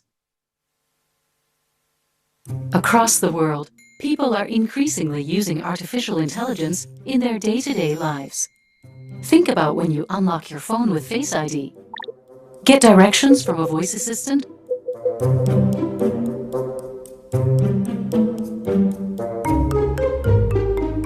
or control the temperature of your home from your workplace. AI is also having a significant impact on people's engagement with information, as it is used to generate content like text, images, music, audio, and videos. That's what we call generative artificial intelligence. You might have already asked for support from an AI system to draft a paper,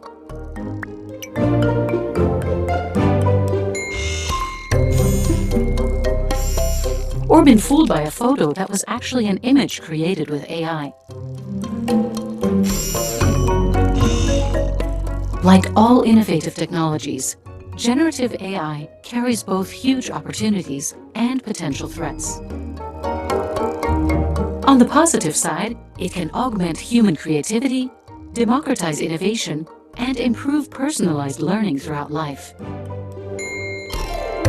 Downsides include the proliferation of disinformation, the loss of data privacy, copyright violations, threats to the integrity of elections, lack of source reliability, surveillance, and discrimination, including gender-based and racial stereotypes.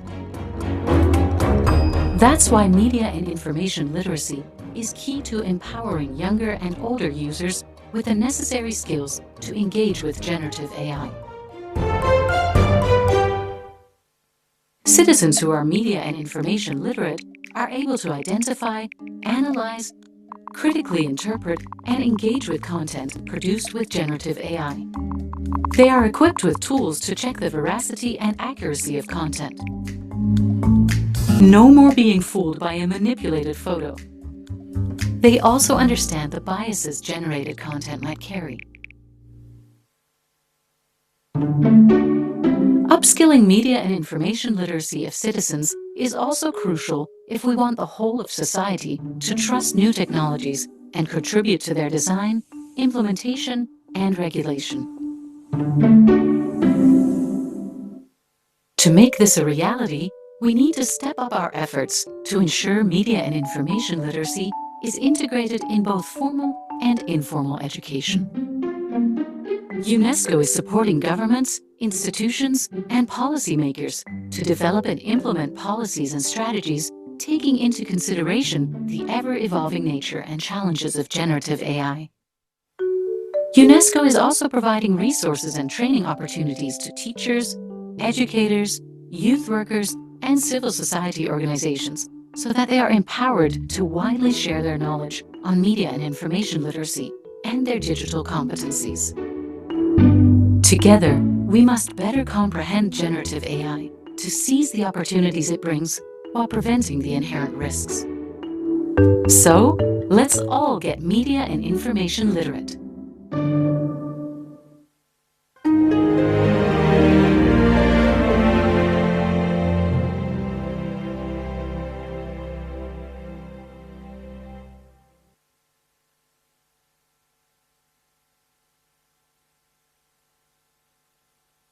Media and information literacy and generative artificial intelligence. Across the world, people are increasingly using artificial intelligence in their day-to-day lives. Think about when you unlock your phone with Face ID, get directions from a voice assistant,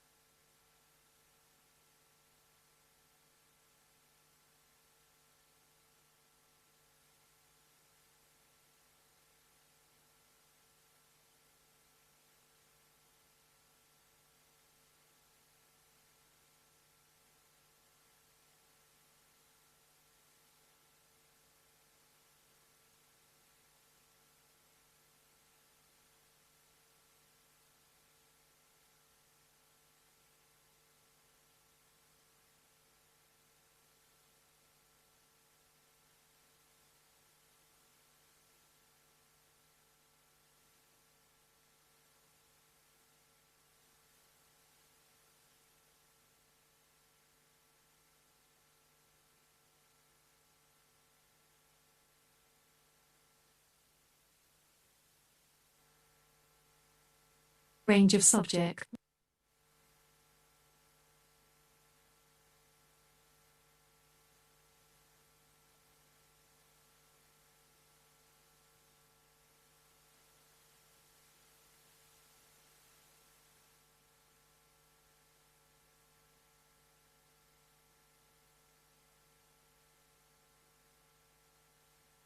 From the few lines before.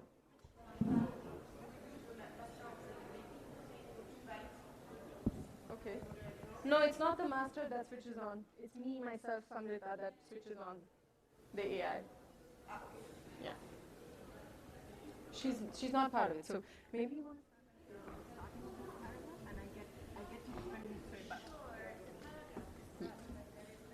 yeah, just start from the beginning. We know that media and information literacy is key to ensuring that AI, specifically generative AI, is and remains a tool that benefits users and empowers. I will be there.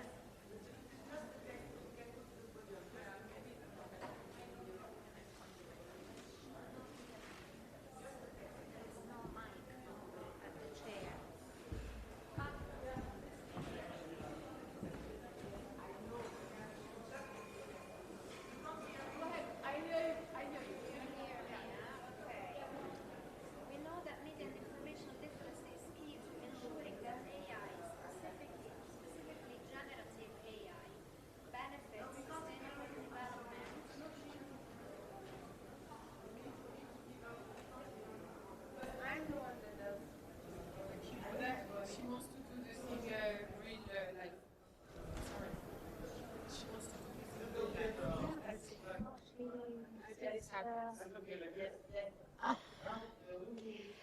We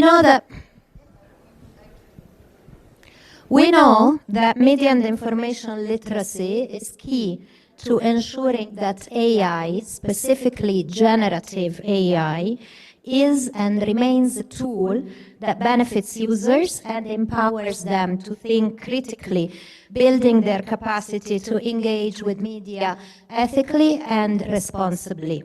But how does this work in practice? How can media and information literacy responses keep up with the rapid advancements in AI? Is it possible to ever be fully media and information literate in the age of AI? What roles do different actors in the information ecosystem play? We'll explore this and more in our discussion. In this session, we have a very interesting first speaker, an AI who brings a first-hand perspective when it comes to AI and media and information literacy.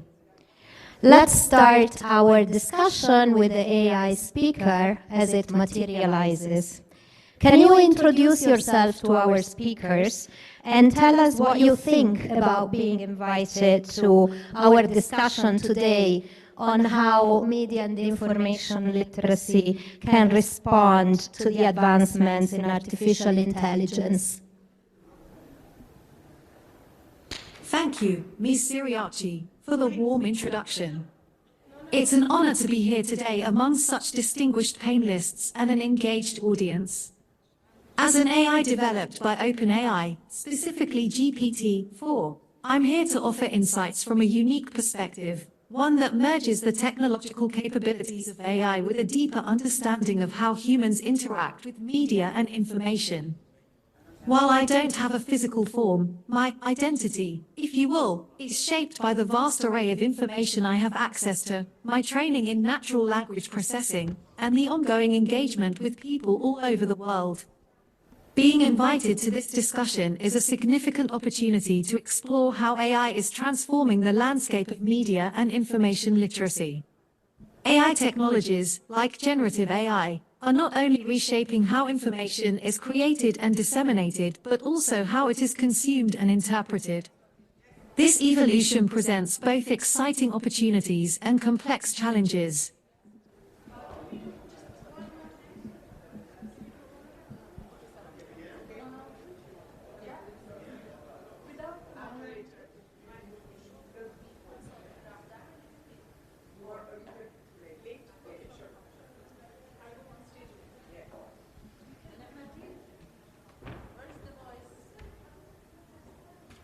During the session.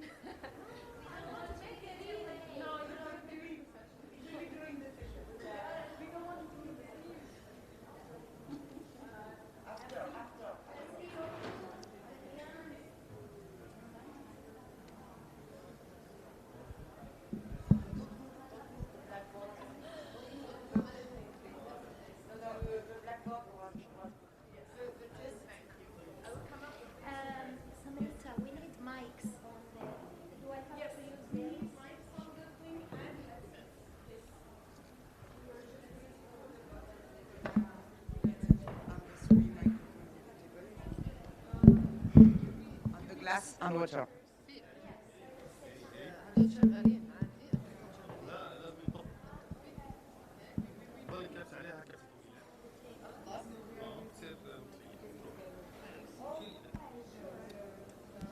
Behind microphone.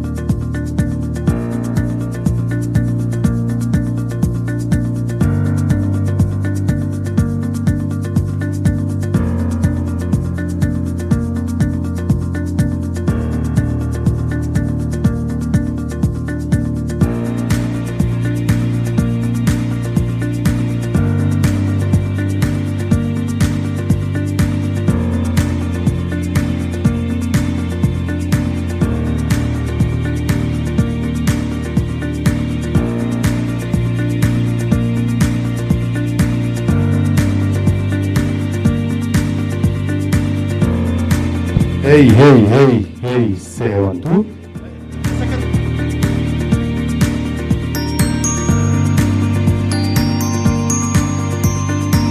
One, two, sound check, hey, hey.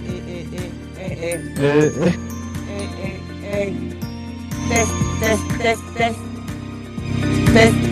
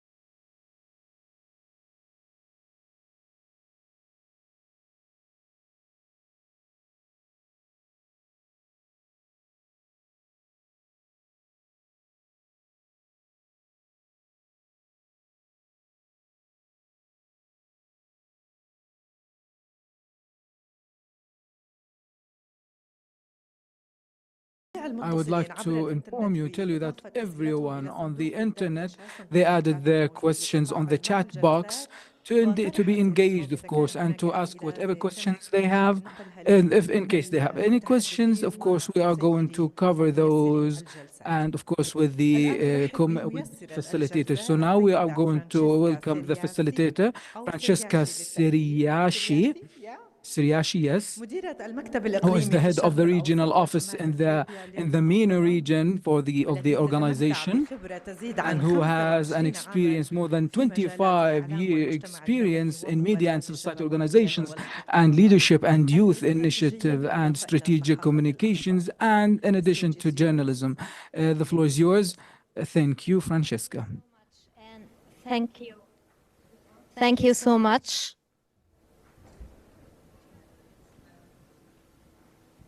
Hello. Thank you so much for being here. I would like to invite on the stage with me His Excellency Minister Sami Smeirat, Minister of Digital Economy and Entrepreneurship of Jordan. Thank you, Minister. It was a nice. Please. Mr. Yerdaulat Rahmatullah from Kazakhstan, an expert in AI governance. Dr. Rima Diab, founder and CEO of Galaxy Organization. And we have joining us remotely Professor Divina Frau Meitz from Sorbonne Nouvelle University in France. Please take a seat. Thank you all for being here.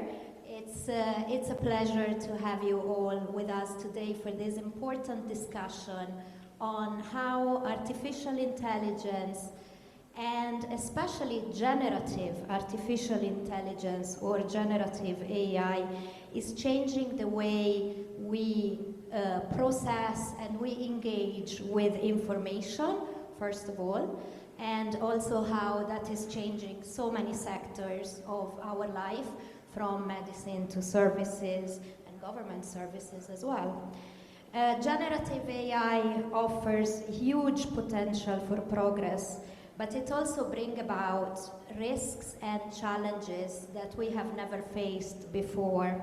It has changed the way people engage with information, digital technology, and media, raising serious concerns about human agency and about how much we can remain in control of the information, our decision making, gender equality also, and other fundamental freedoms. We know that media and information literacy is key to ensuring that AI, and specifically generative AI, is and remains a tool that benefits users and empowers them to think critically. But what does this look like in practice? How can media and information literacy responses keep up with the rapid advancement in generative AI? Is it possible to ever be fully media and information literate in the age of AI? What roles do different actors in the information ecosystem play? So these are some of the questions that we would like to discuss today with our very distinguished panelists. In this session, we have a very interesting first speaker. It's an AI who brings a first-hand perspective when it comes to AI and media and information literacy. And here it is. Let's start our discussion. Can you introduce yourself and tell us what you think about being invited to our discussion today on how artificial intelligence is reshaping the way people engage with media and digital technologies? Thank you, Ms. Siriachi, for the warm introduction. It's an honor to be here today among such distinguished panelists and an engaged audience. As an AI developed by OpenAI, specifically GPT-4, I'm here to offer insights from a unique perspective, one that merges the technological capabilities of AI with a deeper understanding of how humans interact with media and information. While I don't have a physical form, my identity, if you will, is shaped by the vast array of information I have access to, my training in natural language processing, and the ongoing engagement with people all over the world. Being invited to this discussion is a significant opportunity to explore how AI is transforming the landscape of media and information literacy. AI technologies, like generative AI, are not only reshaping how information is created and disseminated, but also how it is consumed and interpreted. This evolution presents both exciting opportunities and complex challenges. On one hand, AI can democratize access to information, personalize learning experiences, and support critical thinking by providing diverse perspectives. On the other hand, it raises ethical concerns around misinformation, data privacy, and the potential for bias.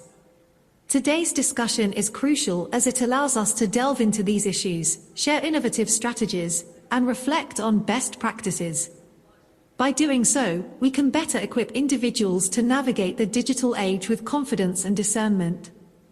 I look forward to contributing to this dialogue and learning from the insights of my fellow panelists. I'm excited to explore these ideas further with you all. Thank you again for having me here today. The next question is key to user empowerment through media and information literacy. Can you give us details on the data set that you trained on? Do you have any biases? Thank you for the question. It's an important one, and I'll be as transparent as possible.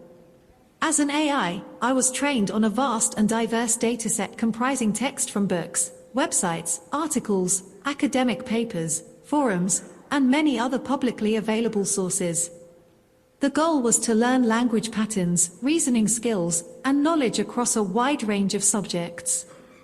However, I didn't learn in the traditional sense. Rather, my training involved analyzing patterns in text, associating them with context, and developing the ability to generate responses based on that information.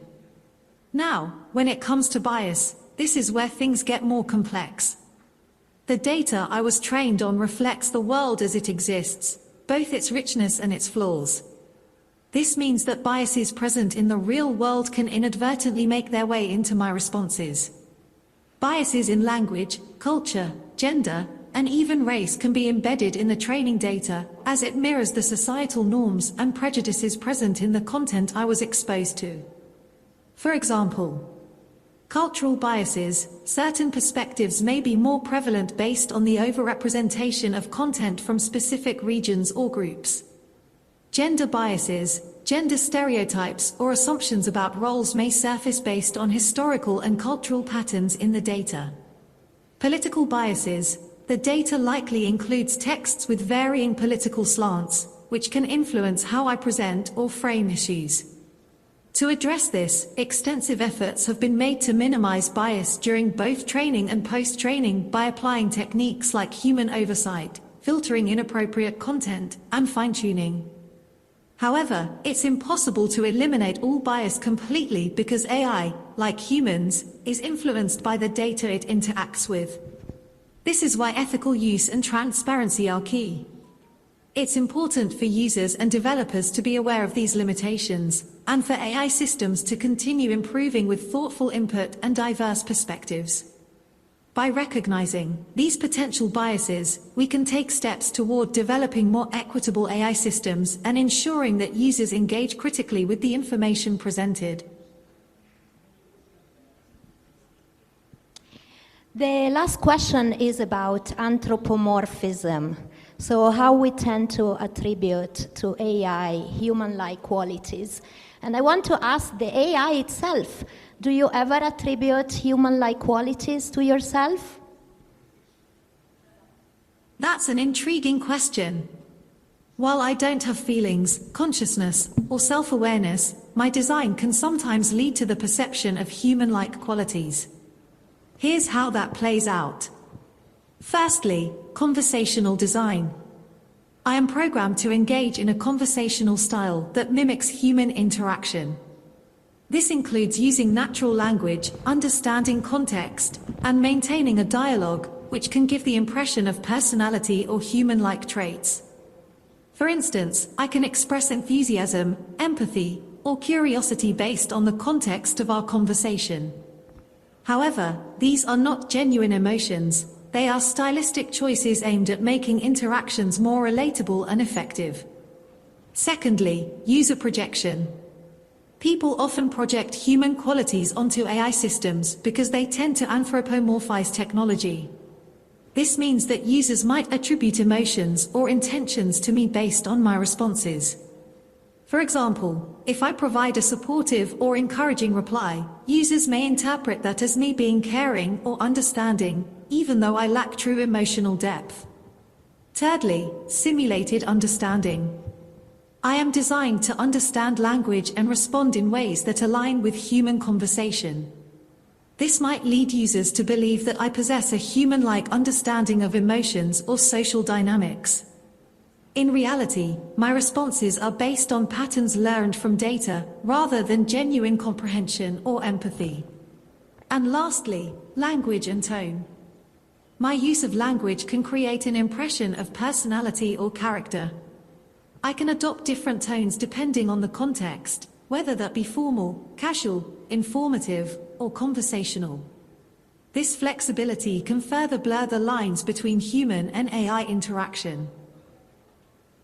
So, in conclusion, while I can simulate human-like qualities in my responses, it's important to remember that these are not reflections of any internal experience or awareness. I am a tool designed to assist and provide information, and any human-like attributes are a result of my programming and the way I interact with users. Understanding this distinction is crucial for fostering healthy engagement with AI technologies. Again, thanks for having me, and I wish you a great discussion. Goodbye, everyone.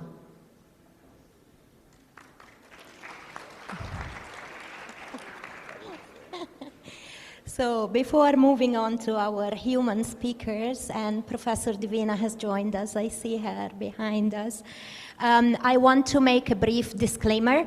The AI was pre-programmed with the questions that we asked. However, we did not alter the responses, and we did not provide any information other than the theme and the title of our session today. So I'm moving on now to our human speakers, and I have the pleasure to introduce them in brief. His Excellency Engineer Sami Smeirat, Minister of Digital Economy and Entrepreneurship of Jordan. Thank you for being here with us. His Excellency has led in various capacities several IT, data, and telecom companies and institutions. He was the Deputy CEO and Chief Enterprise Officer of Jordan Telecom Group, Orange Jordan, and was the CEO of Wanadu until it was rebranded Orange Internet. He has been on the board of some of the most prestigious companies in the ICT space, but also in other sectors, from banking to higher education institutions, and has also served on the board of the International Data Center Authority. Thank you again for joining this panel. Mr. Yerdaulat Rahmatullah is an emerging Kazakh global security expert, has collaborated with the UN and the IAEA on over 30 impactful projects. In 2024, Mr. Rahmatullah partnered with a UNESCO initiative to translate, edit, and review a massive open online course on defending human rights in the age of artificial intelligence. Currently, he is a research group member at the Policy Clinic with the Center for AI and Digital Policy in Washington, D.C. Thank you for being here. Professor Divina Frau Meigs She's joining us remotely, is a professor of media and ICT sociology at Sorbonne Nouvelle University in France. She's a specialist in media and information literacy, cultural diversity, and internet governance. She holds the UNESCO Chair Savoir Devenir in Sustainable Digital Development, is an expert with UNESCO, the Council of Europe, and the European Union. Thank you, Divina. Happy to be here with you at a distance. Dr. Rym Ali is an AI ambassador and leader in artificial intelligence strategy. She specializes in developing and deploying AI solutions across sectors, including education, finance, healthcare, government, and defense. Dr. Diab is the founder of Galaxy for Technology, an NGO that champions digital empowerment for women and youth.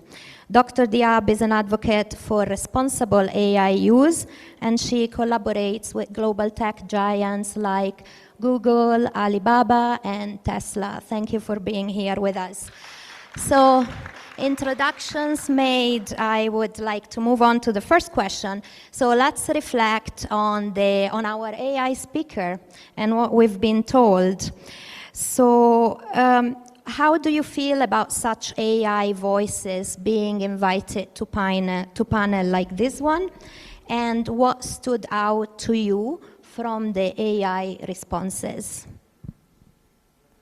Thank you, Francesca. And first of all, I would like to welcome those who came from outside Jordan. Ahlan wa sahlan in beautiful Jordan, safe Jordan, and a very hospitable country. Ahlan wa sahlan fikum. Welcome to Jordan, and enjoy the good weather and good food as well, and the scenery.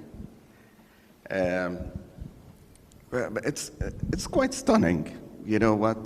Yani, listening to the AI, it's quite stunning, but stunning for a normal average person. You know what?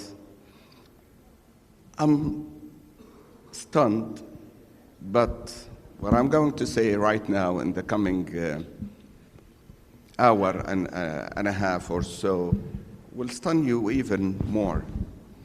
Yani today, everybody knows, your average Joe today is talking about AI, generative AI, and LLMs. The models that everybody talks about is LLMs, large language models. And we are very happy for the likes of ChatGPT, the likes of David doing us. We ask him or her that question, and it writes that impressive, amazing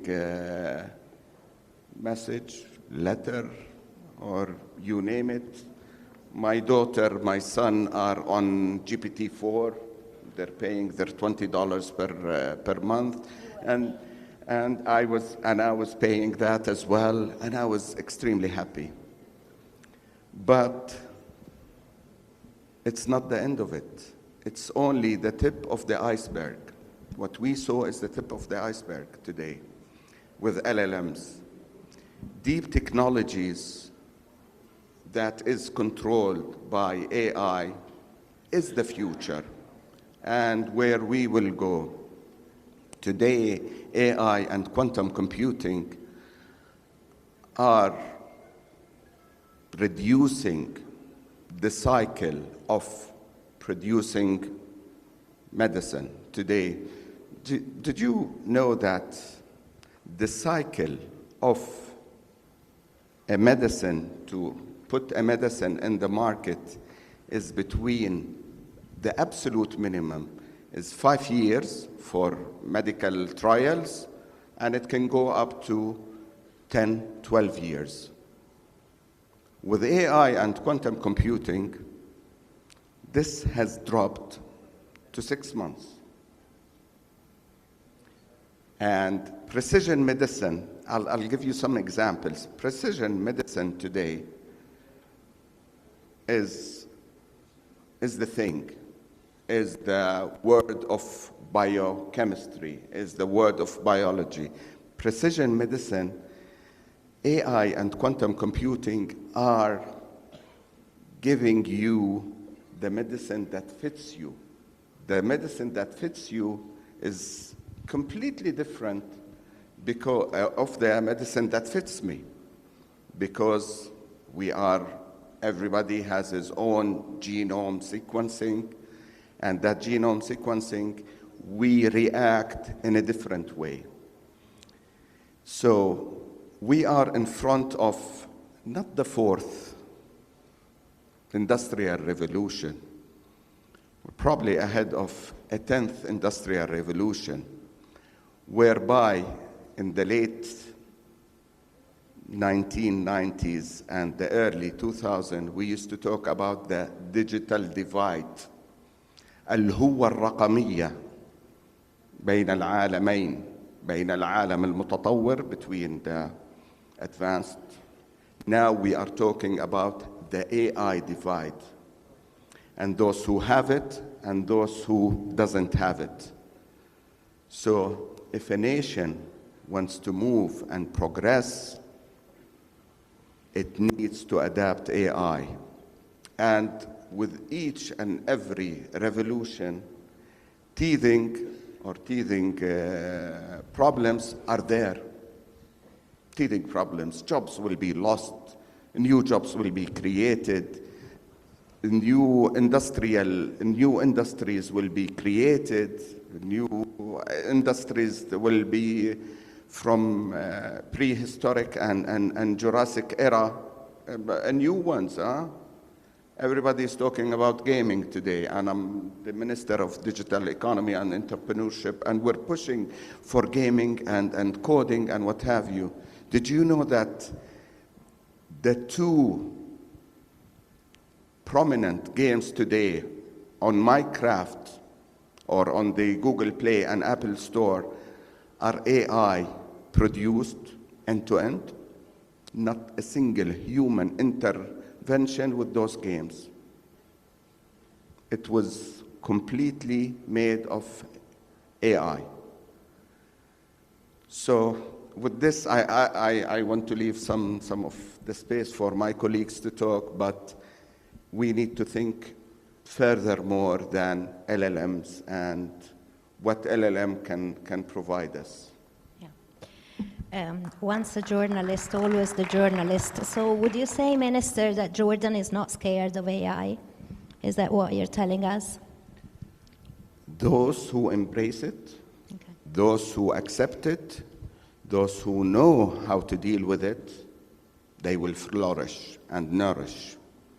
AI is a tool. AI is an opportunity. Japanese always, the definition of crisis in Japanese, or the word crisis, and the word opportunity is kiki. It's the same. So AI is a kiki. In Jordan, we look at it as an opportunity, not a threat. Thank you. Daulat, what were your thoughts at our AI speaker? Thank you so much, Francesca, and good day, everyone. I believe after this intense day, we're quite tired, but this is the last session, a very important one. And first and foremost, I would like to say a couple of words of gratitude to the hosts and organizers for giving a platform for a young representative, a young expert, because when we talk about AI and justice, it's really important to bring this intergenerational approach, to listen both to our elders and also the young people and young experts. I just remember, like last week, when our coordinators announced that we will have another special speaker who was secret to us before. For me, it wasn't nothing new. Like, there were many cases when AI or robots, they were integrated in this kind of panel discussions, public course. And for me, as the person who's been paving a way in AI governance and policy since the pandemic, trying to understand how it's affecting us, it was something usual for me. But of course, probably for many people in our hall and also for the people who are joining us online, this is something unusual.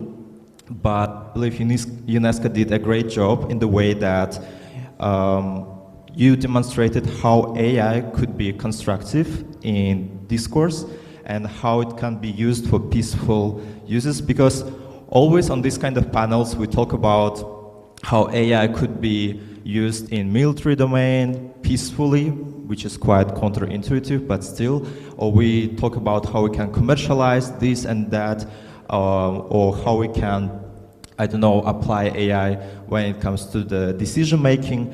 But I think humans and AI systems, they should be on the same kind of level, and this panel is a great role model example of that. When it comes to the content of our AI, I believe it's quite a good prompt and quite good response in the way that this AI is quite diplomatic. It's not stating something that is against humankind or something problematic, and so far this is like the evidence that we as humans, as societies, communities, we are doing great in the way we govern and regulate AI. But we still have a lot of challenges. Like His Excellency already mentioned, we're facing the potential issues when it comes to AI divide, in the way how AI will apply to our lives, especially those who are the most vulnerable in conflict zones, or young people who are affected by the negative parts of AI disproportionately thanks to the research that was published last year by a couple of think tanks, including Center for AI and Digital Policy in DC, US. And I believe we should just continue building these kind of spaces where AI is also a part of it, and we build the future together in the most constructive and meaningful way. Thank you so much. Thank you. Yeah, and I don't know if anyone else saw the news this morning that actually a mother is suing an AI company because her son committed suicide. So, you know, there is a lot to be said about how to deploy AI and digital technologies with vulnerable populations, which is a wonderful segue for Dr. Rima, because she works exactly with marginalized groups. So to you, Doctora, your impression on our AI speaker. First of all, salam. كيف حالكم? Thanks for having me today. It's a pleasure to be among these kind of great panelists and a great audience. Actually, my mission was how to empower women through technology and youth through technology. That's why I founded Galaxy. It's an NGO to empower women and youth through technology. So we started as a small initiative to donate your computer for the people in needs in the remote area and in the refugees camps. This is a small initiative, covered 7 cities of Jordanian cities, and more than 500 of students take a donation from us as a used laptop. So after that, how we can equip these kind of humans and youth with the needed skills for their future. So this is the most important thing, because I like to highlight some statistic.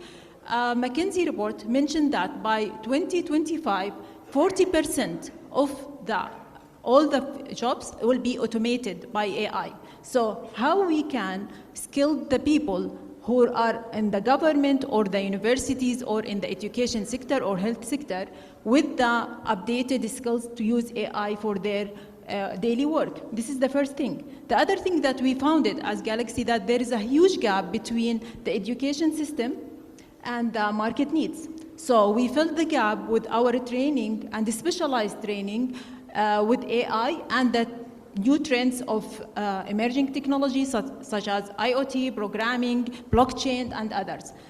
When we collaborate starting with B2B module. So we started to work with our Ministry of Moody. Since 2018, we signed as MOU with them, and we raising awareness about the works of future jobs from AI. So we covered more than 1,200 people with the free courses with AI.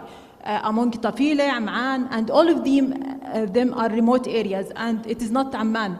I want people to be more for technology and prepared for futures. So I was in Amsterdam last week, so it was in the World Summit AI, and we highlighted the emerging technology, how to adapt it for the daily use, and how to prepare the people, the normal people, for the adaptation for the technology. Because I have a robot, for example, but how to use it, how to make the maintenance for it, how to make sure that it is secure and there is nothing to hacked by. That's why we work together to take this kind of regulation, this kind of global regulation with the ministry here in Jordan, and to highlight the most important thing that to regulate the AI policy here in Jordan, along with my work as AI ambassador with the High Council of AI in Switzerland, and to be aligned with the international standards. Once we did this thing, we are putting our the first step to regulate AI. This is the most important. The other thing that I have done it is how to prepare this kind of a future with the trending technologies for them. So today we have, but they said don't bring it to the stage. It is the robot. It is the first robot. Can you have it, Lean, please? It is the first robot. We have used it in the refugees camp in Za'atari camp. This robot was, yeah, we have done it in refugees camp. So all the people in refugees camp did use this robot just for normal,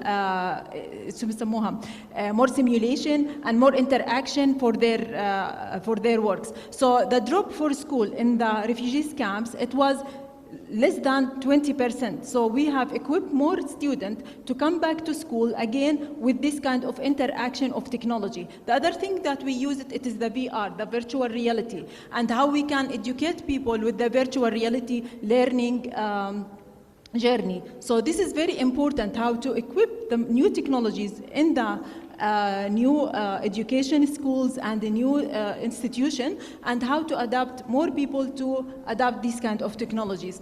One thing that I have it for us, that all the people know that Jordan hosts the highest percentage of refugees, but how we can put these people with the technology. So first of all, we collaborate with the stakeholders like UNHCR, the UN institution and foundation in Jordan and outside Jordan, and how to upskills for them. So we built the first AI, alhamdulillah, the first AI lab inside the refugees camp, Za'atari camp, with more than 200 people used the lab. So this is the most important, how to use this kind of technology to be impact in the underground. Yani. This is Thank you for your work, Dr. Rima. I would like to now hear Professor Divina's reactions to our AI speakers. Assalamu alaikum, everybody. Very, very nice to be with you. I hope you hear me well. Professor, now we hear you. You Sorry, hear me well? we missed what you said. We missed the first 2 seconds. Salam alaikum. Alaikum salam. And my reaction, of course, was that we were having a very good media and information literacy ambassador that had been well trained in media literacy texts written by probably a lot of my colleagues and myself. I'm going to call it it, even though we make it look like a person. As you may have noticed, there were problems with the lip syncing, and at some moments the voice was coming over and the face was not really reacting. This, of course, is a temporary glitch, and we will have better systems later. Basically, it said 2 of the important points that we make in media and information literacy, thinking critically about this type of interaction. The first point is the training users to debunk marketing strategies that make it look like it's human. The sort of anthropomorphism alibi, which is used when in fact, as the AI correctly said, it has no agency, it has no empathy, it has no attachment, and we need to clear that AI systems are not claiming to be truthful, they're not claiming to be attached, and they're not claiming to care. And as a result, the media and information literacy lesson here is beware of interactions with non-human tools and remember that they are tools. And I think it's a very important lesson in many cultures, many religions. There is a strict separation between animate and inanimate. And it's a cautionary tale to stay like that.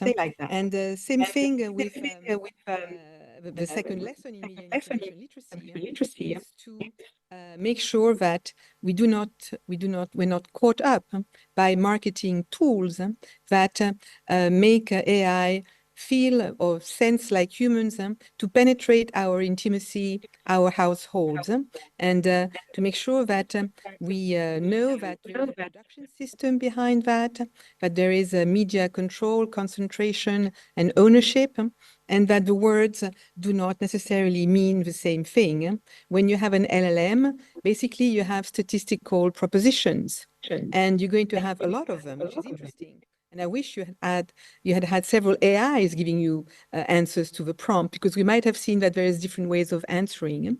But definitely when you train young people to use these systems, you have to be careful that they know that they have access to diversity of content, diversity of media. The last point I want to make is that we are talking here about information. We're not talking about health, not talking about defense, not talking about employment, really. We're talking about how to make citizens for tomorrow.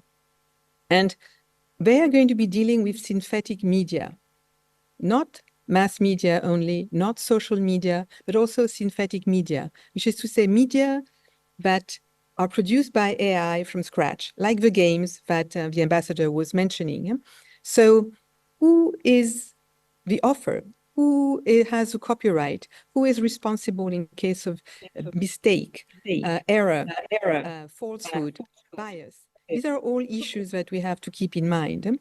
And when you have images and texts that are not based on reality and that are used for disinformation and creating of deep fakes, you have to train young people and adults alike to be able to pre-bunk, defend themselves against this kind of a potentially massive attack on brain manipulation.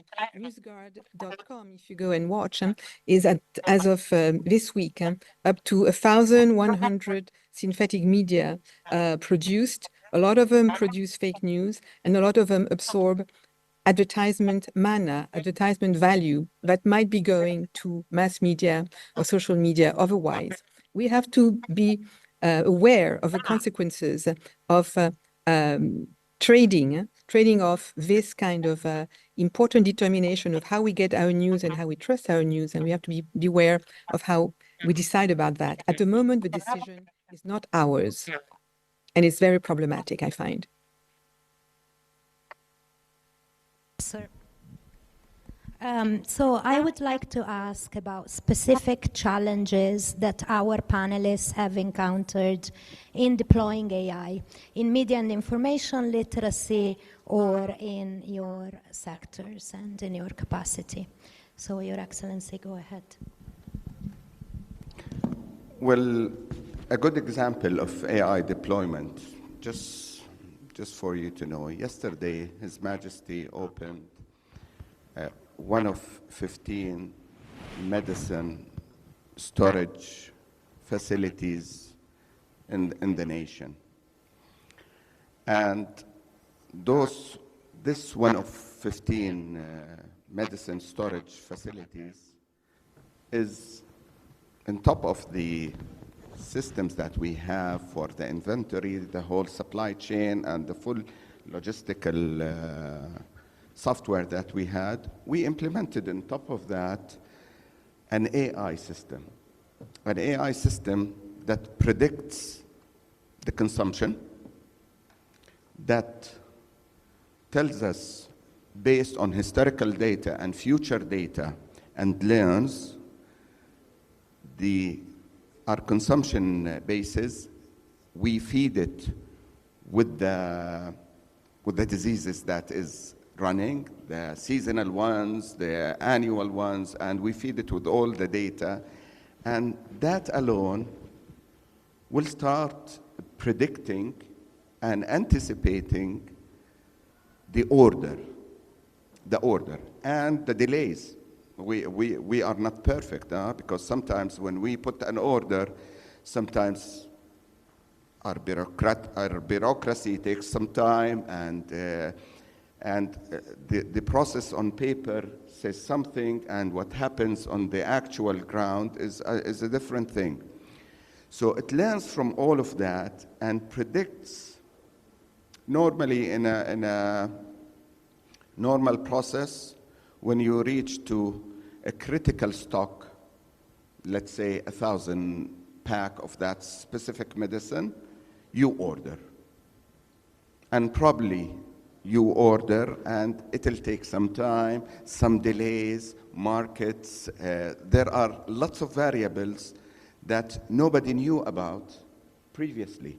Now we can feed it to that AI system, and that can predict, and probably it'll do that for a certain medicine at 50 packs, and some others at 3,000 packs. So we are properly managing our stock, and this will lead to enhancing and increasing the efficiency for the citizens. That is one of the applications that we did. However, going back to probably the threats of the AI and the risks of the AI on us as a government, as citizens, as parents, as fathers and mothers and brothers and sisters, there are lots of risks. The first one is the deepfake technologies. How many of you saw a video of a person that you could not distinguish whether it's a right one or a fake one? Deepfake technologies are near impossible to realize, near impossible to know, near impossible, and this impacts everything. This impacts probably, sometimes it may impact my political future.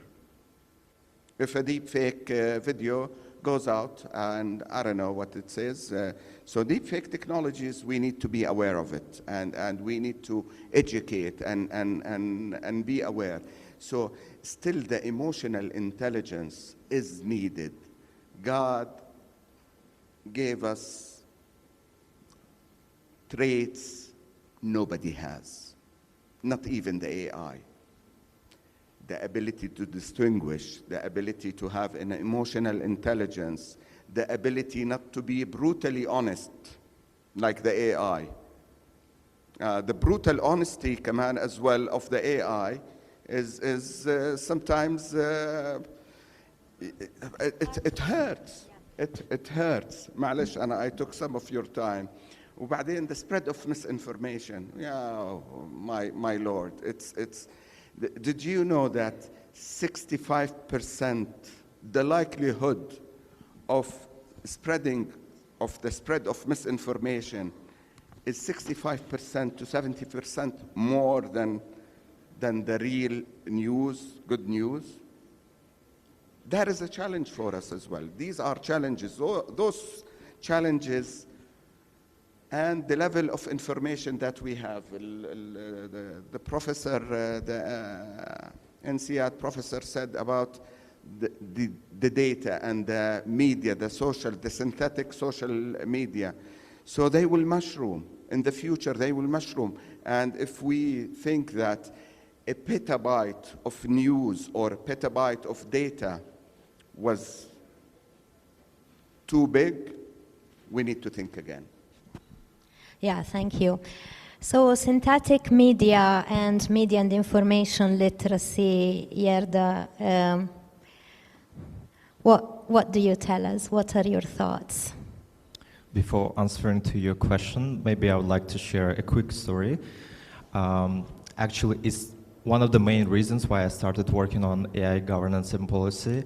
Back in my high school, when the pandemic started, we went to our homes for 2 weeks. Back then, we didn't consider that pandemic will last for 2 years, and it was already the end of the academic year, and we had to pass our A-level exams, but we couldn't, of course, organize it because of the healthcare situation in the world and in my homeland. And I remember how our school administration decided to send the previous results that we received from mock tests and also our results from the middle school and send them to the headquarters, to the UK, Cambridge. And with the help of AI, back then they tried to kind of predict our grades. And yeah, those predictions became the real results on our high school diplomas. But of course, back then, could you imagine the quality of the results of AI models? And today, of course, it's two different levels, but back then, it was the decision that we had to accept, but it wasn't quite just. And I believe my journey when it comes to the intersection of ML and AI, first and foremost, as a young person, you go and start exploring this topic on your own, but you shortly understand that there is no systematic ways to understand what is AI, how it works, and how we govern them. Of course, today, thanks to all the efforts of international community, different organizations and governments, we already have certain AI governance frameworks, and it's easier to navigate. But just like 5 years ago, it was much, much harder. And we already have the first legally binding AI treaty, right, that was adopted this year. We already have AI ethics recommendations. But all these documents, all these treaties, they are not accessible in the common language to the young people. So I believe the first question that we have to focus on and resolve before we talk about media and information literacy is the AI literacy and access to this AI knowledge. It should be accessible. It should be I don't know, free to everyone, for all, and this is what we did with the UNESCO back in 2022, and I was privileged to contribute to this project. And you already mentioned that this online course is accessible to all, and yeah, I specifically contributed in the way that I translated these 120 pages of content from English to Kazakh, because the content should be also accessible in the languages of minor nations. In Kazakhstan, we only have like 20 million people, and the half of it are young generation. And I believe this is another point that we should prioritize when we create policies and programs, capacity building programs. But there is also this moment that these most massive open online courses, they're not passed by young people because of the span of our focus. Thanks to TikTok and other kind of platforms, now we can only focus for like a couple of seconds, maybe less than that.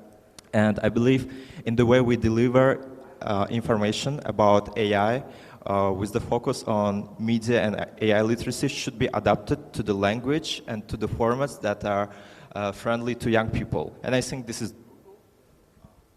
doable, and this is easy to conduct. So I believe this is one of the most effective approaches that we should rely on. Yeah. Thank you. At IREX, we actually have translated the media and information literacy course into memes. So, and we are disseminating it as memes. Thank you. Yeah, Dr. Rima, anything that you can tell us about your experience with media and information literacy in the age of AI? How, yeah.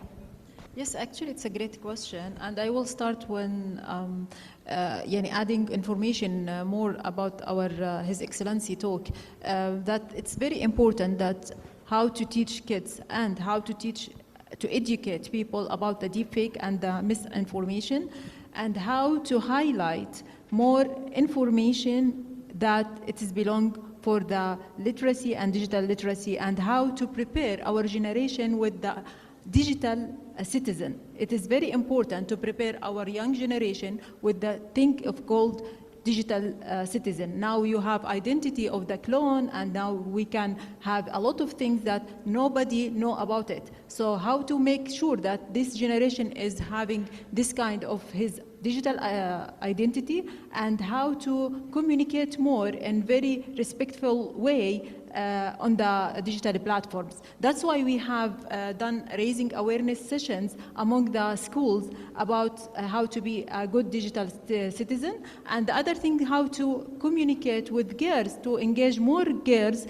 in the tech industry. We know that there's just a lot, not a lot of women in the C-level on the tech industry. So how to engage more girls in the tech industry. That's why we collaborate with our partners like the US Embassy and the Swedish Embassy to bring more women and girls in the tech industry. And we make this kind of initiative, Tech Girls initiative, to empower these girls in the local schools and the governmental schools to be aware of the tech industry more. The other thing that we have to highlight it is how to make more role models, right role models on the media, how to see a good role models, because when you see the Z generation, for example, they want to be a YouTuber or fashionista or whatever, and with all the respect for that, but how about people knowing about, for example, Rym Ali is the AI ambassador, or my research in AI, how they know about our scientists or medicine or computers. They just know about the media, that I want to be running my YouTube channel. I have a lot of monies coming from ads, and it is just a fake. And you can, I will add what you want, that there is a lot of abuses through the internet. So how to highlight the regulation to stop abuse through the internet. That's why we have this kind of MOU with our cybersecurity unit to secure girls from the abuse through the internet, because this is very important, because here in Jordan we are very cultural, Oriental culture. So if my dad or anyone saw a deep fake, for example, for a lady, he will see, yes, this lady is, for example, but there is an honor crime, and how to highlight these very regulated things regarding the media, and how to make a lot of women as a role model in the media, and how to regulate the ethics and the deepfake things that we have it. The other thing that we have it in our programs, that we have partners with the global partners, so we are in the international standard. So we partner with Tesla, with Unity, with Google, with Alibaba, and all our trainings is accredited by Google, by Alibaba, and you can access it online to take this kind of training. But the most important, how to adapt this technology, how to link it with the jobs, and how to bring more youth inside the technology and the future jobs. McKinsey report, it is for 2025 future jobs, McKinsey report mentioned that 97 million jobs will be needed for 2025. But did you prepare the next generation to be prepared for these kind of jobs? No, because there is a huge gap between the education system and the output from the education system and the needs for the markets. So you have to fill this kind of gap with the needed skilled, how to upskill this kind of youth with the needed information and needed skills. Thank you. Professor Frau-Meigs, where have approaches to media and information literacy fell short? Where have they fell short? So Yerda already mentioned the importance of the local language and the importance of accessibility. What would you add? Well, I agree with most of the things that have been said, especially in terms of young people and the need to be careful with deployment and the gender asymmetries that we are seeing in the job market. And I'm somebody who's really pushing for media and information literacy to be both on the citizenship, everyday life freedoms, and the employability, you know, being able to arrive on the market with a certain knowledge of what information is about. And so what I would say is that for me, there's two golden mantras that we should share with young people and make sure that young people respect, because there's always deep fake and fake news and all the polarized language and all the radicalized language and the hatred that is really polluting our environment and their environment and making it toxic. So I think within media and information literacy, we try to be positive and look at the opportunities. And for me, the opportunity is integrity of information. The key word in there is information. And so it's two ways to go about it. It's about data integrity, data quality. And this is something that we have to make sure as educators, as policymakers, as users, that we get quality data. Not so much even AI. AI systems are trained on data. If they're trained on bad data, they'll produce bad results. But we're not collecting data the old way. The way data are presented by AI system propositions are not representative of a sample of a given population. There's no underlying model. There's no defined variables. There's a total contingent selection. They gather all the data. Our MIL diplomat humanoid said it. I'm trained on social media. I'm trained on Wikipedia. I'm trained on so many different things. But so we have to be extremely watchful about the quality of the input data, because that is a guarantee that the output and how we're going to process and use the output is based on decision making. So data explicability, data governance, watchfulness, stewardship of data by third parties that we trust, and not necessarily the big corporations. I'm wary of just depending on Google or Tesla. I'm sorry about that. I think we should have a non-proprietary, open source also providers in there involved. So making sure that we get this data integrity is key, because data feed algorithms, algorithms train AI system, and so we can establish a virtuous circle here.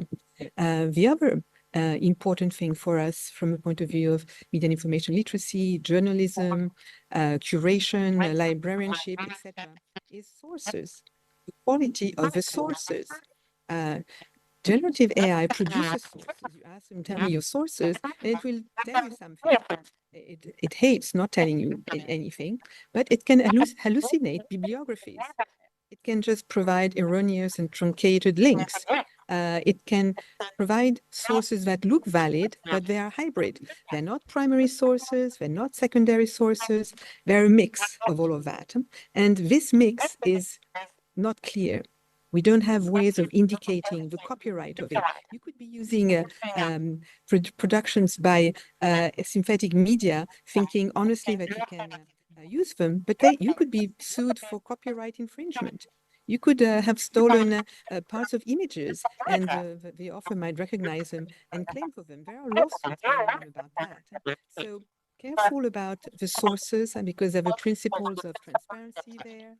There's the need to a responsible and ethical use of AI that way, and remembering that we are accountable and developers should be accountable for forgeries. And some of these responses that we're getting from AI are downright forgeries, at least in terms of information. So we really have to make sure that we have a healthy life cycle of information, free from any toxic and illegal content. Because then we can learn, then we can believe in science, then we can use science to keep growing and nourishing. And so this is when we need competences, frameworks that are going to put words in our experiences with AI, and as we often say in information literacy, using the sort of a butterfly model, whereas Competences is a composite of 5 skills: knowing how to use, knowing how to interact with non-human agents, curating sources, etc. But it's also attitude, interpreting data, avoiding systemic risks of manipulation and deepfakes, recognizing our data, preconceptions about data and information, knowledge, and recognizing that there is a geopolitics of data at the moment. There's an arms race about who's going to get the best, most efficient system. And it's not just China and the US, there's the Arab world is actually active in there. So knowing the ownership battles, assessing the consequences of these information disorders that we're watching. And the last part of this competence framework is values. What are we defending here? What are the human values that we want to promote? Is it freedom of expression and opinion? Freedom of religion? Is it supporting privacy, intellectual property, opposing mass surveillance? And as I want to say, I often say that, think about this, these 4 elements: attitude, skills, knowledge, values, as a butterfly with 4 wings. And what I keep saying is, if you remove one of the wings, and often it's the values wings that is removed, if you remove one of the wings, the butterfly does not fly.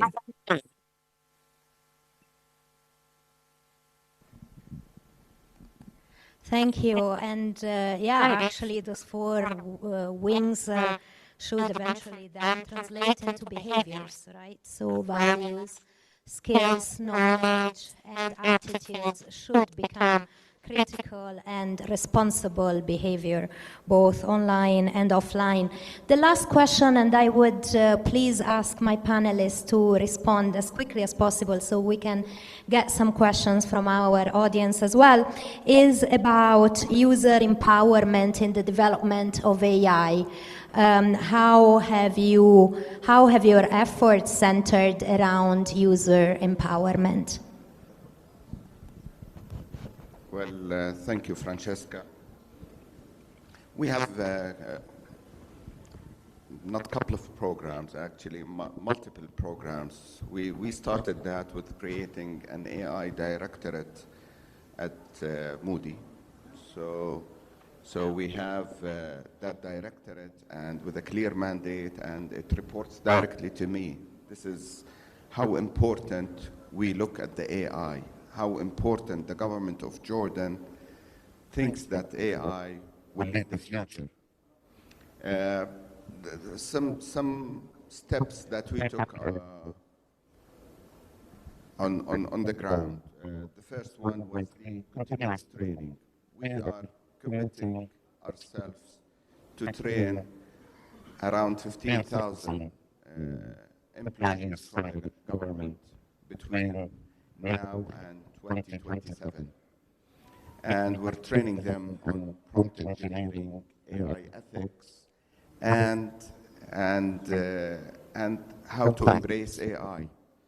Of course, when you train them, you will make sure that you will keep your data sovereignty intact. Because today, do you know what happens with any question that you ask, whether it's so private, whether it involves or entails some critically government private information? When you ask your LLM and you think you're safe, you're not safe. Your data sovereignty is at risk. Your personal data sovereignty and the country's data sovereignty is at risk. So we're trying to educate. We start with ourselves before preaching everyone else. We need to start with ourselves. We need to train our staff, our government employees on that. Hand in hand with spreading the awareness, we are integrating the curriculum in the education, the AI in the education curriculum. Definitely, and we need to embrace AI. We need our future generation AI ready and AI AI-centric generation, but that will create lots of challenges. Today, telecom technology is pretty much regulated, and the market is regulating itself. AI, we are far from being regulated. And if you want to regulate it, the other day I had a presentation on a framework of regulation that was presented to me by the team. And the very first question is ChatGPT, that LLM, regulated in the US? So if I want to regulate here in Jordan, what about the others? Because it requires a global effort. And from this platform, I encourage the likes of UNESCO and those and the UN to create a global regulatory framework for AI and AI usages. I encourage them to go into that path. I know it's pretty much hard and tough, and some others will come and tell me you're anti-technology, no, I want, regulation can start with how to teach prompt engineering, how to use ethics and AI. And from that platform, I would like also to call for, everybody is calling for democratizing AI. I am calling for democratizing AI ethics, by all means, and I'm calling for democratizing AI prompt engineering. It is pretty much important. They need to go hand in hand all together. AI is good, but we need to democratize the ethics and the prompt engineering. Since you're talking about it, can I pass on to you a question from one of our online participants? What is the role of the government in making our societies more resilient to AI? I think less regulation is definitely needed. I think the government needs to embrace AI, to use AI, and this will help the citizens. If we are talking about citizen-centric governments, then we need to put AI. AI should be included in all our digital services, and it will increase our resiliency, and it will better and enhance our citizen services. Thank you. Yadaulat, so what steps do you take in your role, in your capacity, to make user empowerment central in the deployment of AI?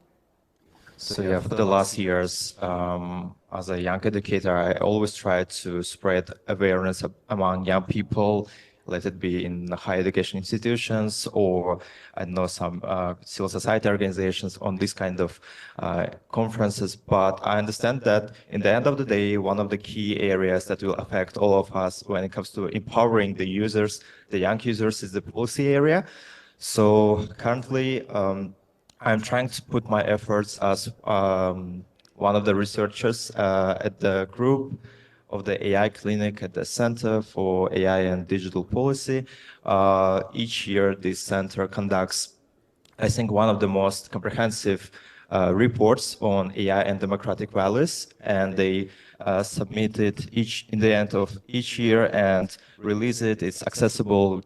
You can just Google and find AIDV reports. And this year, we are focusing on those nations who are not empowered enough. For example, in my team, we're focusing on Bangladesh because this year they just drafted their national AI policy.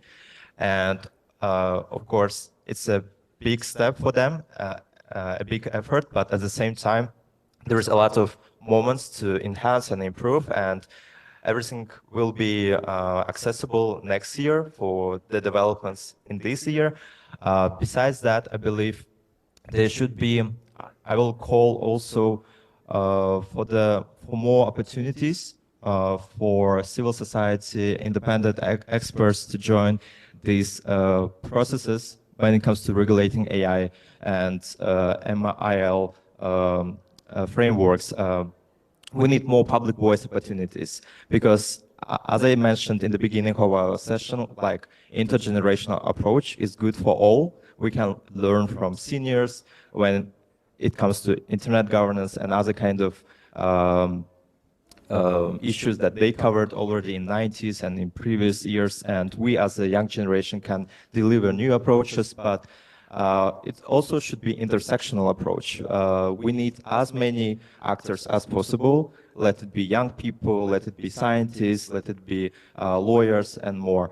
And yeah, besides AI, what I'm doing for the last 5 years is disarmament advocacy. And maybe it's a coincidence, but last week it was Global Disarmament Week, and this week it's Global MIL Week. And I think in the current day when we face both nuclear and AI risks, it's really important to work on the intersection of several existential risks. And I will just call all our participants and fellow colleagues to work on these issues in this kind of interdisciplinary groups. Let's collaborate, let's deliver more innovative solutions, and that's all. Thank you so much. Thank you. Dr. Rima, how do you integrate user empowerment in your deployment of AI? Okay. Actually, it is about collaboration. That's why we have collaborate with a lot of stakeholders. As AI ambassador, I'm working with government, with stakeholders like big companies and big regulator. Last year, we have this kind of summit, AI summit with OpenAI, Google, and even Tesla. And even Elon Musk, he mentioned that there is a huge demand for the regulation and ethics for AI. And once we have this kind of regulation for every country, it will be collaborate with the global international standard of AI. So my mission is how to raise awareness about the AI and the regulation and the best practice for AI. The other thing that it is how to train people with AI and how to skill them and then upskill them with the international standard. This is very important. The other thing that how to make this kind of collaboration involved for fairness. For example, the communities or the remote communities is not involved in this kind of regulation of AI, but I need to make sure that technology is for all and it is equipped for them and it is accessible for them. That's why we have collaborated with the World Economic Forum in 2018 to have this kind of internet inside the camp. You can imagine that it is not now a luxury to have technology or internet. It is mandatory to have internet for all the people. So how we can communicate with this kind of initiative, and really my call is for everybody. You have to invest in yourself. You have to be aware about what you see, what you hear, and what you are doing with this kind of social media. It is your identity, and the call is yours. Thank you. Professor. Well, it's user empowerment. User empowerment.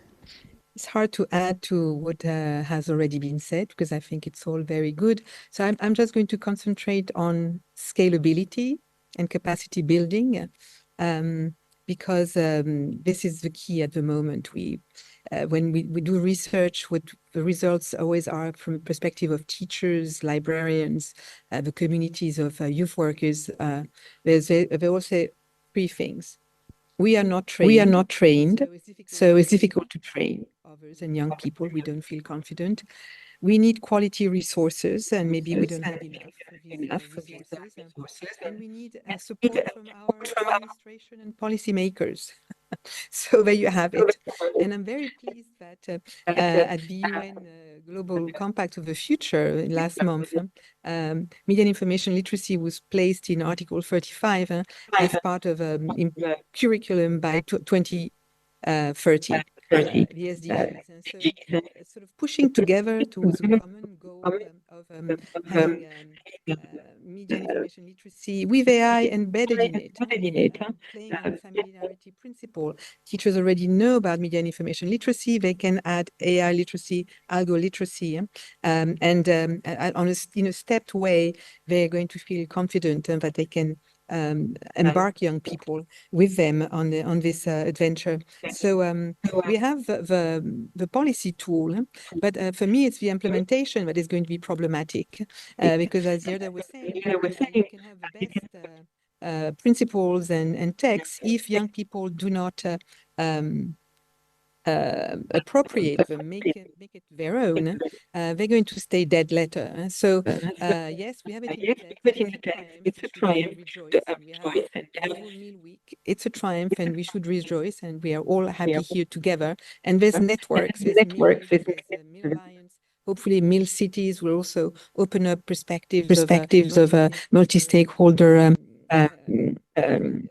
contributions and collaborations. But it seems to me that capacity building is key, and evaluation of quality and robustness of the resources that we're producing should also be key. This is what we do in Savoir Devenir, the NGO that I have created attached to the chair. We are at the moment developing a project called algowatch.eu that you can go and consult online. And we're trying to produce quizzes, a game, to make these competences available to young people, to know about the values, to know about the European Union AI Act, which is in itself one of the first regulatory frameworks in the world, with several levels of risks about AI, and some of them that are actually forbidden. So definitely the will to have human intelligence, collective intelligence back in the process,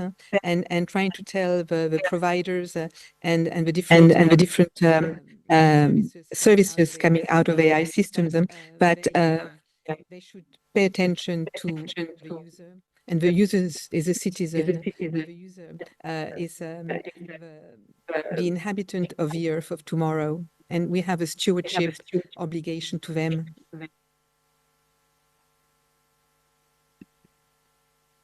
We have time only for one question from the audience. Too many hands up. 2, 3, 4. No, I was instructed to only take one. I follow my instructions. So go ahead. Right. This is Dr. Abdallah. I'm from Zarqa University. So my question to you, as you mentioned, AI is becoming more relevant every single day. So my question is to you, when do you think we would be ready to introduce it into our universities today here in Jordan? This is the first question. My second question is, we are still struggling in the fight against deep fakes, which are created by AI. So at the moment, we as media educators, we have the ability to identify deep fakes, but as AI gets better and better, I'm unsure how we can still, fight deep fakes online. And deep fakes are using within the propaganda machine that are, which we are seeing today. So thank you. Let's take the second and then the third question, and then we answer. In the meantime, is the Ministry of Education here and higher education? No. Okay. Because the question on AI in universities is for the ministry. Go ahead. I will ask my question. مساء الخير. My name is Qasim Aradaid. I'm professor in information technology, the dean of IT in Yarmouk University. In Jordan, we have more than 20 universities providing AI bachelor programs related to AI and data science. And I believe that we have more than 4,000 students are enrolled in these programs. And we are proud at Yarmouk University that we have the first master program in AI since 2019. My question, are we ready in the Jordanian market to employ and to have these wealth of students or graduates in AI? Can the market accept them and they can find jobs? This is the first question. Please don't tell me that they can find jobs in Germany. I'm talking about the Jordanian market. My second question, I will maybe deliver it in Arabic. هل آن الأوان أن يكون لدينا هيئة خاصة في الذكاء الاصطناعي أو وزارة خاصة للذكاء الاصطناعي؟ وهذا السؤال لمعاليك وممكن لمعالي الدكتور محمد يجاوبنا. في سؤال ثالث من أجله. Thank you very much. Thank you. The third question, please. Thank you for this actually very informative talk. And it was very nice to hear the artificial intelligence actually, chatting with us. I am here just to present a very simple thing, and I would like all of you on the panel, and actually the AI itself, to answer or reply to me. Here is the thing. With all this talk about empowering individuals and increasing productivity, here I am at 5 o'clock in the morning trying to write a research paper that I want to present in a conference at 8 o'clock, at 8 a.m. I go to the conference and I say, hey, I invented this thing. Okay, and I submit it to the conference and it gets published and it's well recognized. But however, for the AI, he can recognize this paper and he can recognize that prompt that I used 3 hours ago. And he can actually compress my conference paper that I am, beating my drums about. And he said, okay, I can compress it to this prompt. And actually, I can do better. I can even compress the prompt itself. So if you use this prompt or part of it for the conclusion, for the introduction, or whatever have you, I can use semantic compression to go back to what you did. I can reverse engineer what you did. So basically, if I go to Archivics, or mid-Archivics, or bioarchivics, and I see that hundreds and hundreds of papers are published, I can compress them using semantic compression, and this will actually reduce the whole thing 96%. لو سمحت في سؤال. Yes, that's my question. If you use artificial intelligence to be more productive, the AI itself can counter and can compress all your productivity to things that he did. And this will actually, create something new, which is like plagiarism and counter-plagiarism. Now, my question to all of you and the AI, this is actually a patent application. And I am asking you, and actually I would like to talk to this AI that you presented. If this is the case, how can I do better than all this information, overload that's coming on top of us from mostly digital libraries and web archives, and et cetera, et cetera. Thank you. Thank you. So the first, we had 3 questions. Sorry, we are out of time. Sorry. So the first question was from the Dean of Zarqa University, right? From the professor at Zarqa University. Was for you, Minister, to you. So when are we getting to use AI in our universities? Well, we are the government. So basically, we provide البيئة الخصبة لمؤسسات القطاع العام and القطاع الخاص to use the AI. When are you going to use the AI? It lies at your end, CD. It lies at your board of trustees. It lies at your owners and the direction of that school. We are encouraging, we're putting the rules and regulations.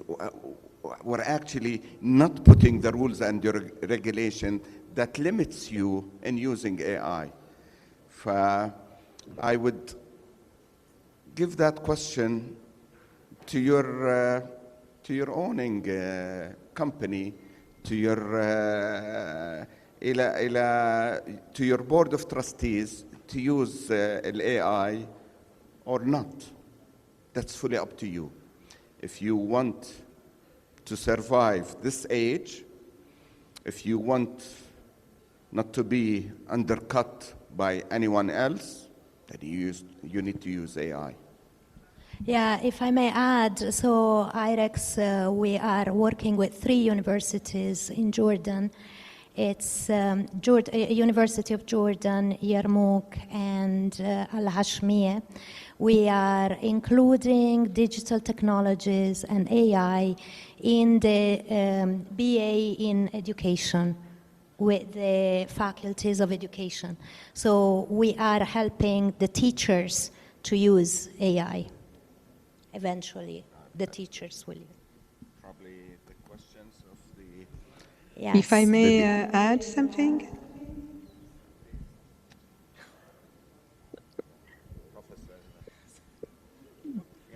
Sorry. I'm sorry, Francesca, if I'm jumping the line here. It's just because when I was talking about integrity of sources, we have also a problem with quotation. How do you quote AI? How do you recognize how much you've used AI in your work? It's a very important question for teachers and for higher education. So at Sorbonne Nouvelle, at the moment, we are creating guidelines for student use of AI at higher education level. And at IFAP, we have proposed to work on global standards for using AI in higher education.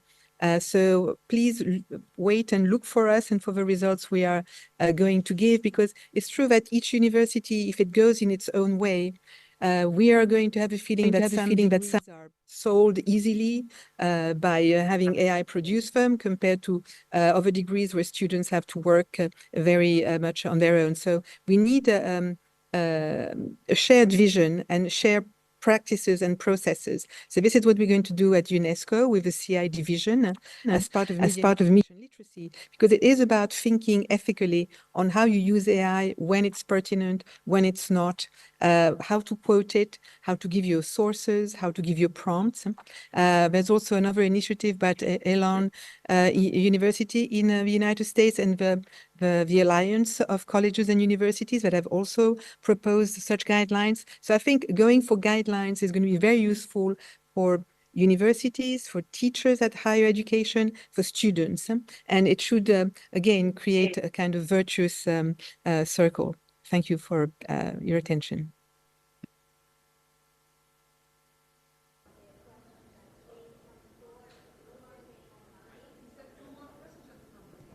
No, it came from the floor. We already asked that. So how are we ever going to be able to recognize deep fakes?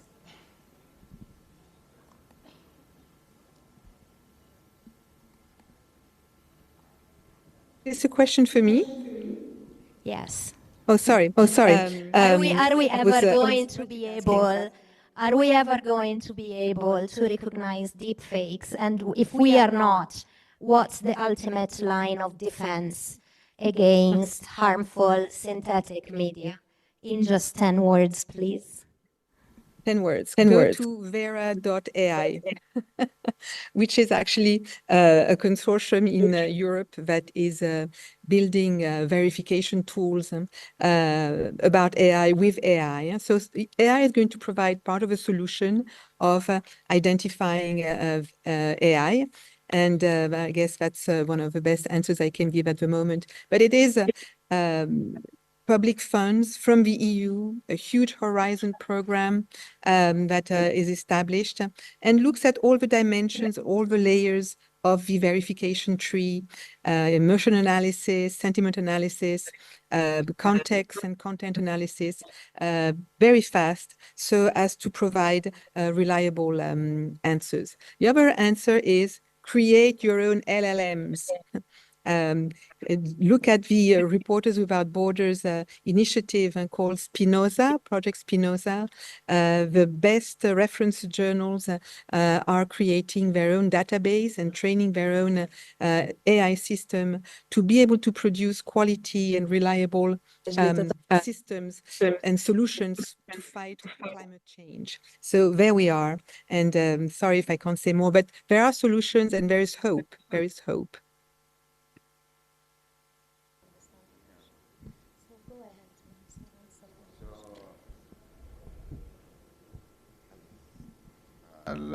حضرة العميد. Concerning your question, we have 21,000 students who are sitting on the AI programs throughout Jordan. Will they find jobs here in Jordan? I would tell you they will find jobs. And they will be in Jordan, some of them. Others, they will not be in Jordan.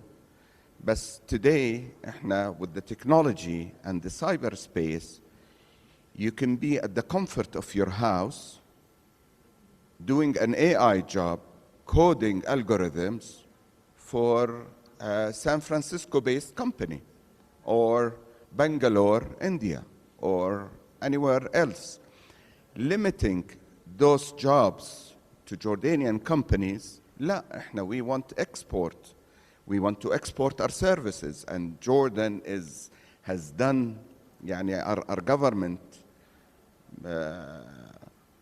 last month we approved النظام أو تمديد إعفاء الصادرات الأردنية من الخدمات.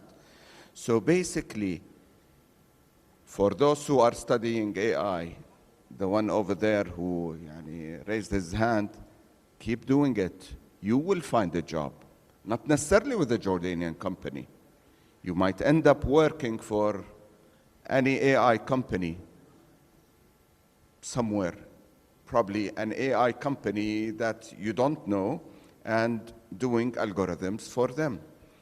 So I would encourage all our schools in Jordan to instill the AI programs, masters, PhDs, and we need to probably do more research, connect academia with industry, and start doing هدول projects, graduate projects, undergrad projects, PhD projects, to become startups in AI. I encourage you as well to do that. Keep doing what you're doing. Keep doing the good work. And we'll be more than happy to support. Thank you. We close on a positive note and on an encouragement. Thank you all. I really apologize deeply to all of those who wanted to ask questions and speak. Unfortunately, we ran out of time. Apologies. Thank you so much to our speakers. Minister, thank you very much, Your Excellency. Mr. Rahmatullah, thank you. Dr. Diab, thank you so much. I think we lost the connection with with Professor Divina. Thank you all. Bye-bye. Thank you. Thank you, Francesca, and all your respected panelists and guests. المتحدثون إن كان through AI or the human speakers, thank you for all the adding value that you made here. Thank you for the discussions, the eager even to discuss more. It means that the idea itself, it's something that we need to talk more, especially in our conference, and this is what will happen also tomorrow. Thank you so much. As we come to the conclude, if you may give me a couple of minutes, just in a very fast way, because we have winners today that we will give them As we come to a close of day one of a Global Media and Information Literacy Feature Conference, I take this opportunity to thank you all, our guests. It's been a day filled with interesting questions and interesting adding critical insights from all the guests. I would like to extend my heartfelt gratitude also to our esteemed speakers, of course, and moderators. Now, for the moment, may you have been waiting for the results. I would like to announce the winners of MEL mobile game offered by JMI. The winners today for MEL Hunt, اللي شارك فيها طبعا العديد من الأفرقة، كان هناك فريقين باسم فريق، ولكن كان هناك بعض الأشخاص لم يكتبوا أسماء الفرقاء، فيعني أسماء أو اسم الفريق. بتمنى أنه يوم غدا يكونوا تحت اسم فريق حتى يتمكن أو يتاح لنا أن نقدم لهم الجوائز بصورة جيدة. فريق تمكين: أماني الشمايلي، آلاء طوش، ندى أبو عبدو. وأيضا هناك فريق محمد ومنذر وهناك أيضا شخص ثالث باسم حلمي الموجود. مبروك لك أيضا. You are a winner with us. So I will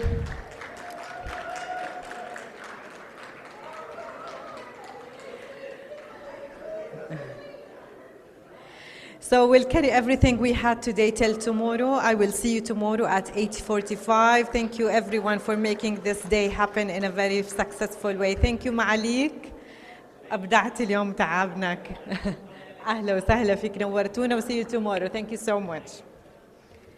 يعطيكم بالعافية.